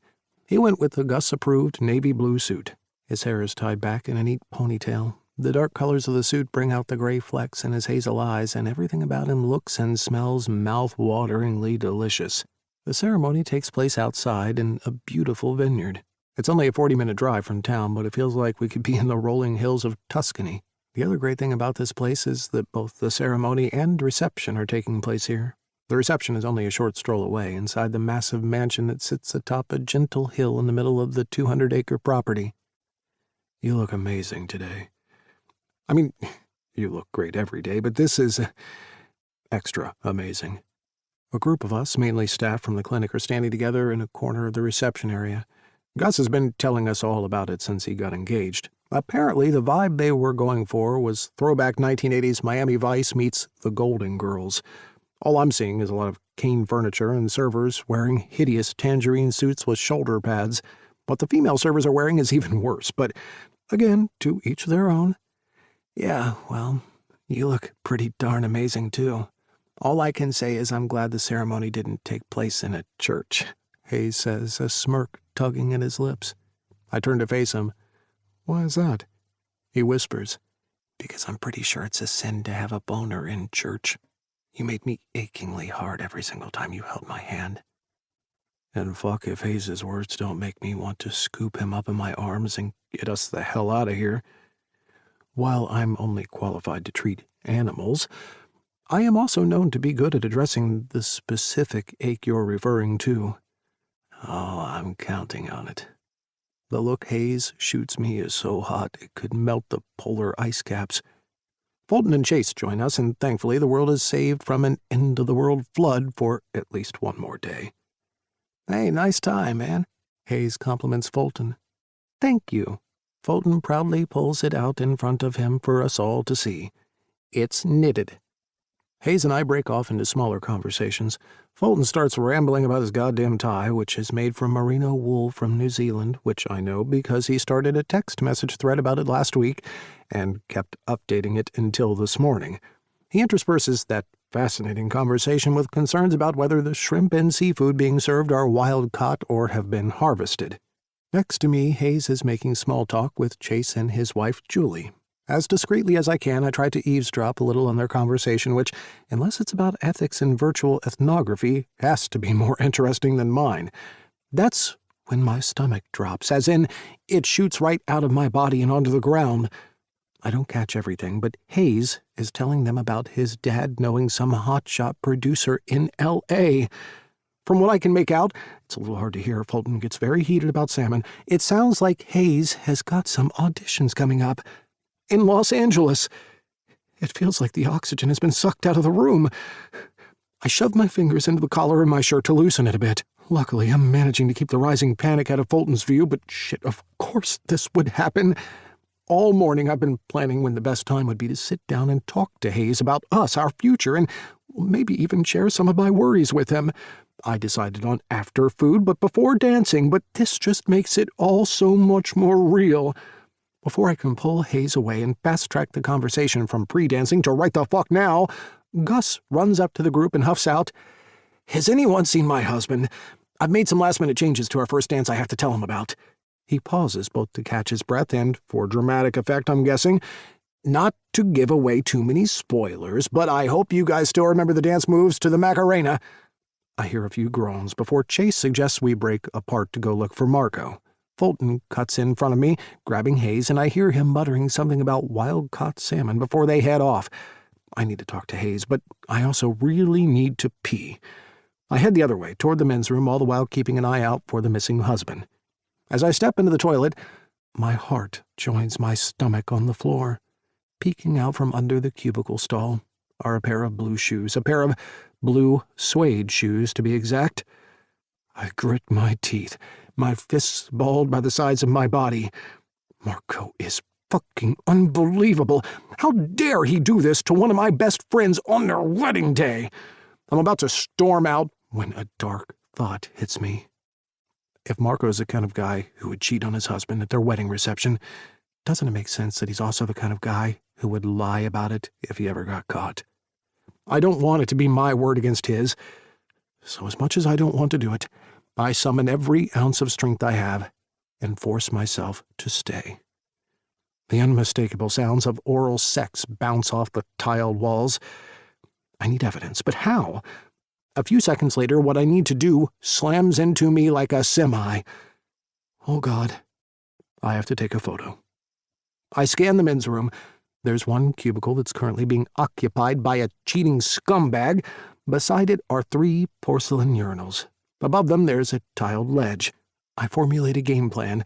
I'm going to climb up onto the ledge above the urinals, peek over the top of the cubicle, take the photo, and then get the hell out of here.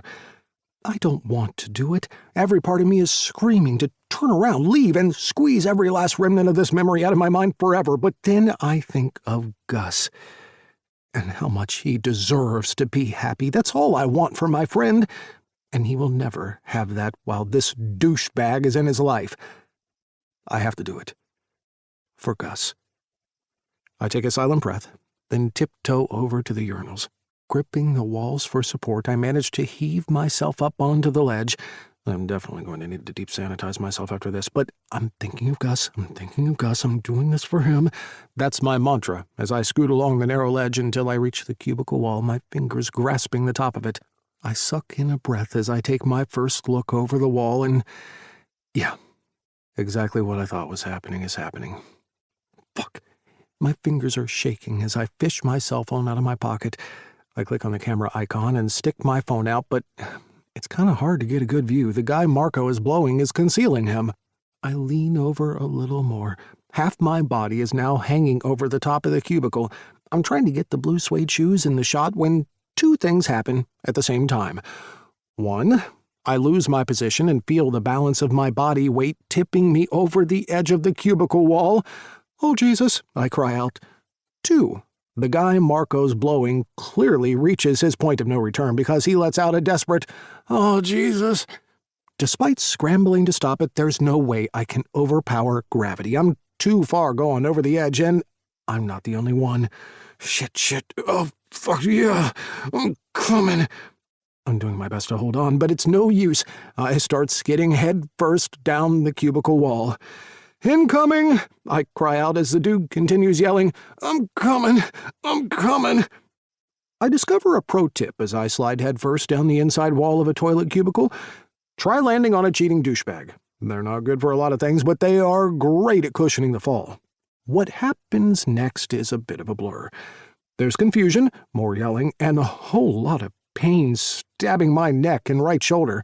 The 3 of us keep hollering as we desperately try to untangle ourselves from each other. I manage to get to my feet and burst out of the confined space. I don't want to spend a second longer than I have to near that asshole Marco.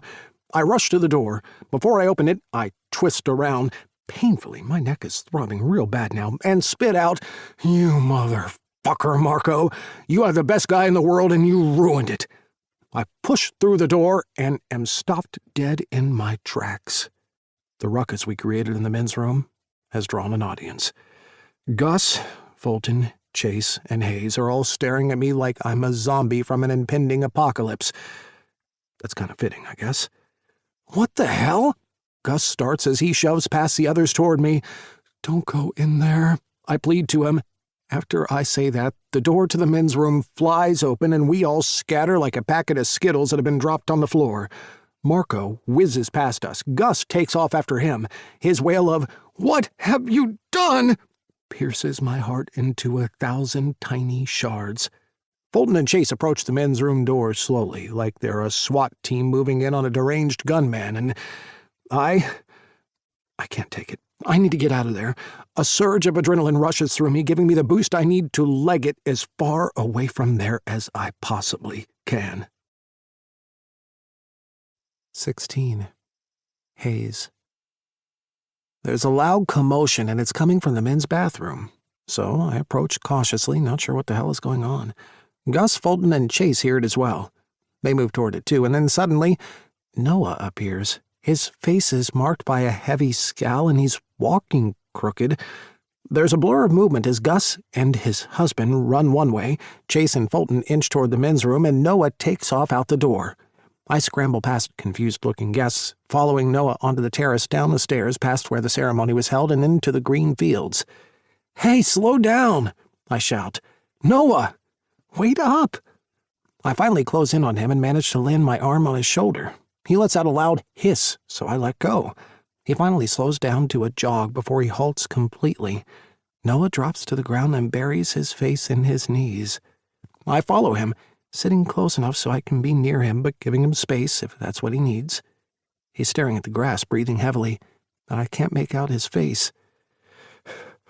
"It was awful." His voice is stripped bare, raw. "What was?" I want to reach out and touch him, but because of the way he responded when I touched his shoulder before, I hold back. The last thing I want to do is cause him any physical pain. He's already going through enough by the looks of things. Noah lifts his head. His eyes have turned dark. He tells me what he walked in on.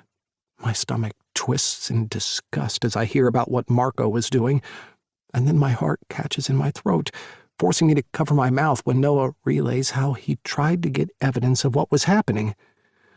"Wait, you slid down the cubicle wall? Oh my God, you're probably hurt. We need to get you to the hospital." He's breathing heavily. All I see is so much pain written across his face, it kills me. "I'm fine," he mutters. He sure as heck doesn't sound or look fine. "Are you in pain?" Noah tries to shrug and winces at the movement. "No, a little, maybe. I don't know." I find myself thumbing the top of his hand. "Is this okay?" His eyes meet mine, and the tiniest smile escapes from his lips. But the longer he looks at me, the glossier his eyes turn. I glance down at our touching hands, and when I look back up again, his emotions start spilling out of his eyes. I want to reach out and hug him, but I have a terrible feeling he's hurt. I don't know where, so I don't know what to do. Why are you crying?" Oh God, I hope he's not in too much pain. He takes a few moments to collect himself, then he says, "I just can't believe someone would do that. And to Gus, of all people. He's the nicest guy ever. No one ever deserves something like this, but especially not him." I keep stroking the top of his hand softly. I don't know what to say. "Love sucks. Men suck," Noah says with a sour bitterness. "Not all men." I try to catch his attention, but he's staring straight ahead. "Not this one," I add. Silent tears continue streaming down his face. Something tells me it's more than just the shock of what he witnessed that's stirring within him. Finally, he lets whatever's been trapped inside of him out. "I just give, and guys just take and take, until there's nothing left of me. Then they leave. They always fucking leave me." "Talk to me, Noah. You can tell me anything." His brow furrows. "Really? Why?" "Because I want to know everything about you, even the sad parts, and..." I blow out a breath. Am I really going to say this? Yeah, I am. Because I want to know how you've been hurt before so that I can make sure I never hurt you that way. His jaw twitches as he starts to talk. "Love means you put the other person first, you know? But it only works if that's what both people do. I've made that mistake before. I've given all of myself to guys, and they haven't done the same for me. Michael chose his career over me. Dustin chose his mother over me. And Graham, he chose his stupid dick and some twink he picked up at a bar over me." He wipes his tears away. "I know I'm not perfect. No one is, but why Why can't I find a guy who treats me like I'm important?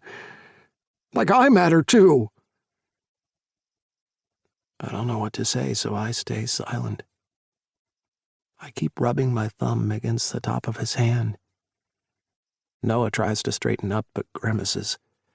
The guy's clearly in pain, and I don't know what to do about that either. I feel so fucking useless right now. I think seeing Marco doing what he was doing back there, it triggered me and brought back a flood of memories for me. I'm sorry, Hayes, I'm a mess. You have nothing to apologize for, I say, and I mean it. It's a lot to walk into at any time, much less after what you've been through, and on your friend's wedding day, no less. Jesus. This will break Gus's heart. Fuck. Noah flinches again as he tries to sit up straighter. I think I've really hurt my neck and shoulder. It's clear to me that Gus isn't the only one with a broken heart. And while I can't do anything about either one of their hearts, I can do something about Noah's injury. I am taking you to the hospital. You're hurt. I think you might have been running on adrenaline, but that seems to be wearing off now. I think you may be right. I stand up and stretch out my hands. Take your time. He slips his fingers into mine, and I grip them tightly. With a pained ouch, he peels himself off the ground. The pain seems to be on his right side, so I position myself on his left side, taking some of his body weight as we hobble back toward the mansion. Is this okay? I ask. Because if it hurts too much, I can call for an ambulance to come to us. I can walk, Noah says, and I can see he's fighting back the pain. I don't want to go in an ambulance. I don't want to make an even bigger scene. I accept his answer only because his injury is in the upper half of his body and he seems to be able to walk fine. Thank you. His words whistle in the wind. You don't have to thank me. I don't look at him. I focus 100% on getting him into my car and to the hospital as quickly as we can. I hear him mutter quietly. Yes, I do. Into my shoulder. I'm pacing frantically in the hallway when the doctor steps out of Noah's room. I practically hurl myself at the man. Is he okay? To my relief, the doctor nods. He should be all right. He suffered quite a nasty fall, and we're monitoring some swelling around his shoulders. He was in quite a lot of pain, so we put him on a morphine drip to help with that. Can I go in and see him? Of course. He pauses and smiles. He's quite chatty at the moment. We've taken him off the morphine, but he's still feeling the effects of it. It should wear off soon. I thank the doctor before heading into the room. Hazy baby. Noah's sitting up in bed, but it looks like his head is too heavy for his shoulders, his mouth too big for his face. You came. Of course I came. I drag a chair beside his bed. Okay, so he seems to have forgotten that I actually drove him here. Good to know. How are you feeling? I feel floaty. I chuckled to myself. The doctor did warn me. I grab Noah's hand. He looks down at our joined hands, and his eyes drift up to meet mine. I like you, hazy baby. He throws his head back and barks out a laugh. Hazy baby. That sounds funny. Can I call you that? I smile. Yeah, you can. My Aunt Jocelyn calls me that too. I want to meet her. My smile deepens. You will, one day. I can feel Noah's hand tremble in mine. I will? Of course. I gently rub my fingers along his. You'll get to meet my family. I'll meet yours. That would be nice, right? He nods his head for a very long time. Can I tell you a secret? Sure. I lean in. What is it that you want to tell me? Noah's eyes cling to mine as he speaks. I heard you talking at the wedding. I know you're gonna leave for Wallyhood. Wallyhood. It takes me a minute to figure out he probably means Hollywood. Damn, that morphine sure was strong. And guess what? He asks. My throat tightens. I lean in a little closer. What? Noah lets out a maniacal laugh which startles me.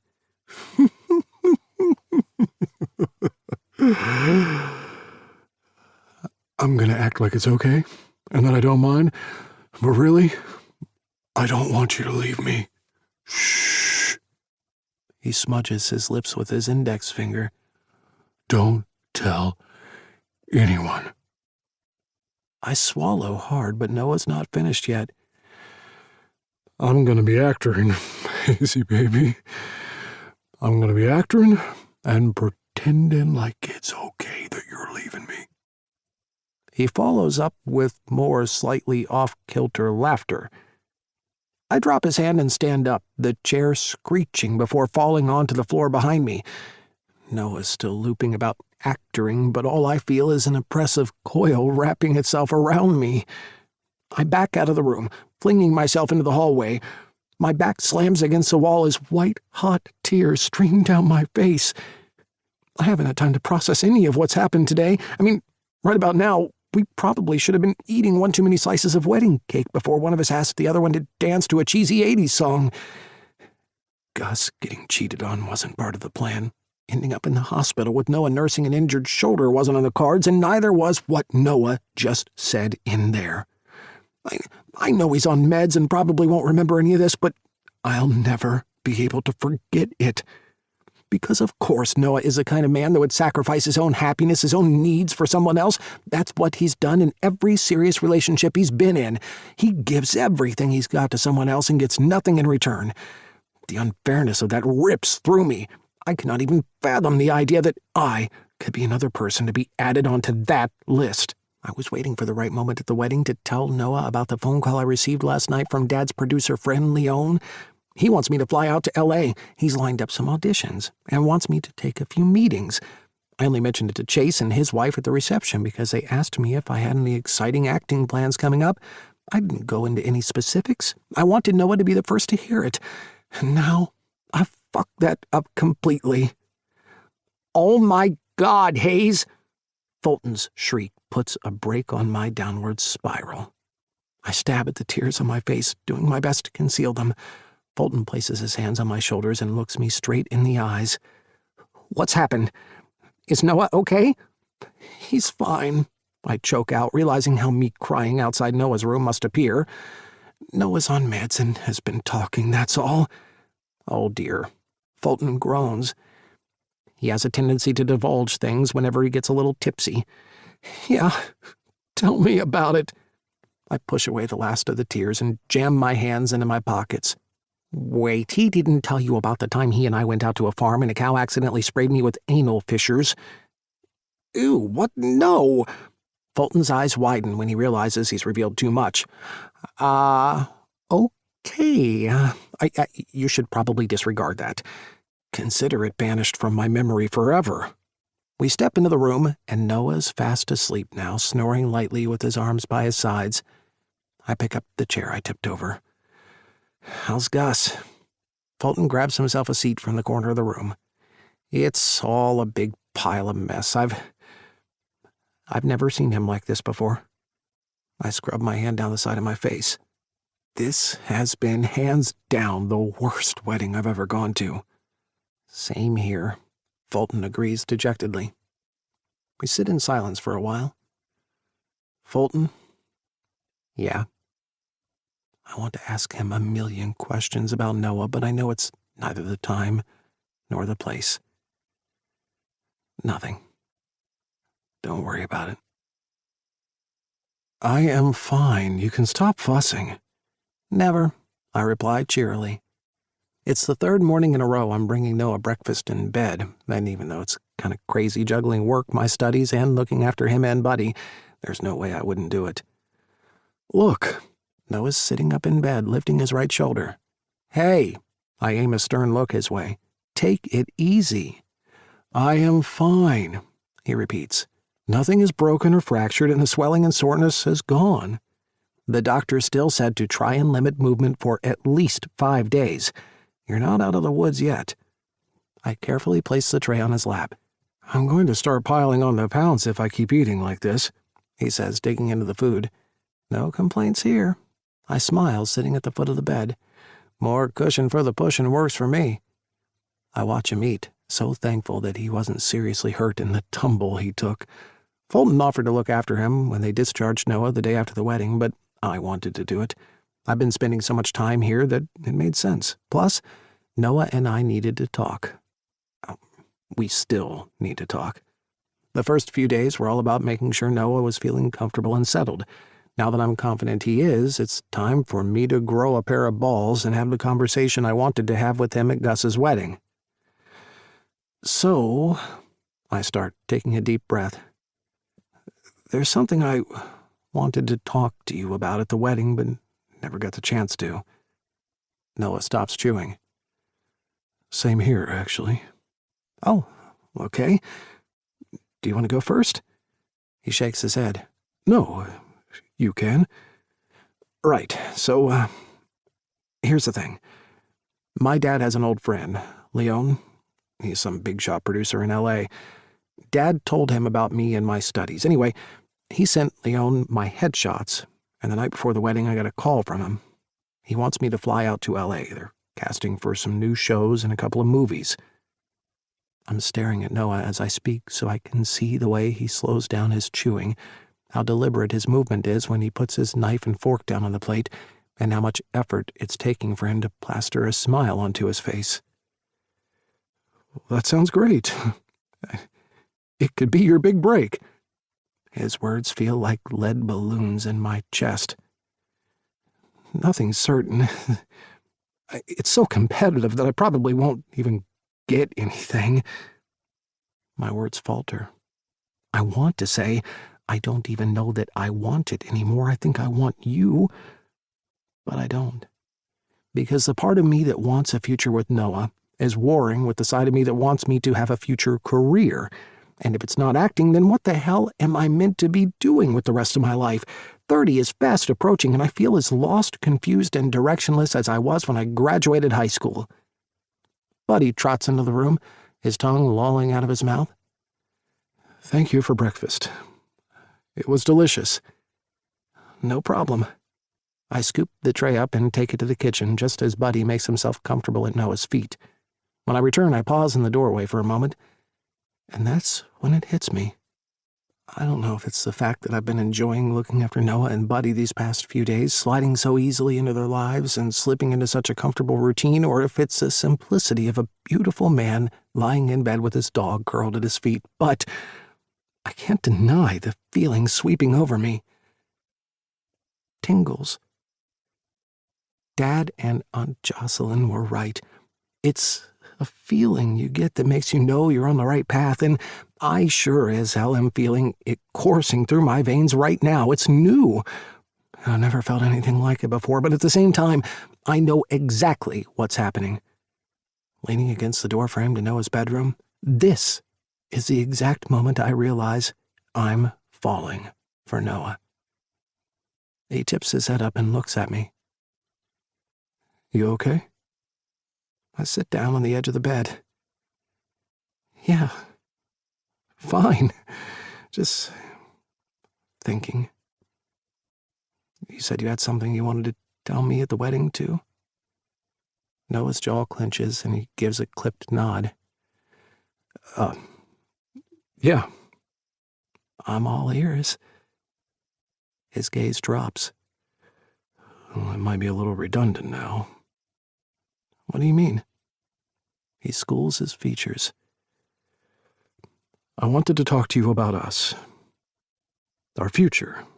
And if we had one. My chest tightens. Why do you think it's redundant to talk about that now? He exhales noisily through his nose. Because you might be off to L.A. to become a star, and my life is here. Buddy and I are pretty cool, but we can't compete with Hollywood. He looks up, his eyes cutting into me. Do you want me to stay? He opens and shuts his mouth a few times. I stand up and start pacing back and forth. Why do people always do this? I ask. It happens in movies, TV shows, books. There's two people who want to be together and they just never say it. Say what? Noah asks, his head following my every movement. They never tell the other person they don't want them to leave. Noah, I need to know. Do you want me to stay? Yes. Noah answers with literally zero hesitation, making my heart flutter wildly. Oh, okay. Well, that's a bit quicker than I expected. A tiny smile forms on Noah's lips. I'm just being honest here, Ace. I like you. I really, really, really like you. I know it's still early days between us, but my feelings for you are strong and real.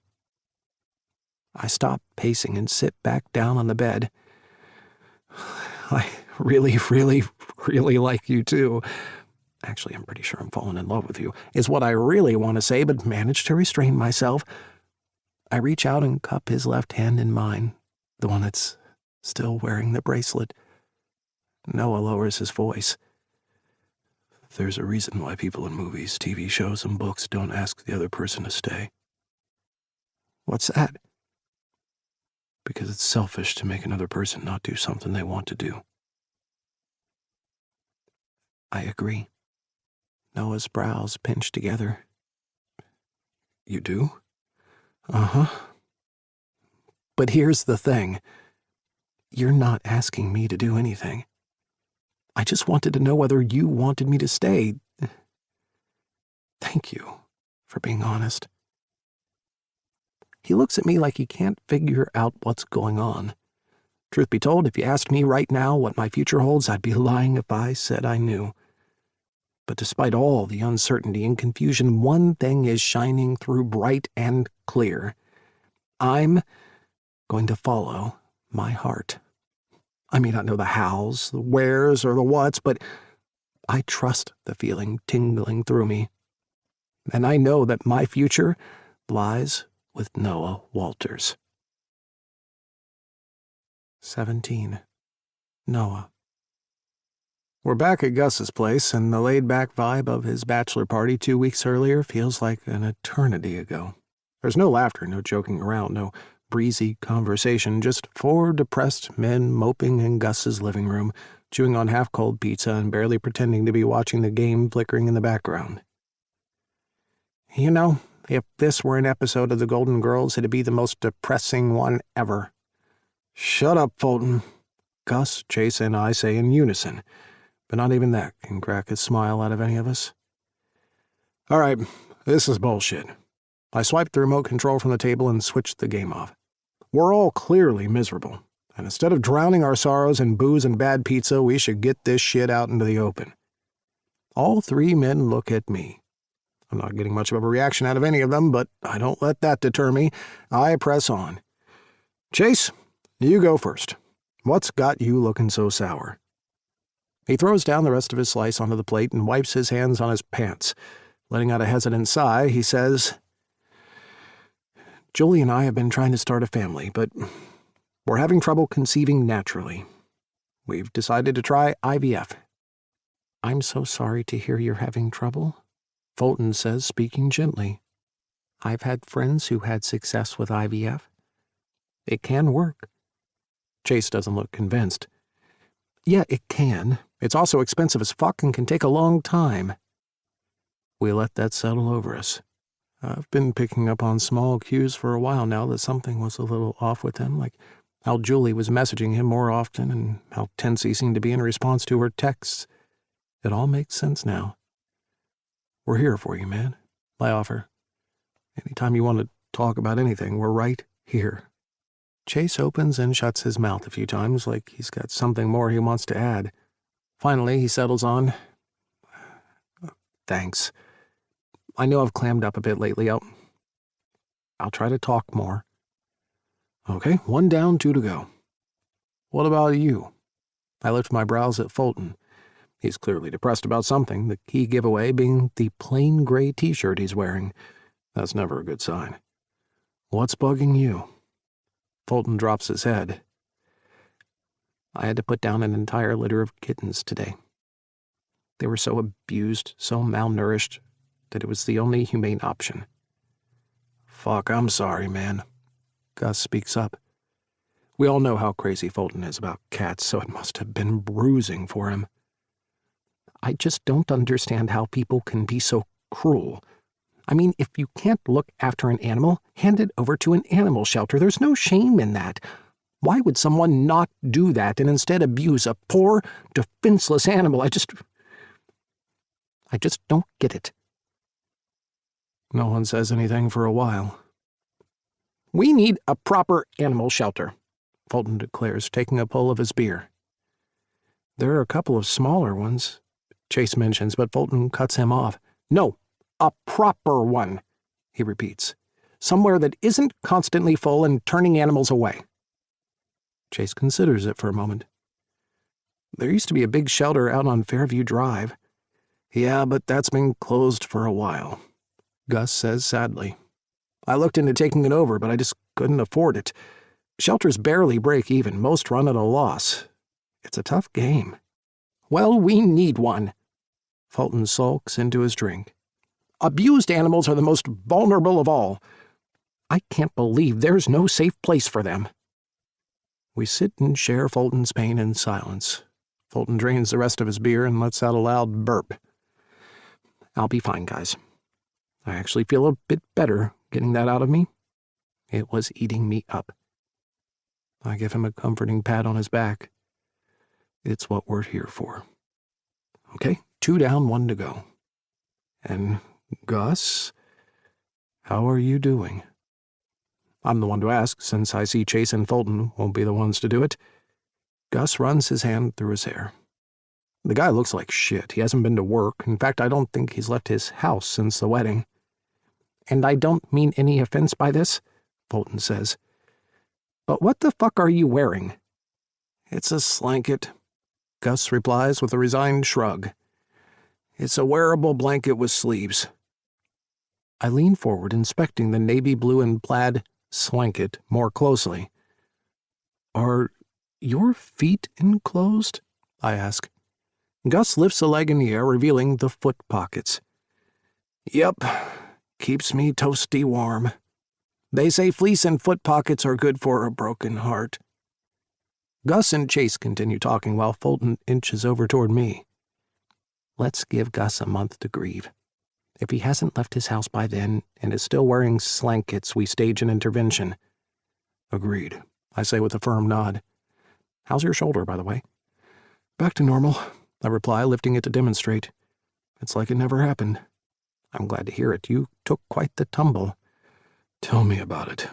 I shudder at the memory of what I saw at the wedding, and as much as I dread asking, I can't help but be curious. Have you heard from Marco? Gus shakes his head.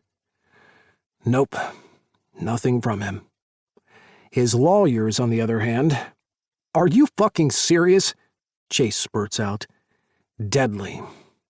Gus takes a massive swig of his beer. This is going to get nasty. He wants half of everything, including the clinic. Oh, man, I mutter through gritted teeth. He won't win. No, he won't. Gus concurs as a frown settles on his forehead. But he can drag this out so that we spend a fortune on legal fees. Hayes's family owns a law firm. Maybe they can help, I find myself saying. All 3 heads twist to face me. And how are things with you and Hayes? Gus asks, seeming grateful for the change in topic. At least one of us has got something good going on in our lives. I slink back into the couch. Hold your horses there. Hayes is in L.A. right now, going through some auditions. I'm pretty sure he'll land something, pack up and move there, and I'll be able to watch him when we have an Oscars party and be like, yeah, I used to know that guy. Fulton pats my knee. You don't know he's going to leave. I know he's trying to be supportive, but I pull back sharply. Actually, yes, I do. I mean, If he doesn't get something now, he'll move when he finishes his studies or sometime after that. It's not a case of if he leaves, but when. Story of my fucking life.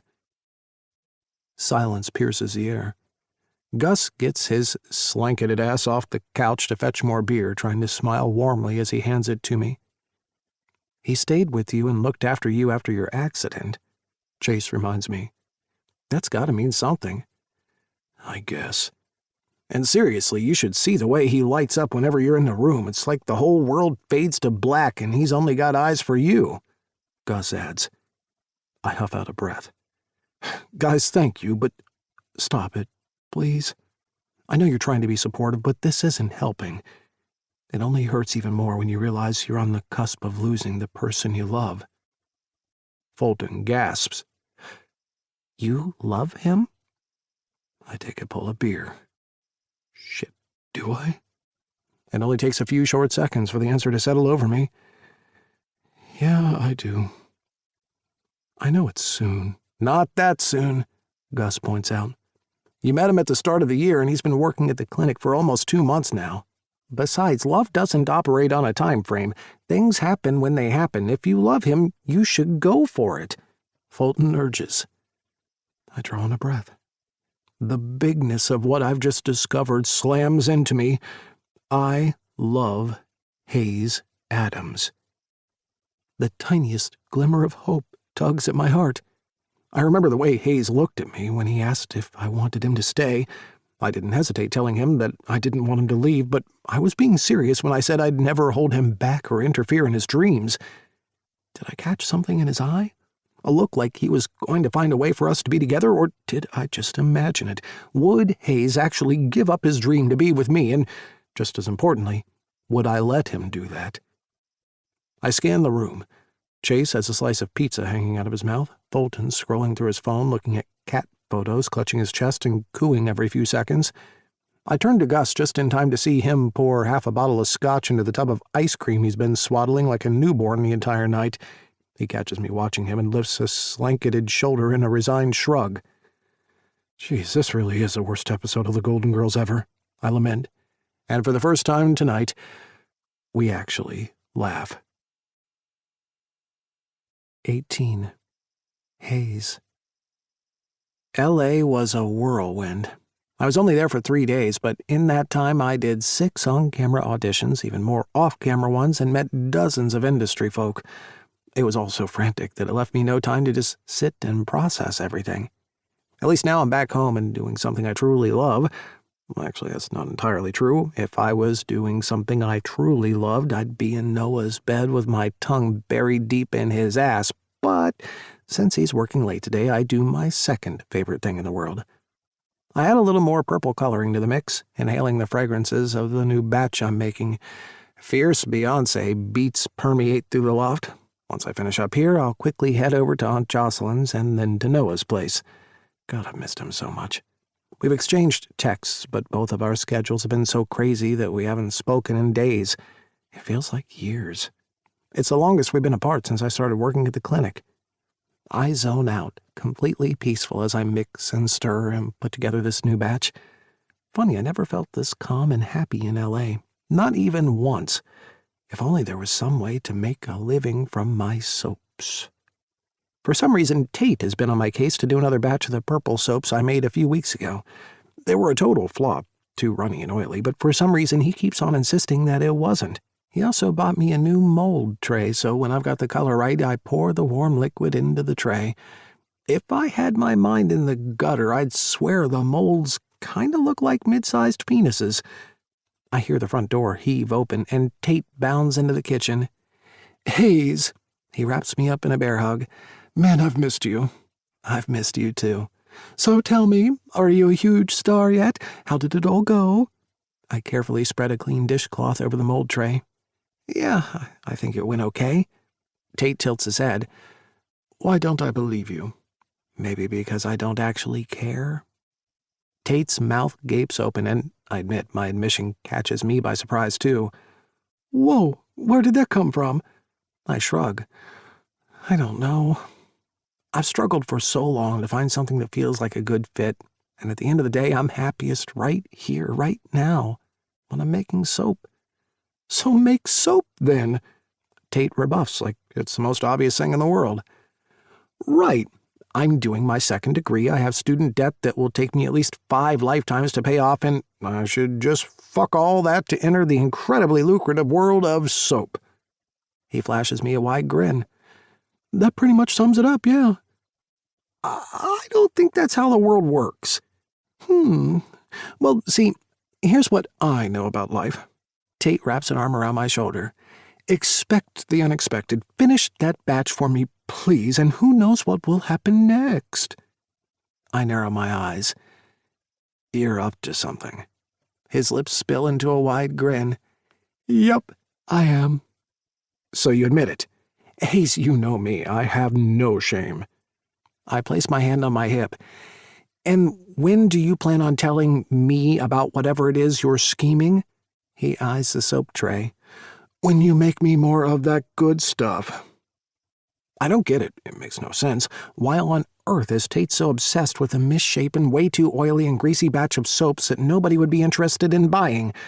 Before I can squeeze any more information out of the guy, he announces he's got a cam session in 5 minutes and bounces out of the kitchen. I have a weird sense of déjà vu as I'm recounting my time in L.A. to Aunt Jocelyn in her office. She's kicked off her pumps and is resting her feet on the coffee table, her eyes dissecting me. I feel like a failure, I say after basically repeating my earlier conversation with Tate to her. I'm almost 30, and despite having had the best dad, the best family, such a privileged start to life, I'm still clueless about something so basic as what I want to do for work. Honey, there's nothing wrong with taking some time. No, I interrupt her. I've taken time. I've taken a whole lot of it. This is me coming out the other side and still having no freaking clue. She purses her lips.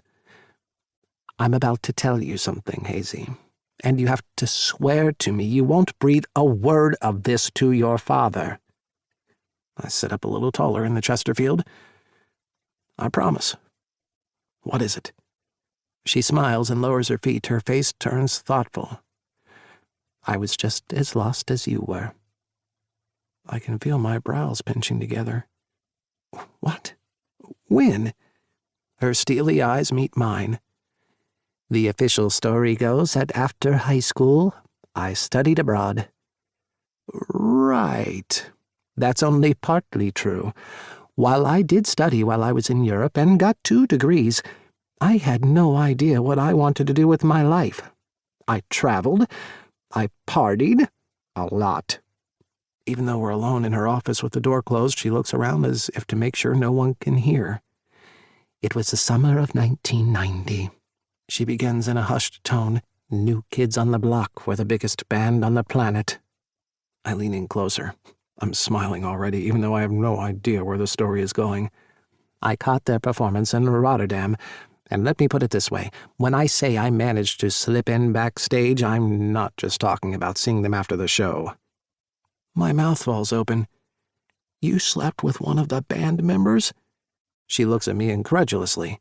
Hazy, baby, you know me better than that. Who says it was just one band member? We erupt in laughter.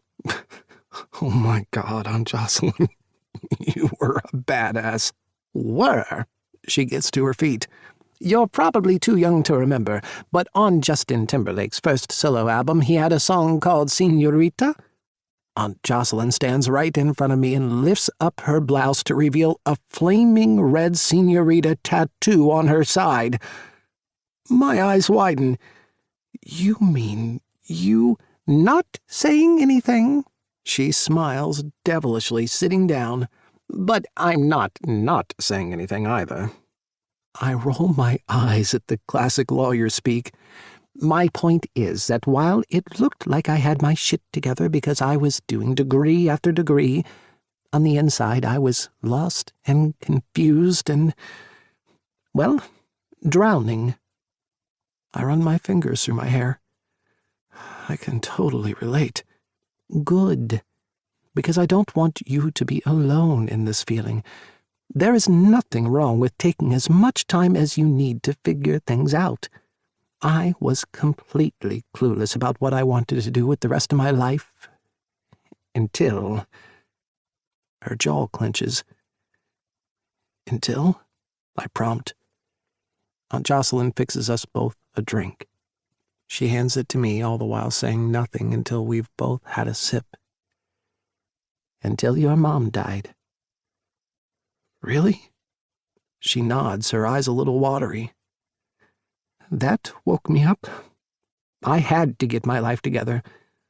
For you, Dad. For you. She rubs my knee. For my parents. For the firm. So I came back here and put all those degrees to good use. I took over the firm in my mid-30s. There really is no age limit on when you're meant to have your life sorted by. I'm trying to take it all in, but it's a lot. Wow, is the best I can manage. The formula for success is no more complicated than just doing what makes you happy. She takes another sip of her drink. Stepping up and looking after the people that mean the most to me is what I want to do with my life. There's nothing more that I love in the world. And I still do things on my own terms. That part hasn't changed. Aunt Jocelyn, I say, turning to face her. You're even more badass than I thought you were. I hear Buddy's excited panting before I even reach the front door, and before I get a chance to knock, it swings wide open. Without thinking, I hurl myself into Noah's arms. Thank God the man has big guns and a steady stance, because he scoops me up like it's nothing. Our lips crash together, and somehow Noah manages to skillfully kick the door shut and carry me into his house with my legs glued to his waist and Buddy prancing around us excitedly. God, I've missed you, I murmur into his mouth. Ditto. He puts me down. I don't want to stop kissing you, but... He lowers his eyes to Buddy. He practically mauls me as I drop to my knees and get covered in his slobbery, wet kisses. He's missed you, too. Plus, he's just eaten, so his excitement levels are in overdrive. Want to come sit out on the porch? Sure. Buddy leads the way, scampering past us. In the backyard, he sniffs in circles around the bushes while Noah and I settle onto the stairs. The chill of the autumn night air sneaks through the fabric of my jacket. Noah curls his hand around me, the touch warming me instantly. How was L.A.? Warmer than here, I reply. Noah smiles. I can tell he knows there's more to it than that, but he doesn't press. He never does. And I will tell him all about it. Just not right now. How's Gus? Not great. Noah's jaw tightens. It's getting nasty. Marco wrote him a terrible letter, and... Let's not talk about it, okay? At least not right now. Fine by me. If Gus needs legal help, though, please let me know. My Aunt Jocelyn is a firecracker. Noah smiles, the skin around his eyes crinkling. Thank you, Hazy. We sit in a comfortable silence, watching Buddy hopping around as the darkness of night begins to creep in. It's getting cold. Come on, let's go inside. Noah stands, but doesn't let go of my hand. I'll leave the porch light on for Buddy, and he can come in when he's ready. We walk into the living room, still hand in hand. It's like neither one of us wants to let the other one go. We drop down onto the couch, facing each other. An episode of This Pet's Got Talent is playing silently on the TV. Noah's green eyes pin me with a seriousness I've never seen on him before. I've been doing some thinking. My gaze snags on his. So have I. I'm just going to come right out and say it. Noah's chest heaves as he takes a deep breath. I'm falling for you, Hayes. Right at that moment, Buddy runs over and starts licking all over my face. And I think Buddy feels the same way. Noah jokes. Once I'm able to wrestle Buddy off me, I lean in toward Noah. Well, Buddy's a done deal, no question about it, but I'm falling for you, too. The smile that fills Noah's face could light up New York City. He cups my face in his hands and our lips collide in a short, intense burst of a kiss. We pull apart, but our foreheads remain touching. I have no idea how this is going to work or what the future holds for us. Noah's voice is stripped raw as he speaks. But my feelings for you are so real and so strong that I have to trust it. I don't know what the future holds either. But for the first time in, well, ever, I know what I want. I move back slightly so I can look Noah straight in the eye when I say it to him. I want to be with you, and I'm going to find a way to make it happen. His brow creases. Please don't give up on your dreams for me. I don't want you to have to change who you are ever again. The beauty of the sentiment behind those words makes my heart clench. Noah's so selfless, it moves me on a deeper soul level. There's something I need him to know, too. And please don't ever feel like you're the only one who has to give to make this work, because I'm here, Noah. I want this as much as you do, and I want to treat you how you deserve to be treated. Noah's eyes mist. This is so fucking scary. I link my arms around his neck. Tell me about it. I've never felt this way before. Neither have I. But we'll figure this out. Together. Okay? Noah lets out a shaky breath. Together. The moment is interrupted by the sound of tongue lapping. We both look down to see Buddy licking Noah's feet. A wicked smile curves Noah's lips. Are you thinking what I'm thinking? 10 minutes later, Buddy is off in doggy dreamland, and his owner is lying on his back with his legs up in the air. Every single cell in my body wants to ravage this beautiful naked man in front of me. Even though it defies every law of physics, somehow I manage to hold back. I drop down flat on the bed, the tip of my tongue gently caressing Noah's taint. For a change, I'm the one breathing him in, and he smells good enough to eat.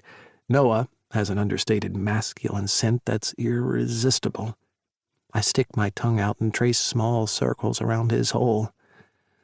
Oh, easy, baby. His moans fill the bedroom. I want to take my time, I say, glancing up at him. I know you've been working a lot and are probably tired. I'm fine, he interrupts. Got the energy of a 22-year-old. I giggle. Sounds like someone's keen. He glares down at me. You have no fucking idea. His thick fingers part his hole open wider for me. Now dig in. Don't have to tell me twice. I dive into his ass, my tongue in ravage mode. Noah writhes and rocks underneath me as I slurp away at his hole, lavishing it with wet, sloppy licks and kisses. Noah's hands land in my hair. He loves pulling on it, and I love it too. Need more, he pants as I'm making out with his hole. Need your cock inside me. With an abrupt jerk, Noah snaps his head up. Actually, wait, no. I need something else right now. I look up, the taste of Noah's ass imprinted on my lips and face. Noah swings his legs over to the side of the bed and with a practiced ease flips me over so that I'm the one on my back. With a heated look, Noah lowers himself down onto my... Fuck! I hiss, my hands fisting the sheets. Noah's biting my left nipple, gently, but with enough firmness to send a shower of sparks raining down my spine. He fondles my other nipple between his thumb and forefinger, toying with the piercing, and man, there is no better feeling in the world. Noah releases my right nipple. A moan escapes his lips, so I glance down to see what he's doing, and holy fuck, with one hand Noah's pinching and twisting my left nipple, and with the other, he's fingering himself, his thick digits slipping in and out of his hot pink hole. If my cock was leaking before, it's positively spurting out a torrent of pre-cum now. Noah, You're gonna make me blow in less than 3 seconds if you don't stop. That is the hottest thing I have ever seen. With one final deeper twist, he releases my nipples and frees his fingers from his ass. Wouldn't want that now, would we? He climbs past me and rifles through the drawer in his nightstand. He pulls out his jumbo-sized lube and a condom and expertly rolls it over my cock. Wow, you're really hard, he observes with a wicked grin. Yeah. You on my nipples with your fingers, and your ass is permanently emblazoned in my memory. He chuckles as he spreads a generous slathering of lube over my cock. Keeping his eyes trained on me, he straddles me. Never breaking eye contact, he slowly lowers himself onto my cock.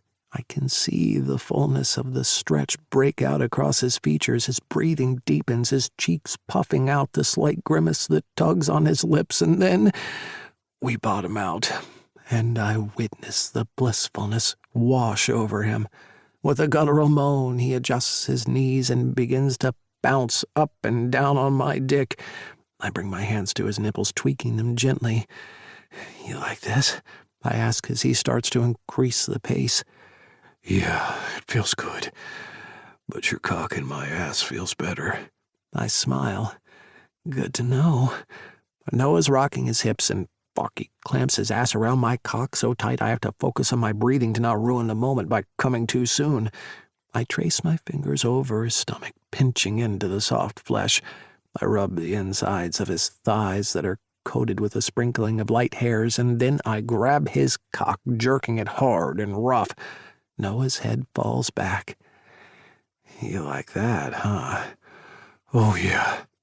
The sight of this beautiful, caring, sensitive, funny man bouncing up and down as my cock plunges deeper and deeper into him becomes too much.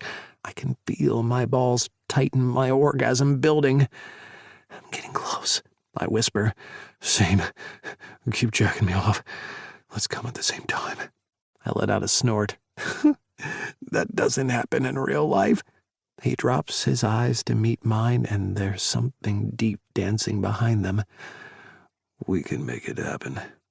And right at that moment, Noah's release spurts from his cock while my orgasm tears through me. It's a cacophony of grunts and fucks, but the really crazy, beautiful thing, we never take our eyes off each other. The whole time our bodies are rocking in sheer ecstasy, we stay connected. For the first time in my entire life, a deep knowing fills me.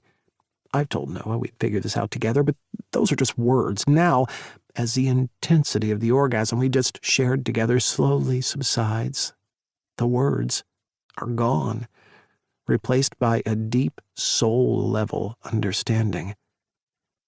I don't have to give up my dreams for Noah, because Noah is my dream. 19. Noah. The last 2 weeks have been like living in a blissful bubble I never want to burst. Hayes and I both have busy lives, but we've managed to fall into this really lovely, really settled routine. When we're not working or he's studying, Hayes is at my place because, it has walls. We don't necessarily do anything super exciting. We just enjoy spending time together.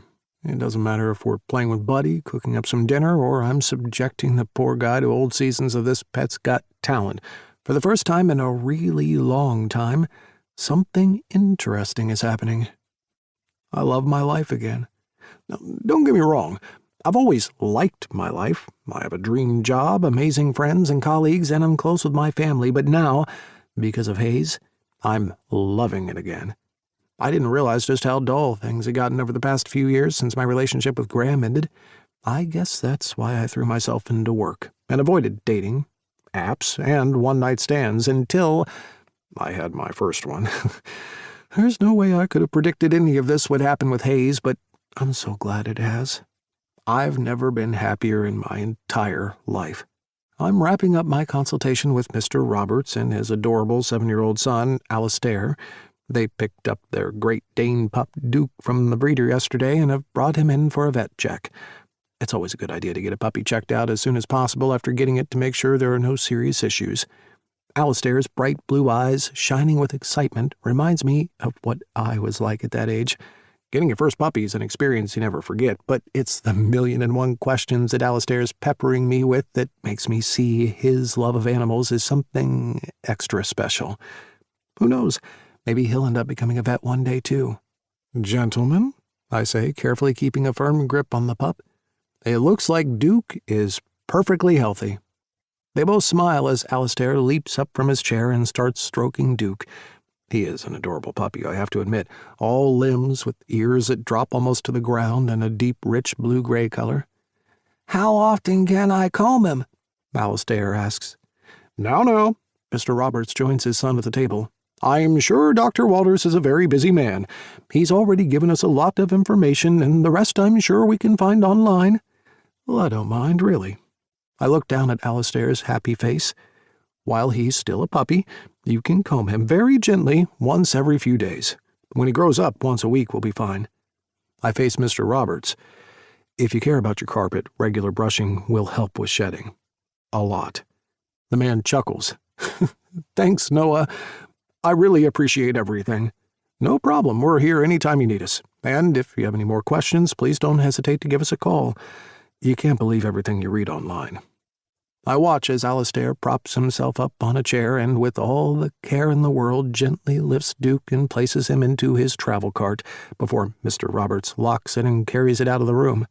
I follow them down the hallway to say my goodbye in the waiting room. It has absolutely nothing to do with my desire to see the gorgeous guy sitting behind the reception desk. Nope, not at all. Hayes notices me and smiles, unleashing a calm, happy feeling through me. We both finish our shift in 15 minutes. Hayes is such a natural with people, charming them with his easy confidence and genuine friendliness.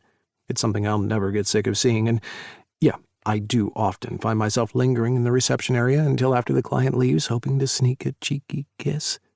Once Mr. Roberts, Alistair, and Duke are out the door, I slip behind the counter and am on Hayes like white on rice. I've obviously checked to make sure no one is around and the waiting room is empty because professionalism and all that, but as I pull him into a kiss, everything else in the world fades away. "I got you an early birthday present," I murmur against his sweet lips. He brings me in even closer, lashing my mouth with his tongue before pulling away and asking, "Oh yeah? What is it? Or are you going to torture me and not tell me?" I chuckle. "Little, I could never torture you. Well, not in a bad way. Let's just say this kind of torture is one I think you'll like very, very much." "Is that so?" I nod earnestly. "Uh-huh. Just let me finish typing up my notes, and barring any last-minute emergencies, we can leave soon. Okay?" 15 minutes later, Hayes's fingers are tapping against my thigh on the drive back to my place. Well, technically they're tapping a little higher than my thigh, his long fingers trailing a ring of circles in my bulge. My dick is so hard I'm surprised it hasn't torn a hole through my pants. Thankfully, there's not much traffic. Despite the general inability of men to do more than one thing at a time, I'm gripping the steering wheel tight and paying extra attention to the road. The relief I feel pulling into the driveway is indescribable. We jump out of the car and rush inside to be met with a tornado of dog licks and excited yelps. "I'll take care of Buddy. Feed him. Take him outside." Hayes yelps out in between having his face slobbered. "You go upstairs and get to work on that early birthday present of mine." Hayes stands up and I bury my face into his neck, inhaling his scent as deeply as I can. "I like it when you get all bossy." "Stop tempting me. Now go." I have the world's shortest shower and get the bedroom all set up. I left the house after Hayes this morning, so I've prepared the room, setting candles everywhere. I dash around, lighting them all. I finally learned that ylang-ylang is an essential oil that produces a slightly sweet and floral aroma. I light a tea-light candle in an essential oil burner and add a few drops of the stuff into it. I also learned that ylang-ylang is associated with feelings of euphoria. Not that we need any help in that department, but I hope Hayes likes it anyway. Speaking of Hayes, I quickly grab his early birthday gift and hide it under the pillows. I can hear his footsteps coming down the hallway, so I jump onto the bed to assume the position he loves to see me in. On my back, legs in the air, playing with my hole. Holy fuck. Hayes says as he swings the door open. That's it. I'm done. Creamed my jeans. I start laughing. Creamed my jeans? Those are some seriously unsexy words. Hayes huffs out a laugh while stripping his clothes off in record time. His body lands on top of mine, the weight of it sending a rapid rush of heat through me, lighting up my insides. I want you inside me. I can hear the need dripping from my voice, but I don't care. Being with Hayes is giving me a newfound confidence to tell him what I need. I know he doesn't judge me for it. Done and done. He dives down and I let out a moan the instant his tongue lands on my hole, lapping at it furiously. We're clearly not taking our time today. I whimper as his tongue drives deeper into me, melting me like ice cream on a hot summer's day. As much as I'm loving what he's doing, I need more. I need you. I need your cock inside of me right now. Hayes smiles and nods.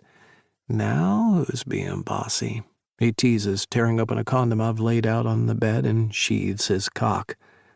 I've prepped already, I say a little too excitedly. Don't get me wrong, I love it when Hayes takes his time, but right now, I need him inside of me so that I can bring out his early birthday present. With a light chuckle, he gets his cock into position. It never fails to excite me that he can enter me hands-free. I feel the crown of his cock nestling in my taint, and then, with a gentle thrust, Hayes finds the magic spot. With his eyes trained on me, he slides his cock deeper inside. I interlace my fingers around his neck, and he bottoms out.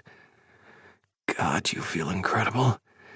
Yeah, well, I want to make you feel even more incredible. I reach my hand under the pillow. The corner of his eyebrow flicks up. What is that? He asks. These, I say, lifting the two black clamps closer to him so he can get a better look, are vibrating nipple clamps. There's no way I can reach your nipples with my tongue while you're fucking me, so I thought these might be good. Want to try? Hayes flashes a massive smile. Fuck yeah. He stays still as I attach the first clamp on his right nipple. Is this okay? Hayes closes his eyes and takes a deep breath in. Yep. Just need a moment to adjust. I wait patiently, giving him all the time he needs. There's no rush. His eyes flicker open. Thank you. I'm ready for the next one. With as much care as possible, I attach the other clamp to his left nipple. After just one deep exhale, Hayes points to a small black box beside me. And what's that? I pick it up so he can see it better.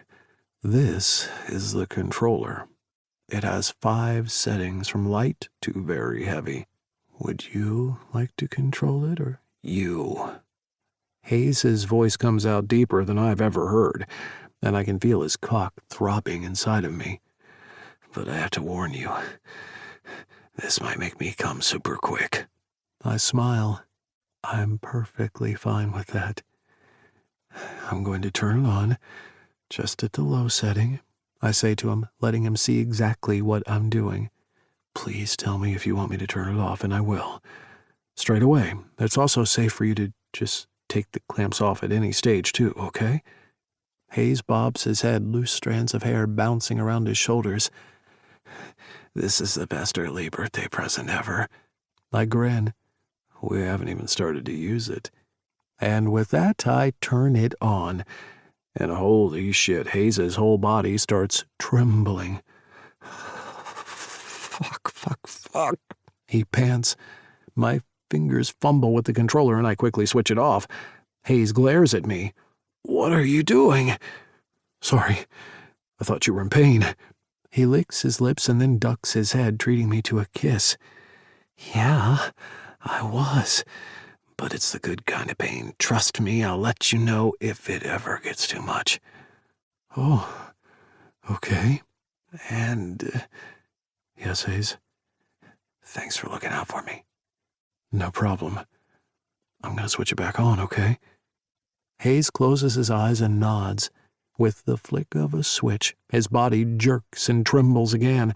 I can see his Adam's apple thrashing about in his throat, but after a few moments he settles. I don't know how many nerve endings the human body has, but it looks like every single one of them is lighting Hayes up from the inside. I feel his hips start to rock against me. I wrap my fingers around my dick and start jacking off. By the way Hayes is responding to the stimulation, I can tell he's close. He increases his speed. More. The word escapes from the side of his mouth. Turn it up. I do as he commands, and it sends him to a whole new level. He falls down and slams his mouth into mine, canting and bucking against my body. The gentle hum of the nipple clamps gets drowned out by the most filthy-sounding groans coming from... Shit, I can't even tell who's making the noises, me or him. I'm gonna come, he cries out. I watch as his body twists and contorts in the most incredible ways. I turn the machine off as soon as he's done and gently unpin the clamps from his nipples. He collapses in a heap beside me. Did you come? He croaks out. No, not yet. Summoning all his energy, Hayes glides himself down to my cock and swallows it all in one smooth movement. A few seconds later, I can feel one of his fingers enter me, then another. Holy hell, then another. My back arches off the bed as I flood Hayes's mouth with my release. He devours it all, not spilling a drop. I tap his shoulders and indicate I want him beside me. Hayes scooches up the bed and nestles into my chest. I stroke his hair and breathe in deeply, filling myself with the smell of him. So, you enjoyed your early birthday present, I take it?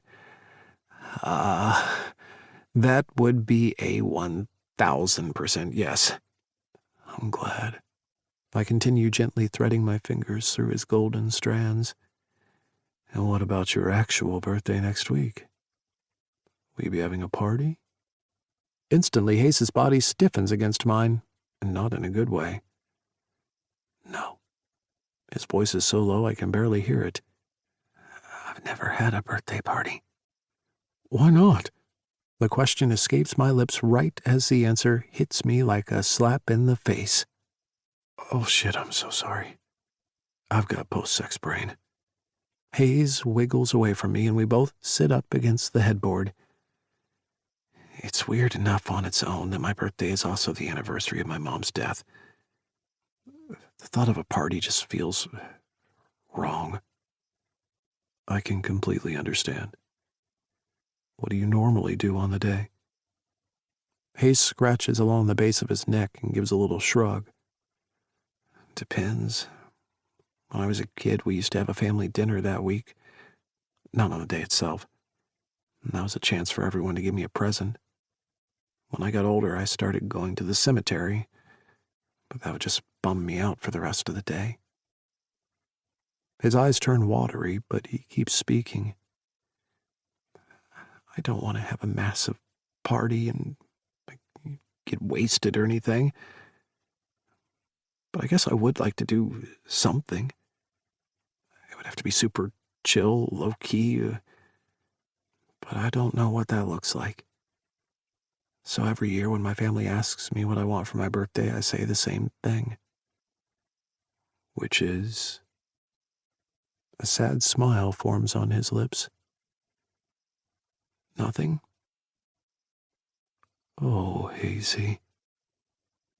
He folds into me and I hold him tight, his hot tears soaking my chest. I stroke the length of his back as quiet sobs fall from him. Right there, in that moment, I decide to give Hayes the birthday he deserves. 2 days later, I find myself in an impressive corner office downtown, shaking hands with an equally impressive-looking lady. Not a hair out of place, her makeup is exquisite, her white power suit pops even more, courtesy of a chunky orange necklace. He talks about you all the time, Miss Adams, I say as we shake hands. Please call me Jocelyn. All good things, I hope. Yeah, well, mostly. I joke and hold my breath, hoping she gets it. if she's as feisty as Hayes says she will. I'm hoping she'll appreciate my attempt at humor. She studies me intently for a few moments, assessing me before breaking out into a warm smile. Well, good. She gestures toward the brown couches in the center of her office. Because if you want the more interesting stuff, you should come straight to the source. Hazy won't give you all the juicy stuff, but I will. Her eyes light up when she talks, and even though she and Hayes don't share many physical characteristics, they both have that same kind of genuineness and warmth. I feel at ease with her already. I hope you don't mind me contacting you out of the blue like this. Not at all. Hayes may have mentioned you 100 or 200 times. A happy feeling washes over me as I begin explaining my idea to her. She doesn't say a lot, but I can hear her humming along every so often. It doesn't take that long to explain my idea to her, and when I'm done, she nods approvingly. I like what you've come up with, Noah. More importantly, I think Hayes will like it too. Leave it with me. We go over a few of the finer details, and as I'm standing in the elevator, I rub my hands in glee. I know it's a bit of a risk, but I really hope Hayes will love it. 20. Hayes. Thanks for dropping me off, I say as Noah pulls up to the front of my building. It's the day before my birthday, and this has become part of our normal morning routine. Even though I'm spending all my spare time at his house, most of my day-to-day stuff is still at my place. I appreciate it even more because I know he's got a busy morning ahead of him. Not only is he starting work soon, but he also needs to pick up some meds for Buddy, who got a sore tummy last night. That means he'll need to dash back home and give Buddy his pill before heading into the clinic. Noah cuts the engine and turns to me. Of course, Hazy. I'm not going to let you take the bus to get home. That'd make me a monster. I giggle. I don't think me catching public transport qualifies to make you a monster, but I do appreciate the ride.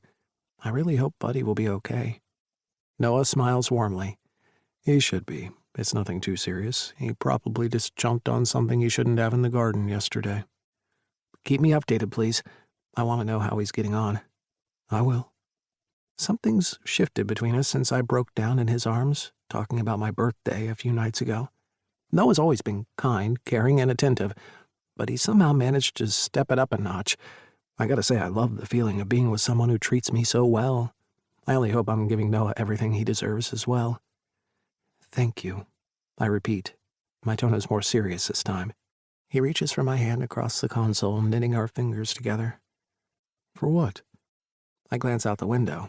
It's still early, but a few people are out and about, bundled up in winter jackets, steam puffing out of their mouths or from the foam cups they're carrying. For dropping me off when you have a million things to do. For being an all-around amazing person. For making me feel so safe and warm. For allowing me to be myself when I'm with you. I take a breath. For making me feel tingly. Aw, baby, that's so sweet. Noah's fingers squeeze tightly around mine. And just for the record, you make me feel tingly, too. Tingly is good. Noah's head lifts, sunlight splashing across his face. Tingly is very good. Heat ignites inside of me at the sudden yet very welcome change in direction. I giggle, giving him an all-too-chaste kiss, and step out of the car. A few moments later, I lean against the wall in the elevator, smiling. I can't believe this is my life. It's been a few months since I started working at the clinic, and the time Noah and I have spent together has been the most incredible thing ever. I still have to pinch myself sometimes that we're in each other's lives at all. That was so not the deal when we first met. The doors to the elevator open, and I step out. I try to recall the 4 one-night-stand rules Noah had when we met, but all I remember is the first one, don't spend the night, which we broke straight away, and the last rule, don't fall in love, which I'm breaking with every breath I take. I meant what I told Noah in the car. When I'm with him, I feel like I can be myself. I don't know how he does it. Heck, I don't think it's any one particular thing that he does, but ever since we first laid eyes on each other, he's managed to bring me out. The real me. And man, as much as I'm falling for Noah, I'm totally digging discovering who I am, too. I call out when I open the front door, but no one responds. I don't have classes until the afternoon, so I decide to kill a few hours by making some soap. I had the thought it might be a nice idea to make a batch for the vets and nurses at the clinic.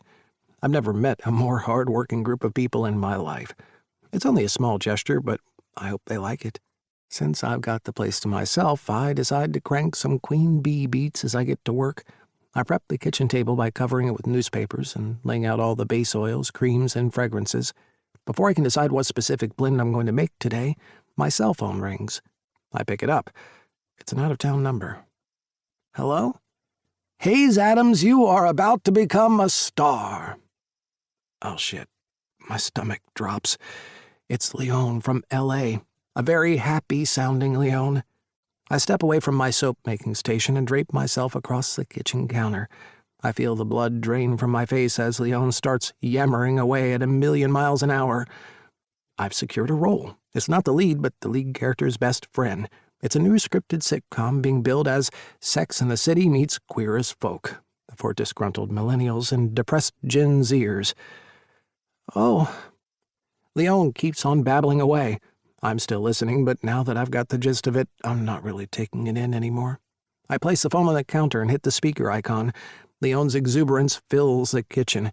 If we had walls, his excitement would be bouncing right off them. Meanwhile, I can barely muster the strength to stand.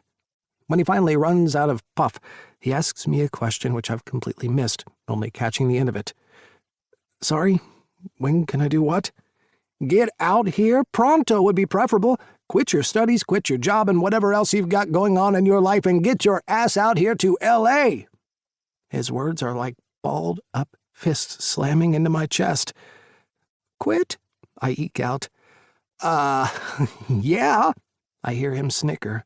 Hollywood isn't going to come to you. I scrub my palm down the side of my face. Okay. When do you need to know by? Know what by? His tone shifts, growing low and guarded. My decision, I stammer. How long do I have to think about this? A deafening silence follows. What is there to think about here? How about all of the things in my life that I don't want to quit, like my work, like where I live, like my family, like Tate and my friends, like Noah? Okay, especially Noah. When I don't say anything, Leon breaks the silence with a pointed reminder. This is an incredible opportunity for you. This role will get your foot firmly in the door. After this, you'll have a profile to go on to bigger and better things. He pauses for a beat. Is that what you're worried about? That you didn't get the lead role? No, it's not that. I somehow managed to wrangle the words out. It's definitely not that. I'm sorry, Leon, but I'll have to think about this. I need some time. You have 10 minutes. He hangs up before I can say anything. It takes me a few minutes before I can even move. I'm in shock, as much about getting a role in a sitcom as I am about the fact that my gut is lurching with a heavy dread that feels so wrong. It's the complete opposite to how I was feeling only minutes ago in the car with Noah, or even as I was getting ready to make a batch of soaps. There's no tingliness here. All I'm left with is a heavy feeling bubbling up from my stomach and into my throat, making me feel like I'm about to heave. I start pacing up and down the length of the kitchen, gripping my phone tightly. It's happening. The thing that I both wanted and feared the most is actually happening. It feels like worlds are colliding as the various options and scenarios flash before my eyes. I take the role and move to L.A. The show is a huge success. Like Leon said, it's a stepping stone to bigger and better things. I get more work, get cast on another show, maybe work my way up to shooting some movies in the summer. I become famous, rich. I buy a house in the hills, win awards, travel the world. I'm trying to psych myself up here, reminding myself that this is an amazing opportunity, one I should be wanting. I scrub the side of my face. So why does it feel so wrong? Why am I left with this stone-cold ice block of dread and doubt? If this is what I genuinely, truly want, then why is it taking so much effort to convince myself of it? The truth is, I don't want it. Not just a life in L.A., but a career in performance. I've just been too afraid to call it out, scared that it's another notch to add to my growing list of things that I started but never finished. I've felt this way for some time, maybe even before London, but something's different now. Previously, I could bury my feelings under reasonable-sounding excuses like, "You've still got time to figure it out," or "You don't have to make any decisions until you graduate," but for whatever reason, that doesn't cut it anymore. I've gotten to the point where I don't believe what I've been telling myself anymore. My phone vibrates in my hand. It's a text from Noah. I open it. It's a selfie of a smiling Noah crouching down next to Buddy. The text reads, "Someone was a very good boy and took his meds. Missing you already." Buddy says licks. Seeing Noah smiling, Buddy next to him, those simple words, it makes me come undone. Goosebumps shoot down my arms as I reply with trembling fingers. Miss you both, too. I shake my hair out before calling Leon back. He answers on the first ring. "Leon, I've made my decision." Half an hour later, I'm immersed in a world of melting oils and heavenly smells. My emotions feel like they're floating in the ether. I'm in my Zen place. But obviously the decision I just made is dominating my thoughts. And don't get me wrong, I 100% know that I made the right decision in rejecting the role, no question about that. I guess I'm just in that in-between space of closing one door and being on the precipice of stepping through the next. I feel confused and worried and anxious, but I also feel something else, and it comes down to one silly word. Tingly. I don't know how I know, but I can feel that everything is going to work out well. I'm going to be all right. I hear the front door open, and Tate strides in, carrying a bag of bagels. He drops them onto the counter and exclaims, "Oh my goodness, are my eyes deceiving me? Is that Hayes Adams I see standing before me? It's been so long." While I don't react to his teasing, Tate makes his way over to the table and gently nudges into me. "Hey, you okay?" That snaps me out of whatever daze I've just been in. "I got the part." "Oh my God, that's amazing! Wait, this is good news, right?" With a soft smile, I tell him. I turned it down. "Oh, okay. Can I ask why?" There's no judgment in his voice, just curiosity. "Because it's not what I want." And I suck in a deep breath. For the first time in my life, I actually do know what I want. Which is? I grab my phone from the table and show him the selfie of Noah and Buddy. This. Tate scratches his chin. "That is one good-looking dog." We burst out laughing. He leans his hip against the table, his eyes bright and friendly. "I am so happy for you. You don't think I've just made the biggest mistake ever and will regret this decision for the rest of my life?" He hands me back the phone. "Do you think that?" "No fucking way," I reply with no hesitation. "Well, then that's all that matters." He places his hand on my shoulder. "Take it from a wildly successful cam model who is used to dealing with people's sex negativity and kink-shaming. Life is not about what anyone else says, thinks, or wants for you. It's about doing what you want. And for the first time since I've known you, it sounds like you're figuring out what that is." I am. I really am. "So, speaking of things that we want," Tate begins, almost a little coyly as he eyes off my soap-making supplies scattered across the table. "Any chance you could make me another purple batch, please?" I shake my head in disbelief. "Okay, enough is enough. Why do you keep asking me to make soaps for you? And why are you obsessed with the purple batch? They didn't turn out right. They're too oily and slippery, and they don't keep their shape." Tate lifts a finger in the air, his eyes gleaming devilishly. "Be right back." He jogs out of the room, and when he returns a few seconds later, he's got his laptop tucked under his arm. "So, we both sit down at the table. Do you remember the ice bucket challenge a couple of years ago?" I think about it. Kinda. That was that online thing where people had a bucket of ice dumped over them to raise money and awareness for a charity? Yeah, that's right. Tate opens his laptop as a smirk engulfs his lips. So now, think of my ass as the bucket, and your soap as the ice. I'm used to weird shit falling out of the guy's mouth, but this is next level even for him. I have absolutely zero idea what you're talking about right now, Tate. Here, look at this. This is from my For Fans Only, so it contains some explicit nudity. If you're uncomfortable, please let me know. I waved my hand. I'm fine. Tate drags his laptop in front of me, and when I see what he was referring to, my mouth falls open. What am I even looking at here? It all started when you made that first batch of purple soaps that you said you got all wrong. I did. The texture and consistency weren't right, I point out.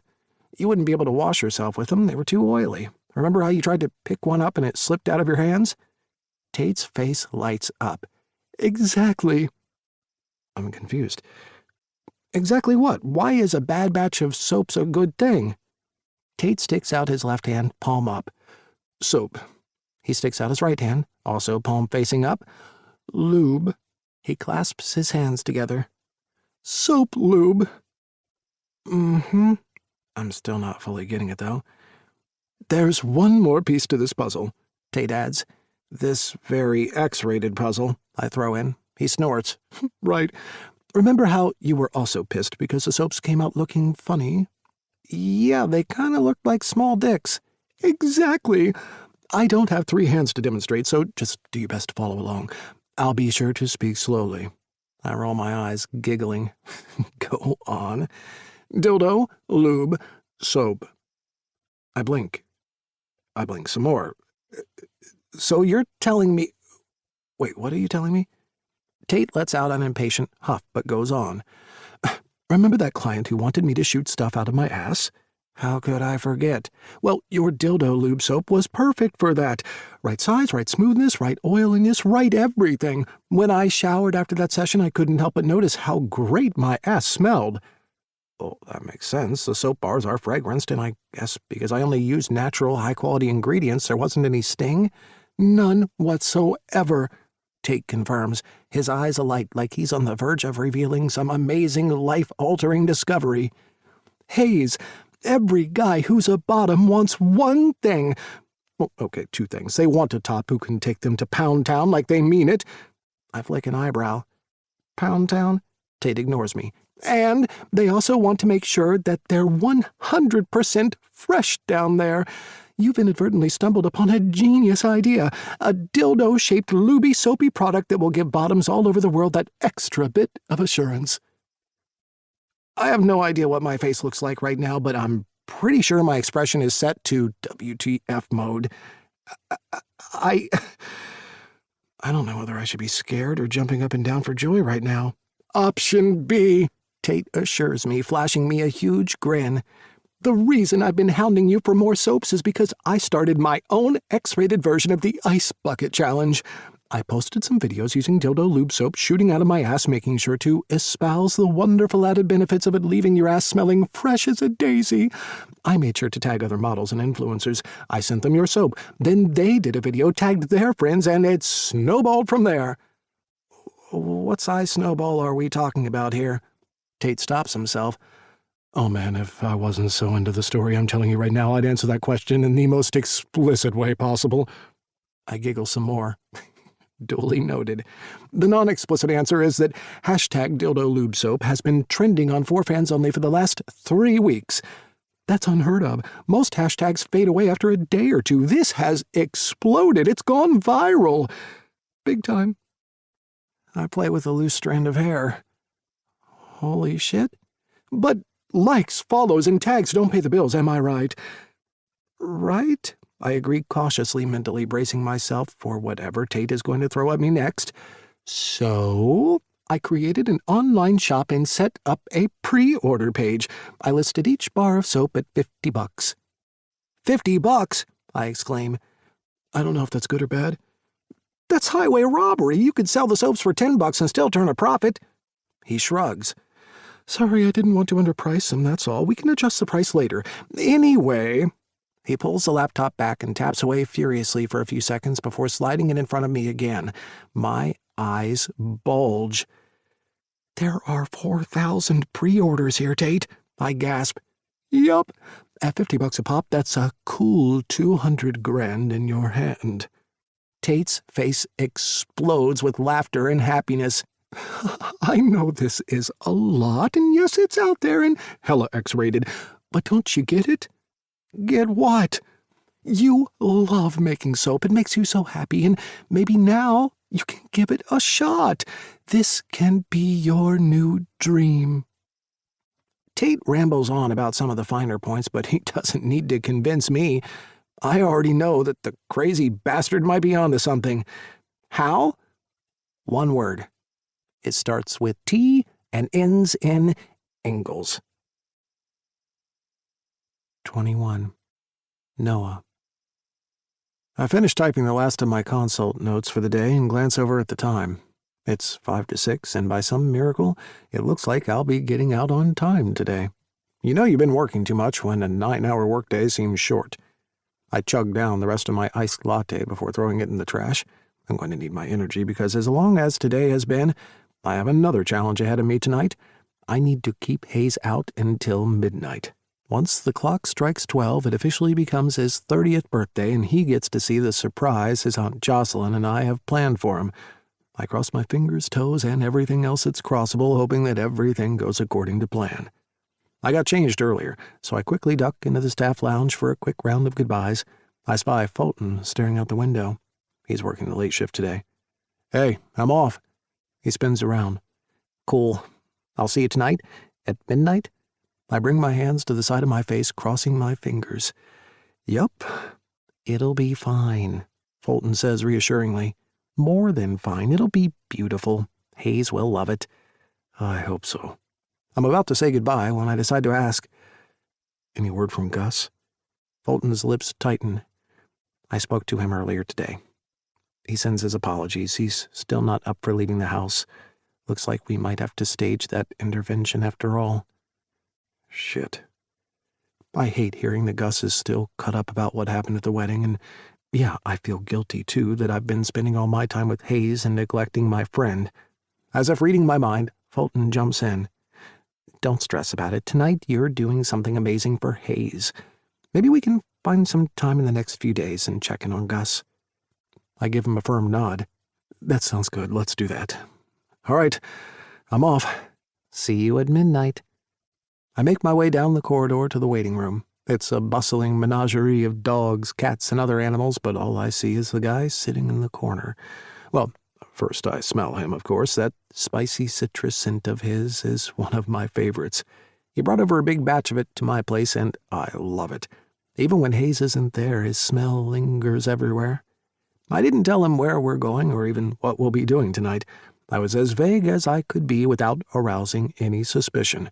I hope it's worked, because truth be told, once we have dinner, I have no idea how we're going to spend the rest of the evening without going to my place before midnight. Hayes is wearing a light gray t-shirt and faded blue jeans. My breath hitches in my throat the way it always does whenever I lay my eyes on him. His hair is out, framing his handsome features beautifully. He smiles and gets up when he sees me. "Well, hello." "Hello yourself," he replies, kissing me. The noise and chaos of the waiting room fades into nothingness. Hayes's lips have the power to do that. In fact, Hayes's talented mouth has the power to do a whole lot more than that, too. "Mr. Piddles." Hayes and I turn to see Fulton calling his next appointment. A young hipster couple rise to their feet, their cute little furball Maltese nestled in the guy's tattooed arm as Fulton ushers them into the consult room. A giggle escapes from Hayes. "What's so funny?" I ask. Hayes leans in. "I'll tell you one of my favorite things about working here. It's when one of the vets comes out into the waiting room. You all look serious and professional with your white lab coats, and then you yell out, 'Fluffy' or 'Mr. Piddles.' It cracks me up." I let out a chuckle. Gus wants the clinic to be animal-focused. That's why we use the animal's name. I think it's adorable. I help Hayes put his jacket on. "Does that mean you think I'm adorable?" He flicks me a look over his shoulder. "What do you think?" My chest warms. And once Hayes is dressed, I sling my backpack over my shoulder and hold the door open for him. We venture out into the cold evening air, and at least the blast perks me up a bit. It's only a short walk to the Mexican restaurant that's become one of our favorite places to eat. I tell Hayes about my day as we make our way over, fingers threaded. We find an empty booth, and Hayes hunkers down beside me. I like it when he does that. As much as I like looking across the table at him, having him next to me within touching distance is even better. We order our usual. That's when I notice Hayes drumming his fingers on his thigh. He swallows loudly. I have some news to tell you. 2 things, actually. My face must tense up because when Hayes gazes over at me, he adds, "It's nothing bad, don't worry. It's just big and a little crazy, and by a little crazy, I mean a lot crazy. I've spent the whole day trying to figure it all out in my own head." "Hazy," I rub my hand along his denim. "It's okay, take your time." "Thanks." He closes his eyes and the words whoosh out of his mouth. "I got a call this morning after you dropped me off. It was from the producer I met with when I went to L.A. My shoulders stiffen, but I do my best to keep my face neutral. "And what did he say?" Hayes' eyes grow serious. "He said I scored a role on a new TV show." I force a smile, trying my best to ignore a million little stabs pricking the insides of my chest. "Congratulations. That's wonderful news." I turned it down. My mouth flies open. "What? Why?" "Do you remember when you dropped me off this morning and we were talking in the car?" I nod. "Yeah? Remember Tingley?" "Yeah?" I'm still confused. Hayes smiles, and there's a calmness behind it that I've never seen on him before. "When I'm with you, I feel tingly. When I'm making my soaps, I feel tingly." He pauses, twisting his hair between his fingers. Which brings me onto my second piece of news. "Uh-huh." If my mouth flung open over his revelation about declining the role, then when he tells me about Tate's idea for dildo lube soap, my mouth is stretched so wide you could probably fly a Boeing 737 into it. "So? What do you think?" he asks once he's done telling me about it. "I'm thinking I should have ordered something stronger than a Diet Coke," I joke. "But, you know what? I actually think it's a great idea. 1, because it means you get to do what you love, something that makes you tingly. And 2, because as a guy who identifies as a bottom, I'd be placing an order for a bulk supply." "To go with your gallon of lube," Hayes teases. "Sure, make fun of me, but we're on our 3rd tub," I remind him. Hayes giggles, but then something weighty settles over him. He opens and closes his mouth a couple of times. I squeeze his thigh, silently assuring him he can take all of the time he needs. His voice is small when he does speak. "Noah, this is the first time in my life that I feel... I don't even know what the right word is. Certain, maybe? When it comes to my future, I actually know what I want. I want you, and I want to give this business a shot." My stomach is doing somersaults, backflips, and a whole goddamn gymnastics routine at this point. "You have no idea how happy I am for you. I mean it with all my heart. I want nothing but the best for him, and even if that meant he had to pack up and move to L.A., I wouldn't have stood in the way of his dreams. Sure, it would have killed me, but Hayes' happiness means everything to me. And I have to admit, completely selfishly, I am so glad you chose dildo lube soap. And me." Hayes' eyes find mine again as I feel his fingers grip around the back of my neck. "No, I chose you first, before the dildo lube soap. Tate came in and told me about it after I declined the role." I can't believe it.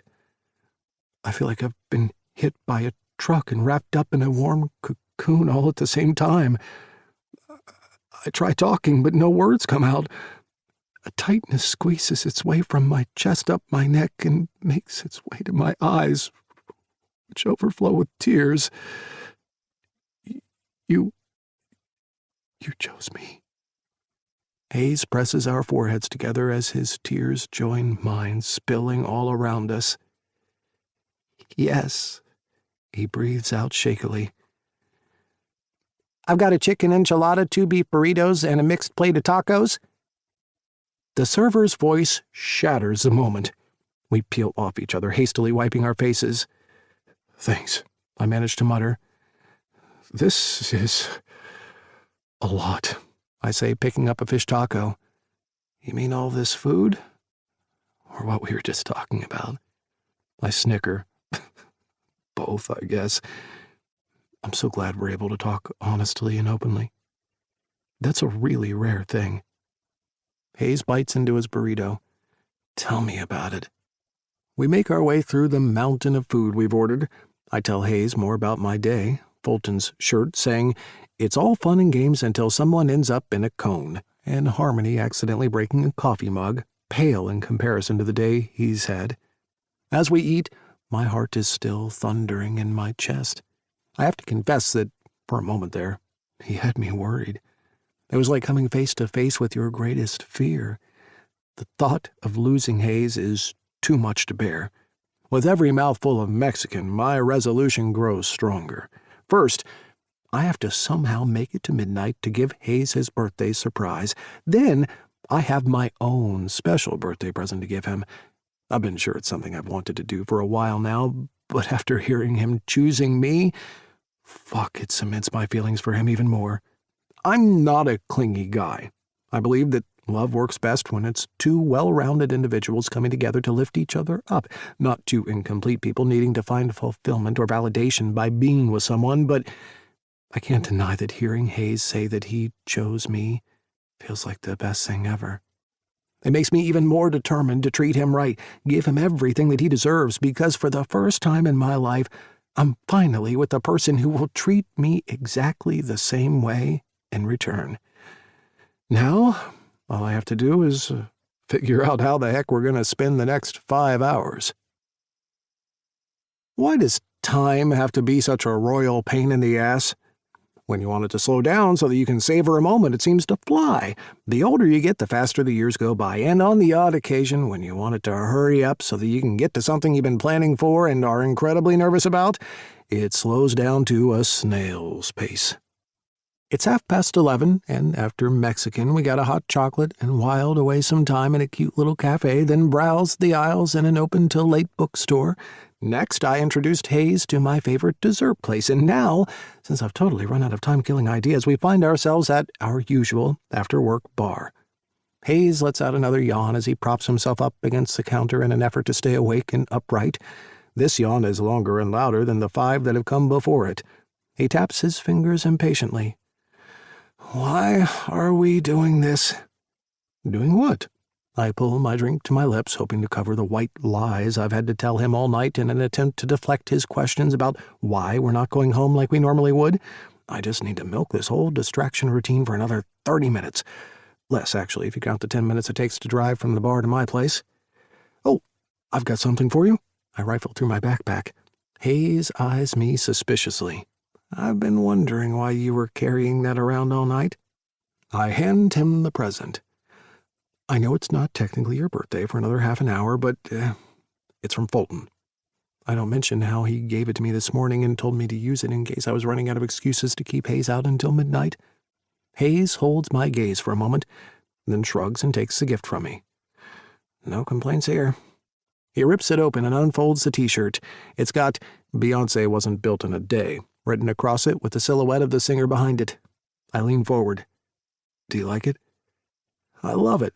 Hayes looks genuinely pleased with it. You know I love her, and I really dig the message, too. I'll be sure to text him tomorrow to say thanks. He lets out another yawn, covering it with the back of his hand. His eyes have gone watery, and the poor guy looks positively, and adorably, dopey. I glance over at the clock behind the bar. It's 20 to midnight. Come on. Let's go back to my place. After I settle the tab and we leave the bar, I silently pray for every single red light possible. 22. Haze. We leave the bar and drive to Noah's place in silence. A slow silence. Geez, guess I never noticed before how much of a stickler Noah is for sticking to the speed limit, so much so that I'd swear he was driving a few miles under it. He's been acting a little funny tonight, although I can't quite put my finger on it, mainly because I'm tired and emotionally drained from the day. I'm surprised Noah isn't yawning yet. He's had a much busier, even longer day than I have. I've had a great night with him. I really have. The food at dinner was delicious, as always, but what was even better was getting the chance to tell Noah about everything that happened today. I've been tossing up all afternoon whether or not to pay him a visit at the clinic. It was killing me keeping it inside, but I decided against it. I know how busy he is at work, so I didn't want to throw all of this onto him there, and also, well, it turned out to be good to have some time alone to let it really sink in. Once I came down off the adrenaline high, I ran a bath and let the reality wash over me. I'd said no to a potentially life-changing offer, and still, as I soaked and, listen to Queen Bee, I felt a soul-level sureness that I'd made the right decision. In a way, having a few hours to myself helped, because the more time passed, the more my assuredness grew. The only thing I was left nervous about was Noah's reaction. He's not the kind of guy to ever hold someone back from pursuing what they want in life. He's too decent, kind, and selfless to do that. I wanted to make it clear to him that, even though he obviously factored into my decision, I was ultimately doing this because I wanted to do it. I know I've made the right choice. I'm sitting next to the most wonderful man I have ever met, and there's no way on earth I'd give him up for anything. I've never felt as free, as happy, as me as when I'm with him. I was both glad and relieved at Noah's reaction to my news about L.A., as well as about the dildo lube soap. That one, even I'm going to need some time to totally wrap my brain around. If someone told me that this is the pivot my life would take even 24 hours ago, I would have laughed in their face. But what was that quote Aunt Jocelyn had said? Something about people making plans and God laughing? This moment is very that. I lean against the headrest and let out a contented sigh. We're almost home. I'm too in my head to notice the tight grip Noah has on the wheel as we crawl our way through the near-deserted streets, or the stiffness in his shoulders as we walk up the driveway once we reach his place. Then I come this close to missing that when we reach his front porch, we're not met by the excited yelps and scratches of... I frown. Hey, where's Buddy? A flash of, is that guilt, sweeps across Noah's face. He fumbles urgently with his keys like they're on fire or something, all the time not saying a word. The keys jangle loudly as he jams them into the lock. Once the door opens, that's when I know something is definitely up.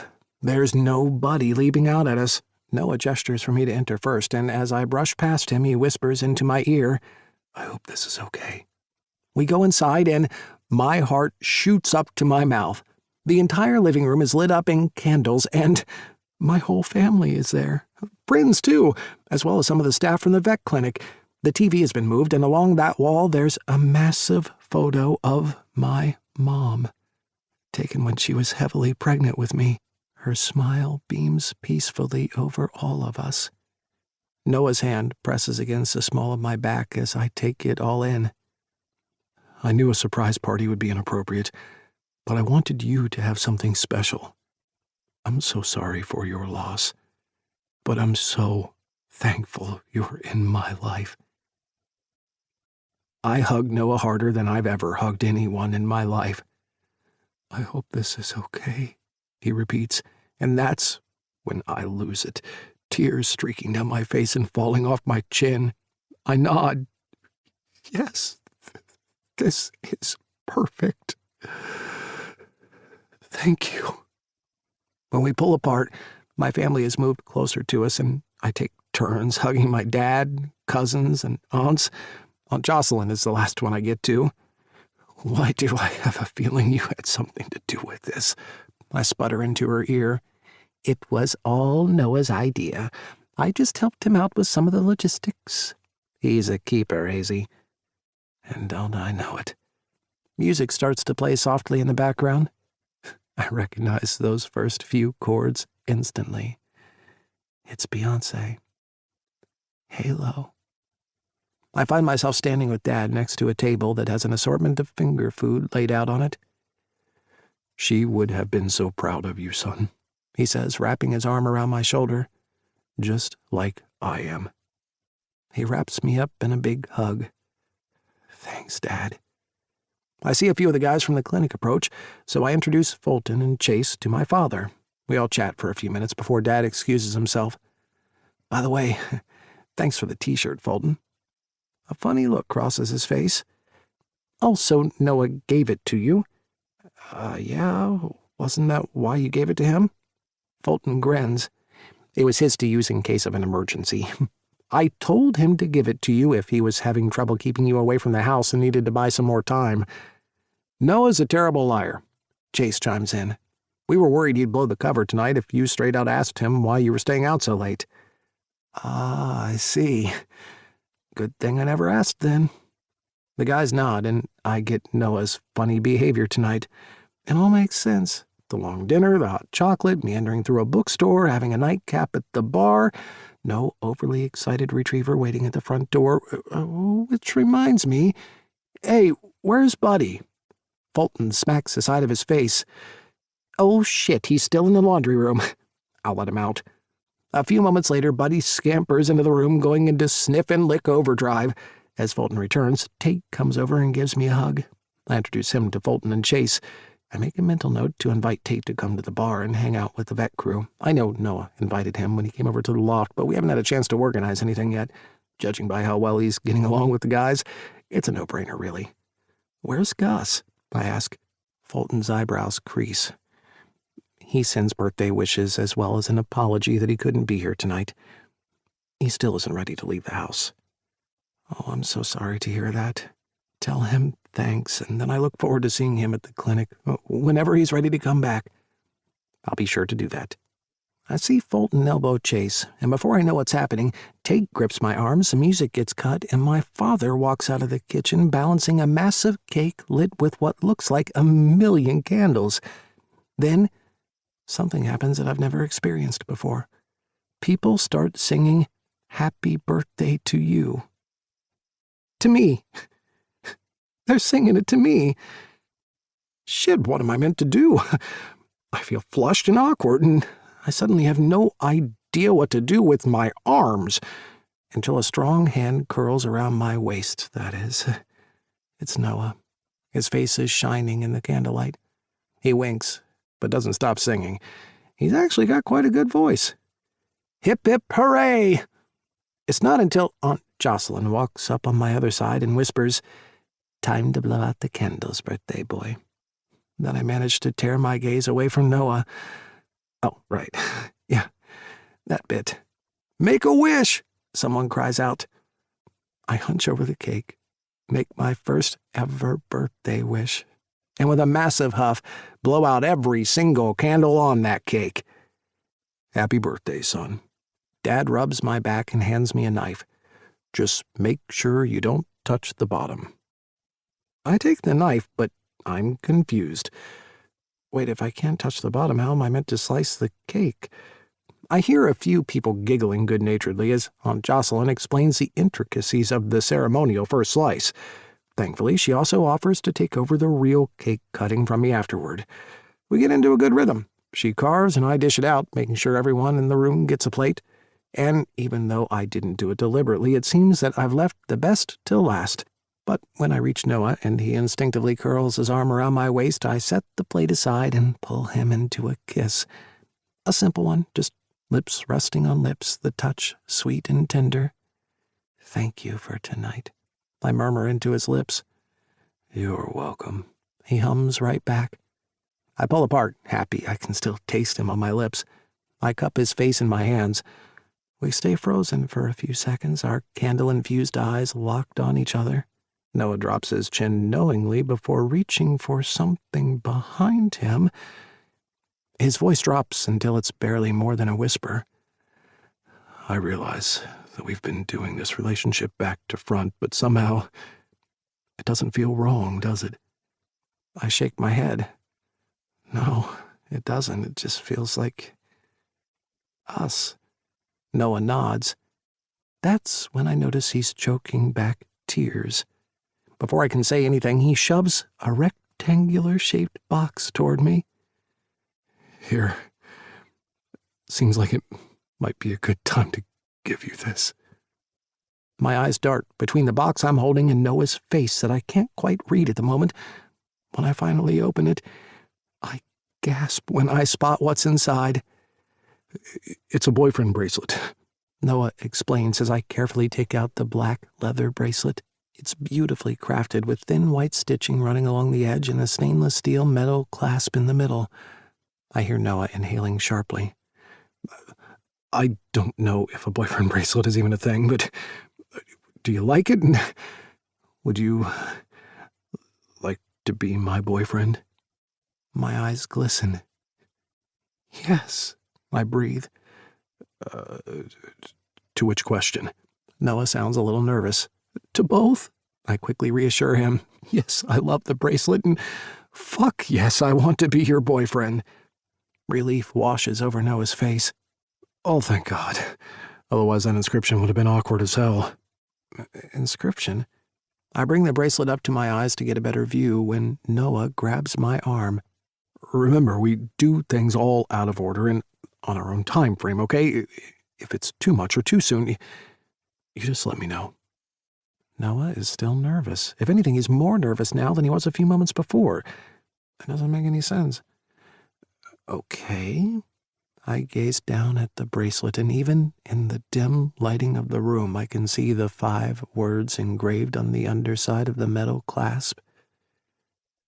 I love you, Hazy baby.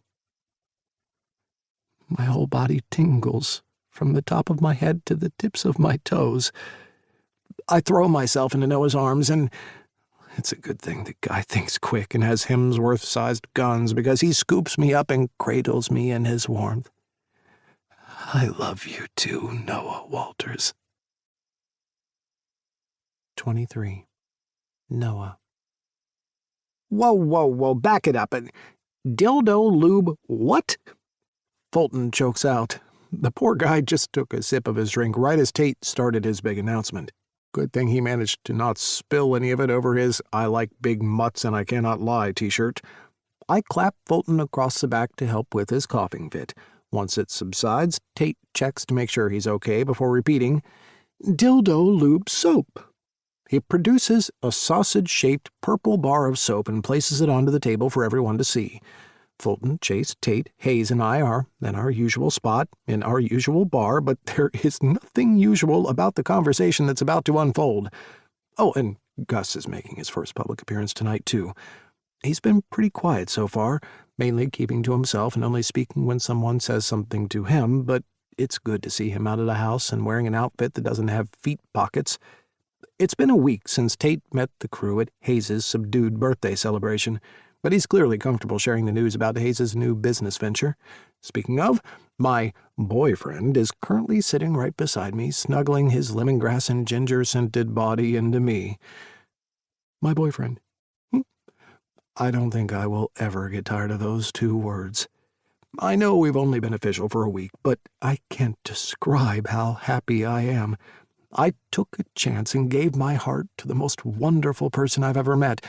I trust him with it, and I know he'll never hurt me.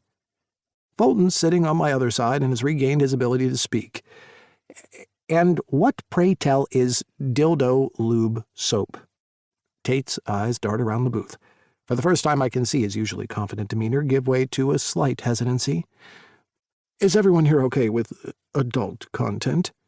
We all nod. And does anyone here have a problem talking about gay sex explicitly? Tate asks, his gaze lingering on Chase, the only straight guy in the group. A chorus of no and nopes circles around the booth. I glance over at Chase, since I know what's coming. This is gonna get kind of graphic, Chase. He drains his beer. So, I'm down. It involves butt stuff. Butt stuff isn't limited to any one orientation. Fulton is quick to point out to me. Yeah, I know, of course, I get that. I just want to make sure everyone is comfortable. I reply. We are, Chase says, almost a little too excitedly. He turns to Tate. Now get on with it. Right. With a brisk nod, Tate's swagger returns. Once upon a time, two princes who were also best friends and housemates lived in a magical loft with no walls. One prince was a long-haired, sweet angel named Prince Hayes, also known as Hazy Baby to some. I mutter into Hayes's ear and bring him in for a kiss. Just to you. He smiles against my lips. Tate clears his throat. And the other prince was a top 1% content creator on 4Fans Only, and his name was the Polly Prince.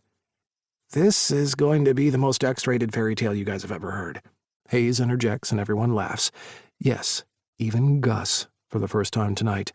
Anyway, Tate goes on, Prince Hayes happened to be a wonderful soap maker. One day, he produced a batch of soap that wasn't quite right. It was a little too hard in the center and a little too oily around the edges. Fulton lifts a brow. I sense we're veering into Goldilocks and the Three Bears territory. Kinda. I agree with a smirk. Just with different kinds of bears. Tate keeps going. Prince Hayes left the batch out on the counter, but the unsuspecting Polly Prince didn't realize anything was wrong with it. So when he showered to prepare for his upcoming magical scene, he wanted to make sure he was extra fresh, down you-know-where. I'm suddenly liking this story a lot more. Fulton perks up and leans in closer. Bottom prep is a real thing, even though no one ever talks about it openly. Amen to that, brother, Tate says with a gleam in his eye before resuming his story. When the Polly Prince used Prince Hayes's soap, he couldn't get a handle on it. Literally. The soap was so oily he couldn't properly grip it. It reminded the Polly Prince of lube. That's when a crazy idea took hold of him.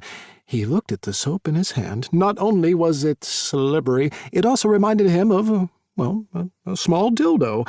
So? Tate takes a breath, and as I glance around the table, I find all the guys hanging on Tate's every word. Even Chase. Actually, especially Chase. The Polly Prince shoved it in his ass. Fulton's glasses practically fog up. And, he asks, pushing them further up his nose, with just the teeniest push, it squirted right out.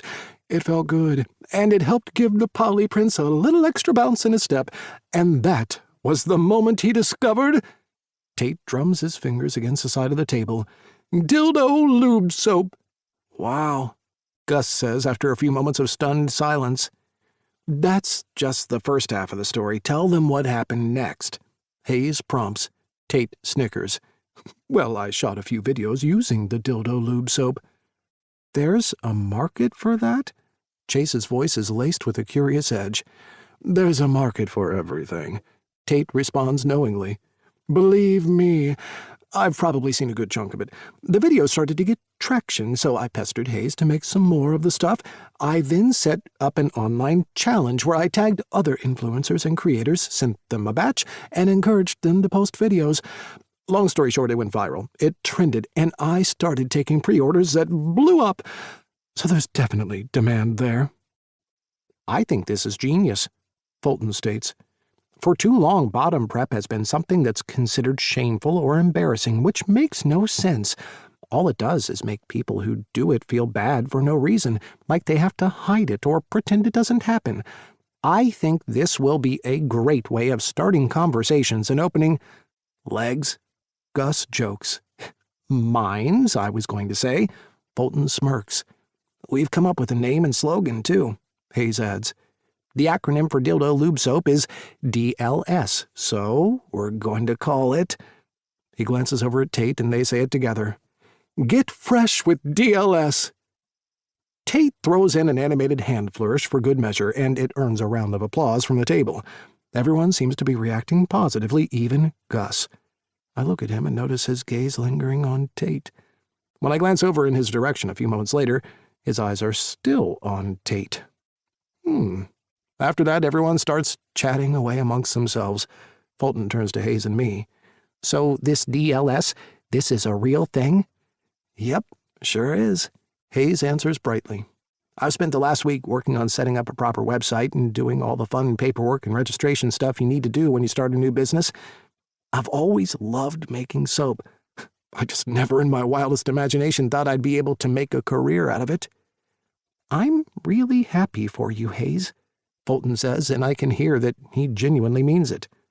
Hayes smiles at him. Thank you. I couldn't have done this without Tate. Heck, I would never have come up with this idea in a million years, and he's done such a great job of generating interest. The stuff is going to fly out the door faster than it'll fly out of people's asses. We laugh. Chase leans over and joins the conversation. So, no Hollywood, then? Hayes shakes his head firmly. Nope, it didn't feel right. The whole time I was in L.A., it felt like I was dragging myself to auditions and meetings, going through the motions without any of the positive, feel-good stuff you should be feeling when you do what you're meant to be doing with your life. I hear you, Chase acknowledges. I feel that way about my work. I think we all do. Fulton and I murmur in agreement. I'm glad you found something you love to do that makes you happy, Chase adds. But you are still going to keep working at the clinic, right? Of course, yes, Hayes says. I love it there. It's the best job I've ever had. I'm going to defer studies for a year so that I have time to focus on the business, but yeah, you're not getting rid of me that easily. Good. I'm glad, Chase says with a grin. Hey, where did Tate go? Fulton asks suddenly. I glance around the booth. And has anyone seen Gus? Fulton's eyebrows skyrocket. Wait a minute. You don't think those two... I see them over there standing by the bar. Chase cuts in. You can relax. I give Fulton's shoulder a clap. As if something would ever happen between those two. Gus is still recovering from the nightmare wedding, and from what Hayes tells me, Tate isn't the relationship type. Hayes confirms, nodding. Tate's Polly. I don't know if he's ever dated just one person before. So there you go. Nothing could ever happen between those two because even once Gus is ready to start dating again, he's strictly a one-man kind of guy. He wants the husband, the kids, the whole white picket fence thing. Whereas Tate's Polly and proud, Hayes mentions. And I don't see that changing anytime soon. What about you? I ask, lowering my voice. Hayes and Chase have continued talking, so I take a moment to check in with my best friend. Are you open to dating? He waves me off with a pfft, but I can see the dark storm clouds gathering behind his eyes. Fulton's whole face pinches, and he looks at me with the same hurt and pain I've seen in him almost every time we talk about the prospect of him dating. I'd like to find someone, but... He runs a hand through his hair and blows out a heavy breath. Harry. I wince. Fuck. Harry's not a human or an animal, but is nevertheless a constant presence in Fulton's life, holding him back from finding the love and happiness I so badly want for my best friend. The guys return with drinks, and we spend the next few hours talking, laughing, and drinking. My fingers find Hayes's many times during the night. Every time we touch, it fills me with warmth and joy and love. Gus is the first one to start yawning, but pretty soon all the guys are. They get up to leave. I tug at Hayes's arm and suggest, maybe we can stay for one more? He licks his lips and smiles. Sure. As the guys shrug on their jackets, scarves, and gloves, Fulton stops wrapping his bright pink and purple polka dot scarf around his neck and breaks out into a shit-eating grin. Oh, I almost forgot. You two owe me $50, he says to Gus and Chase. I won the bet. I guessed these guys would get together before Thanksgiving. Gus and Chase grumble and throw some faux dirty looks at Hayes and me as they fork over the cash to a smiling Fulton. He waves it in the air. I'm donating this to an animal shelter. Good night. I wave them off, watching them as they weave their way through the bar until they disappear. Why did you want to stay? Hayes asks, gripping my hand in his. I point toward the pool table. A group of 4 college-aged guys have been playing there all night. It's crazy to think that I was sitting right here, and you were standing right over there. And now we're sitting together over here, Hayes teases. You know what I mean. He nods thoughtfully. Yeah, I do. It was only meant to be a one-night stand. I chuckle, rubbing my fingers against his. And look what you made me do. I broke all the rules and fell head over heels in love with you." A smile forms at the corners of his mouth. "I'm not complaining." "Neither am I." I raise our linked hands and kiss the back of his. "I'm so excited about our future." "Same. You make me so happy. I'm never leaving you. For as long as you want me, I'm gonna be right here." "Well, then you better be ready for the long haul, because I am never letting you go, Hazy baby." Epilogue. 6-month anniversary. Hayes. "I feel terrible," I say dejectedly. "Well, then stop it. You have nothing to feel terrible about." I can hear the warmth and genuineness in Noah's voice, but I can't see him to save myself. There's mountain-high piles of boxes littered throughout the entire kitchen. We even had to take a curtain down to extend the area because there's just not enough room. 5 months after our proper official launch, DLS demand is definitely outpacing supply. I trundle past the boxes and the 3 kitchen tables I've added, all jam-packed with oils, creams, and bases, to find Noah on his knees, carefully taping up a box. "Noah," I say when I get to him. "Yes?" He drops the tape and grips my calves, the touch soothing me instantly. He gazes up and, man, those piercing green eyes of his flood me with so much warmth every time I look into them. My bottom lip quivers. "I'm so sorry this is how we're spending our 6-month anniversary." Hey. Noah climbs up off the floor and cradles my face.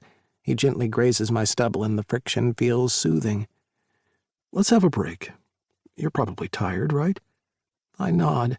I've been working 16-hour days for so long I've lost count of what day it is.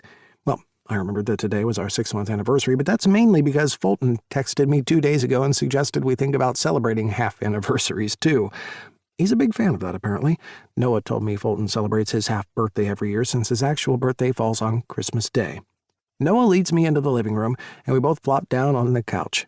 We shuffle until we're lying on our sides facing each other, our legs tangled.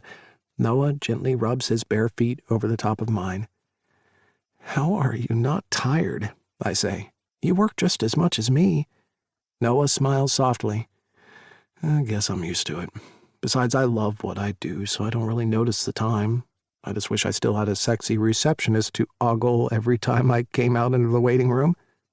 I nuzzle into his neck and giggle. "Yeah, about that. The original plan was for me to stay on at Vet Shop Boys until the business took off. No one, least of all me, expected it to take off so fast, so soon. Gus was great about it, of course, and threw me a massive send-off party. Luckily, I still get to see everyone when I manage to tear myself from my soaps and make it to the bar occasionally. It's just so hard. There's so much work, it never seems to end. That's why I'm here. I'm going to help you get through it. The first year is always the hardest when you start a new business. It will get easier." "Thank you." I needed to hear that. I huddle even closer to him, closing any tiny gaps between our bodies. I just feel guilty that we're packing dildo lube soap on our 6-month anniversary. It's hardly romantic. We're together, baby. Every second I spend with you is romantic and wonderful and precious to me. Tears well in my eyes right as my stomach lets out a loud grumble. How did I get so lucky? Noah's lips stretch. I'm the lucky one, and he fumbles around behind him, checking something on his cell phone. In just under 3 minutes, we'll both be even luckier. Huh? What do you mean? I ordered Mexican. I figured you probably haven't eaten all day. He shoots me a look, and I avert his gaze, trying to conceal my guilt from him. I just get so wrapped up in what I'm doing that time flies and I forget to eat. I don't want you wasting away. Noah's fingers find the hem of my shirt. I love all these muscles too much for you to lose them. Oh, is that right? Our lips meet just as there's a knock at the door. Noah leaps to answer it. 5 minutes later, we're sitting on a blanket on the floor with a veritable Mexican feast spread out in front of us. Noah's turned thoughtful. I can tell. His giveaway is that he starts chewing slower. He's building up to something. Anything on your mind? I prod softly. Actually, yes, there is. Noah puts his burrito down and licks his fingers clean, taking his time. How do you feel if we keep doing this?" he finally asks. "Which part?" I smirk. "Both of us working crazy hours or eating food on the floor?" A faint smile plays at Noah's lips. "No, I mean, if we keep celebrating our half anniversary. I know we're borrowing Fulton's idea, but I think it could really work for us." I take the last bite of my taco and wipe my hands on a napkin. "Work for us how?" Noah slides his fingers along my arm. "I asked you to be my boyfriend on your birthday, so technically that's our anniversary. Your birthday also marks the day of your mom passing. That's a lot of things colliding on that one day. I don't want you to feel overwhelmed each year on a day that's meant to be a celebration." My chest floods with warmth. This is so classic Noah. Thoughtful, sensitive, downright amazing. "What do you have in mind?" "Well," he reaches for my fingers and entwines them with his. "Here's my plan. Just so you know, you have complete veto over everything." I grin. "Noted. How about we celebrate our half-year anniversary starting tonight? Then your birthday is your day. The people who love and care about you will have an opportunity to shower you with gifts and spoil you. About your mom, I was thinking of maybe celebrating her birthday. It might be nice to honor the life she had on the day she came into this world rather than the day she left it. How does that sound?" I don't know when it happened, but at some point as Noah was talking, I started crying. "It sounds like you're the most incredible, supportive, thoughtful person in the whole entire world. It's a beautiful plan. I love it." "Really?" He lowers his head so that he's staring directly into my eyes, gently thumbing away the tears off my cheeks. "I'm so happy to hear that, because this is about finding what works for you. I hope you know you don't have to agree with anything just to make me happy." And there it is. The words that heal me every time he utters them. Whether it's choosing what we watch on TV or how we spend our first anniversary together, Noah doesn't just love me for who I am. He encourages me to be even more of who I am. No shame, no apologies, just this open-ended invitation to dig deeper into myself to uncover all the new and exciting parts of who I am that I haven't discovered yet. I crumple into his body, and he strokes my back soothingly. "Thank you." It's barely more than a whisper. He doesn't respond. All I feel is his strong hand rubbing up and down my back. I've always hated not knowing what I wanted to do with my life, hated being called a chameleon. That word had been weaponized and used against me to make me feel bad, like there was something wrong with me for not having my shit figured out by some randomly assigned time in my life. Who says you're meant to know what you want to do with the rest of your life by the time you graduate from high school? Who says your first degree has to be the career you enter and stick with for the rest of your life? Who says there's a correct order when it comes to falling in love? Certain steps that need to be followed in a particular way. I never imagined my life would turn out the way it has. I now see so clearly that I was torturing myself and drowning in self-imposed pressure by trying to figure it out. Dad and Aunt Jocelyn were right, and I often remind myself of the advice they gave me. Following your heart is about focusing on your feelings, not on external things you can't control. And when you do trust what you feel, life takes you in the most beautiful and weird and completely unexpected directions possible. I can't even begin to describe how good it feels to wake up every morning next to Noah and feel tingles. And no, I'm not just talking about what he does to my nipples. That's usually more of a nighttime thing. I can never in my wildest dreams have predicted that this would be my life, running a successful X-rated soap business, co-parenting a golden retriever who licks me to death every time I see him, having wonderful new and old friends and family who support me in whatever choices I make, and, of course, sharing it all with the most incredible man in the world by my side. All the threads I've been pulling at my whole life are coming together now, weaving into this beautiful, rich, colorful tapestry that is my life. Maybe I've been in touch with my feelings for longer than I give myself credit for. But being with Noah gives me the space and the safety I need to keep going, to keep trusting myself, to keep pushing myself forward. I don't know what I did to deserve him, But I really am the luckiest guy in the world, and I can't wait to spend the rest of my life with him. Oh, and there's another thing I've learned over these past few months.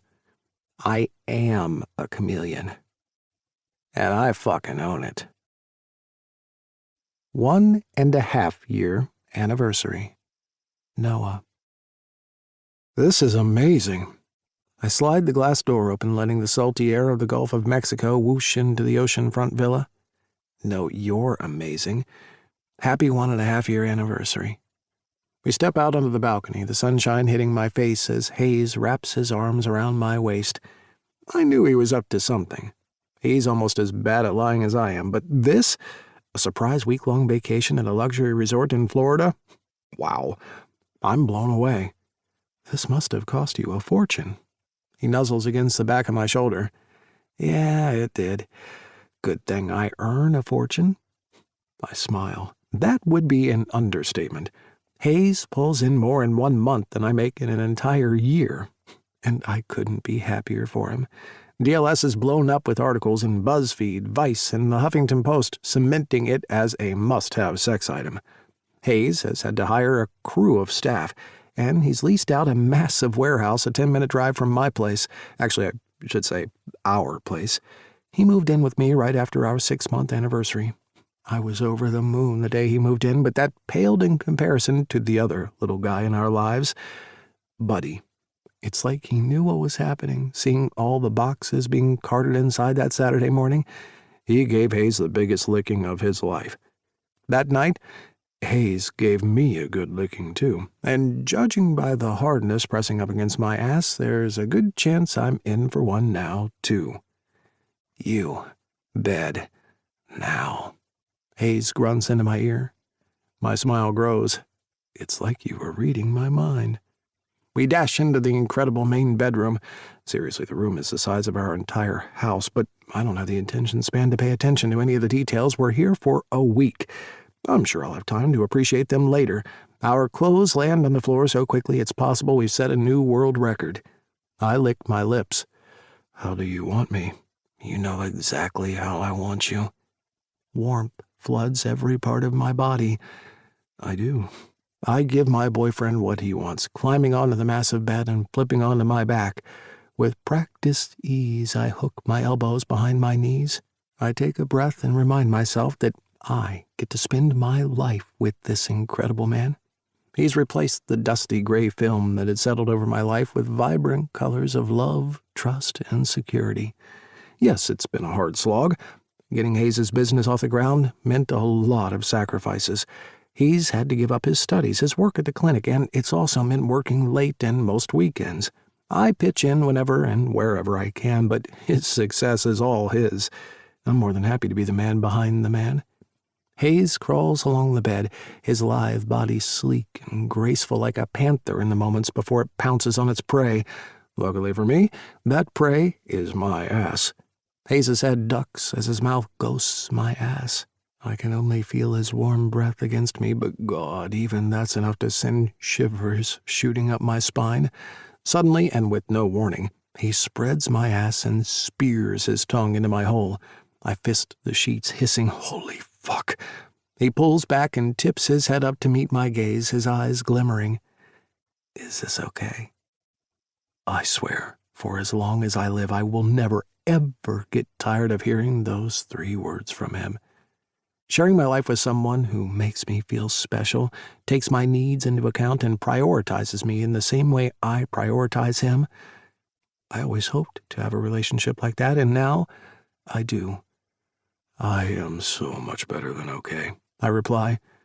I'm okay like you wouldn't believe. A smirk teases his lips. Oh, I think I have an idea. And with that, he dives back in, burying himself in my ass, eliciting pleasure and bliss out of me I didn't think was humanly possible.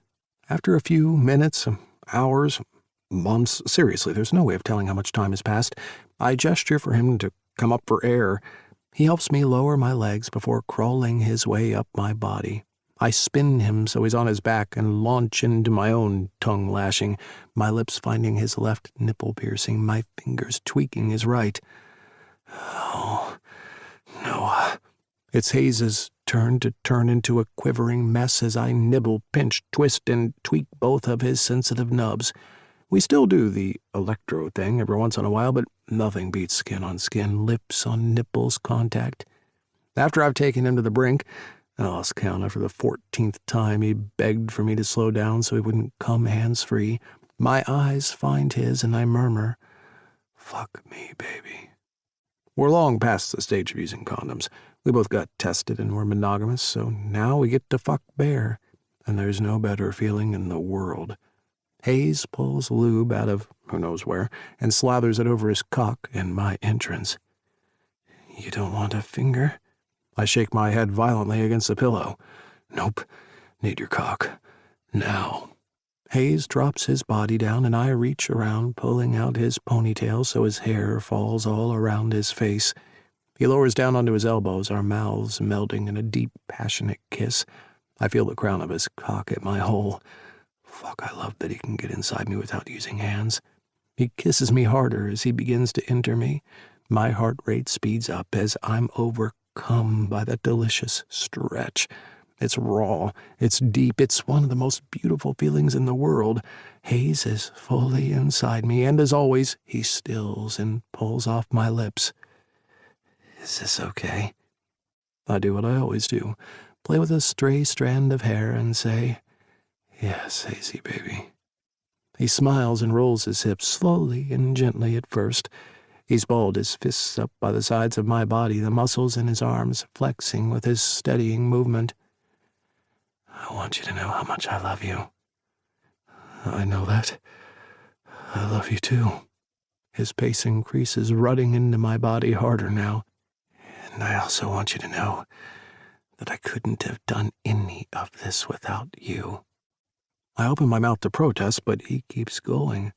"And before you say your usual thing about how this is all me, and you're just playing a supporting role, I want you to know that I value the time and the energy you've spent to help me with the business. And also, the way you've inspired me to find myself. Of course, I'd do anything for you." We've fallen into a steady rhythm. The sounds of waves crashing onto the shore flit into the room, floating around our words. "I want to be there for you as much as you've been there for me." "You are." I cup his face in my hands. "You look after Buddy when I have to work late. You make me smell almost as good as you do with an endless supply of beautiful soaps. You make me dinner and sit through endless repeats of This Pet's Got Talent. You love me and look after me in all the right ways, but most importantly of all, you stayed." Hayes closes his eyes, a smile etched on his lips. He increases the tempo even more. Having a part of him inside me feels so good. Having him in my life feels even better. My heart is so full, so close to bursting, knowing that I've given my trust, my love to a man who treats me so well and won't leave me for something or someone else. I want to spend my forever with this man. Hayes wraps his fingers around my cock and starts stroking. With a fevered pitch, he slams into my body, and I can feel him unload inside of me. With just a few more strokes, I follow soon after. I glance out the windows. We arrived at the resort just after lunch. It's pitch black outside now. "I think we've been fucking for hours," I observe with a chuckle. Hayes carefully pulls out of me and reaches for the towel at the foot of the bed. As he's cleaning me up, he nods. "And this is just day 1. I'm sure there's plenty to do and see around here, but I am more than happy to stay holed up in this room all week." "Whole day?" I tease. And with a giggle, he disposes of the towel and the lube and nestles into me. I sigh a contented sigh, and for some weird, totally random reason, as I'm lying there, naked and spent after a whole day of mind-blowing sex, it hits me. The idea for the perfect way to propose to Hayes. 2 months later. God, I'm going to embarrass myself on a scale I never have before. Fulton places a hand on my shoulder. I turn away from the mirror, where I've been waging a losing battle with a way too tight t-shirt, and face him. Relax. Gus, Chase, and I will be right behind you. Literally. He adds the last word with a giggle. Chase walks past us, arm outstretched and flicking his wrist sharply. I still don't think I've got it, he grumbles to himself. I lean in toward Fulton, tugging at the tight material, barely concealing my stomach. This is way too small. He shoots me a hopeless look. Hey, I did my best. This outfit isn't designed for people of our size, or, in other words, men. You know my friend Melinda? Yeah. Turns out she's a whiz with a sewing machine. But... Fulton's voice trails off. But what? She's a seamstress, not a magician, Fulton explains. Besides, you look hot. You are serving total dad-bod realness with a touch of vet extravaganza. I peer back into the mirror, unconvinced. We're backstage at our usual bar, up until the day after Hayes and I got back from our vacation in Florida. I didn't even know this area existed. That's the day I spoke to the owner. I made a special request. I booked out the entire place. It cost me an arm and a leg, but that wasn't the hardest part. No, the grueling, muscle-killing, panic-inducing rehearsals that have followed over the past 8 weeks were the real tough bit. I admit, when Hayes showed me the Beyoncé's Single Ladies video, I liked it, but didn't think too much more of it. I mean, it's cool that it's all shot in black and white, and I liked the simplicity of the dancing, or at least what I thought was simple dancing, because when you're cramming in a dance rehearsal after pulling a 14-hour day, a simple left leg kick, right wrist twist combo feels more complicated than performing a femoral head ostectomy. I tug at the hem of my... Geez, what would you even call what I'm wearing? Fulton managed to snag some skin-tight black outfits with the right kinds of cutouts in the shoulders and legs for us to wear. Like he said, they're designed for women. While I appreciate his friend's efforts to manify them, I feel like I am one dance step away from having the most humiliating wardrobe malfunction possible. He's here. Gus rushes up behind me. I have confirmation that Hayes Adams is in the building. A smirk twists Fulton's lips. And how do you know that, Gus? Tate texted me, he replies with a shrug. What? We exchanged numbers so that we could text each other to make tonight special. Chase joins us, and as the four of us stand in a circle, I say, I just want to thank you guys so much. I couldn't do this without you. Hey, anything for love, Gus says, and offers me the warmest smile I've seen from him in a long time. We love you, man, Chase throws in. We'd do anything for you. Yeah, and doing this proves it, Fulton mutters dryly. I love you guys, too. All right, are we finished with feelings? Gus asks, straightening up and fiddling with his outfit. Are you ready, Noah? I do a final once-over in the mirror before giving a determined nod. My heart is banging furiously in my chest, and my mouth went dry a few hours ago. Thankfully, Fulton grabs me by the hand and leads me down a narrow corridor. It doesn't take long to reach the side of the small stage area. I peer out onto the crowded dance floor. My heart rate spikes even more. Okay, maybe that wasn't the smartest idea. Every single person that matters to me in my life is here tonight. Even my sister flew in from Phoenix to be here. But it's one person who's responsible for the bundle of nerves coiled in my stomach. I hope I don't stuff it up for him. I hope he likes it. And I sure as fuck hope he says yes. A voice from somewhere counts down as Fulton gently pushes me toward the edge of the stage as he, Gus, and Chase follow a close step behind me. And 3, 2, 1...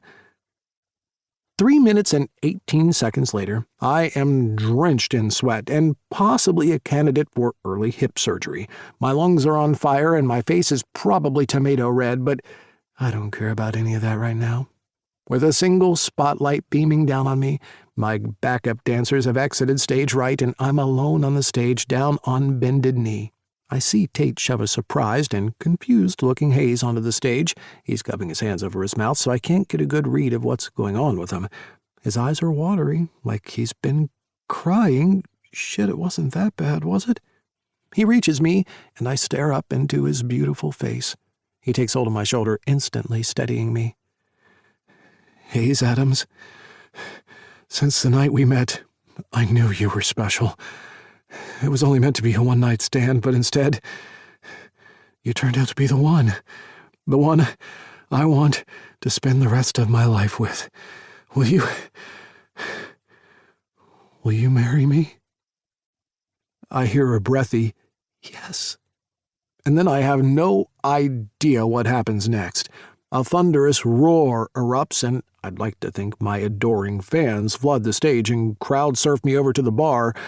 What probably happened was Hayes had to take most of my body weight as I took step after painful step, plonking my ass down on a stool which I have no intention of moving from for the rest of the night.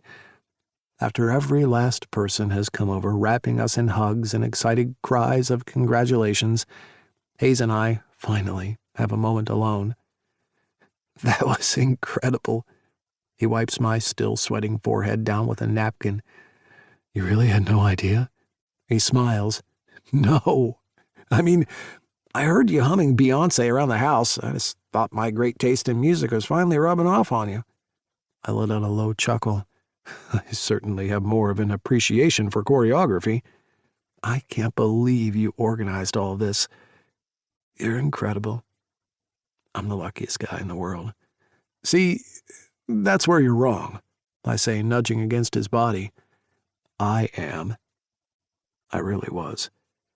I took a chance and decided to love again. Letting someone in is one of the scariest things in the world. You give them all of you. Your trust, your love, your heart. But when you find the right one, that person sees those things as the precious gifts that they are.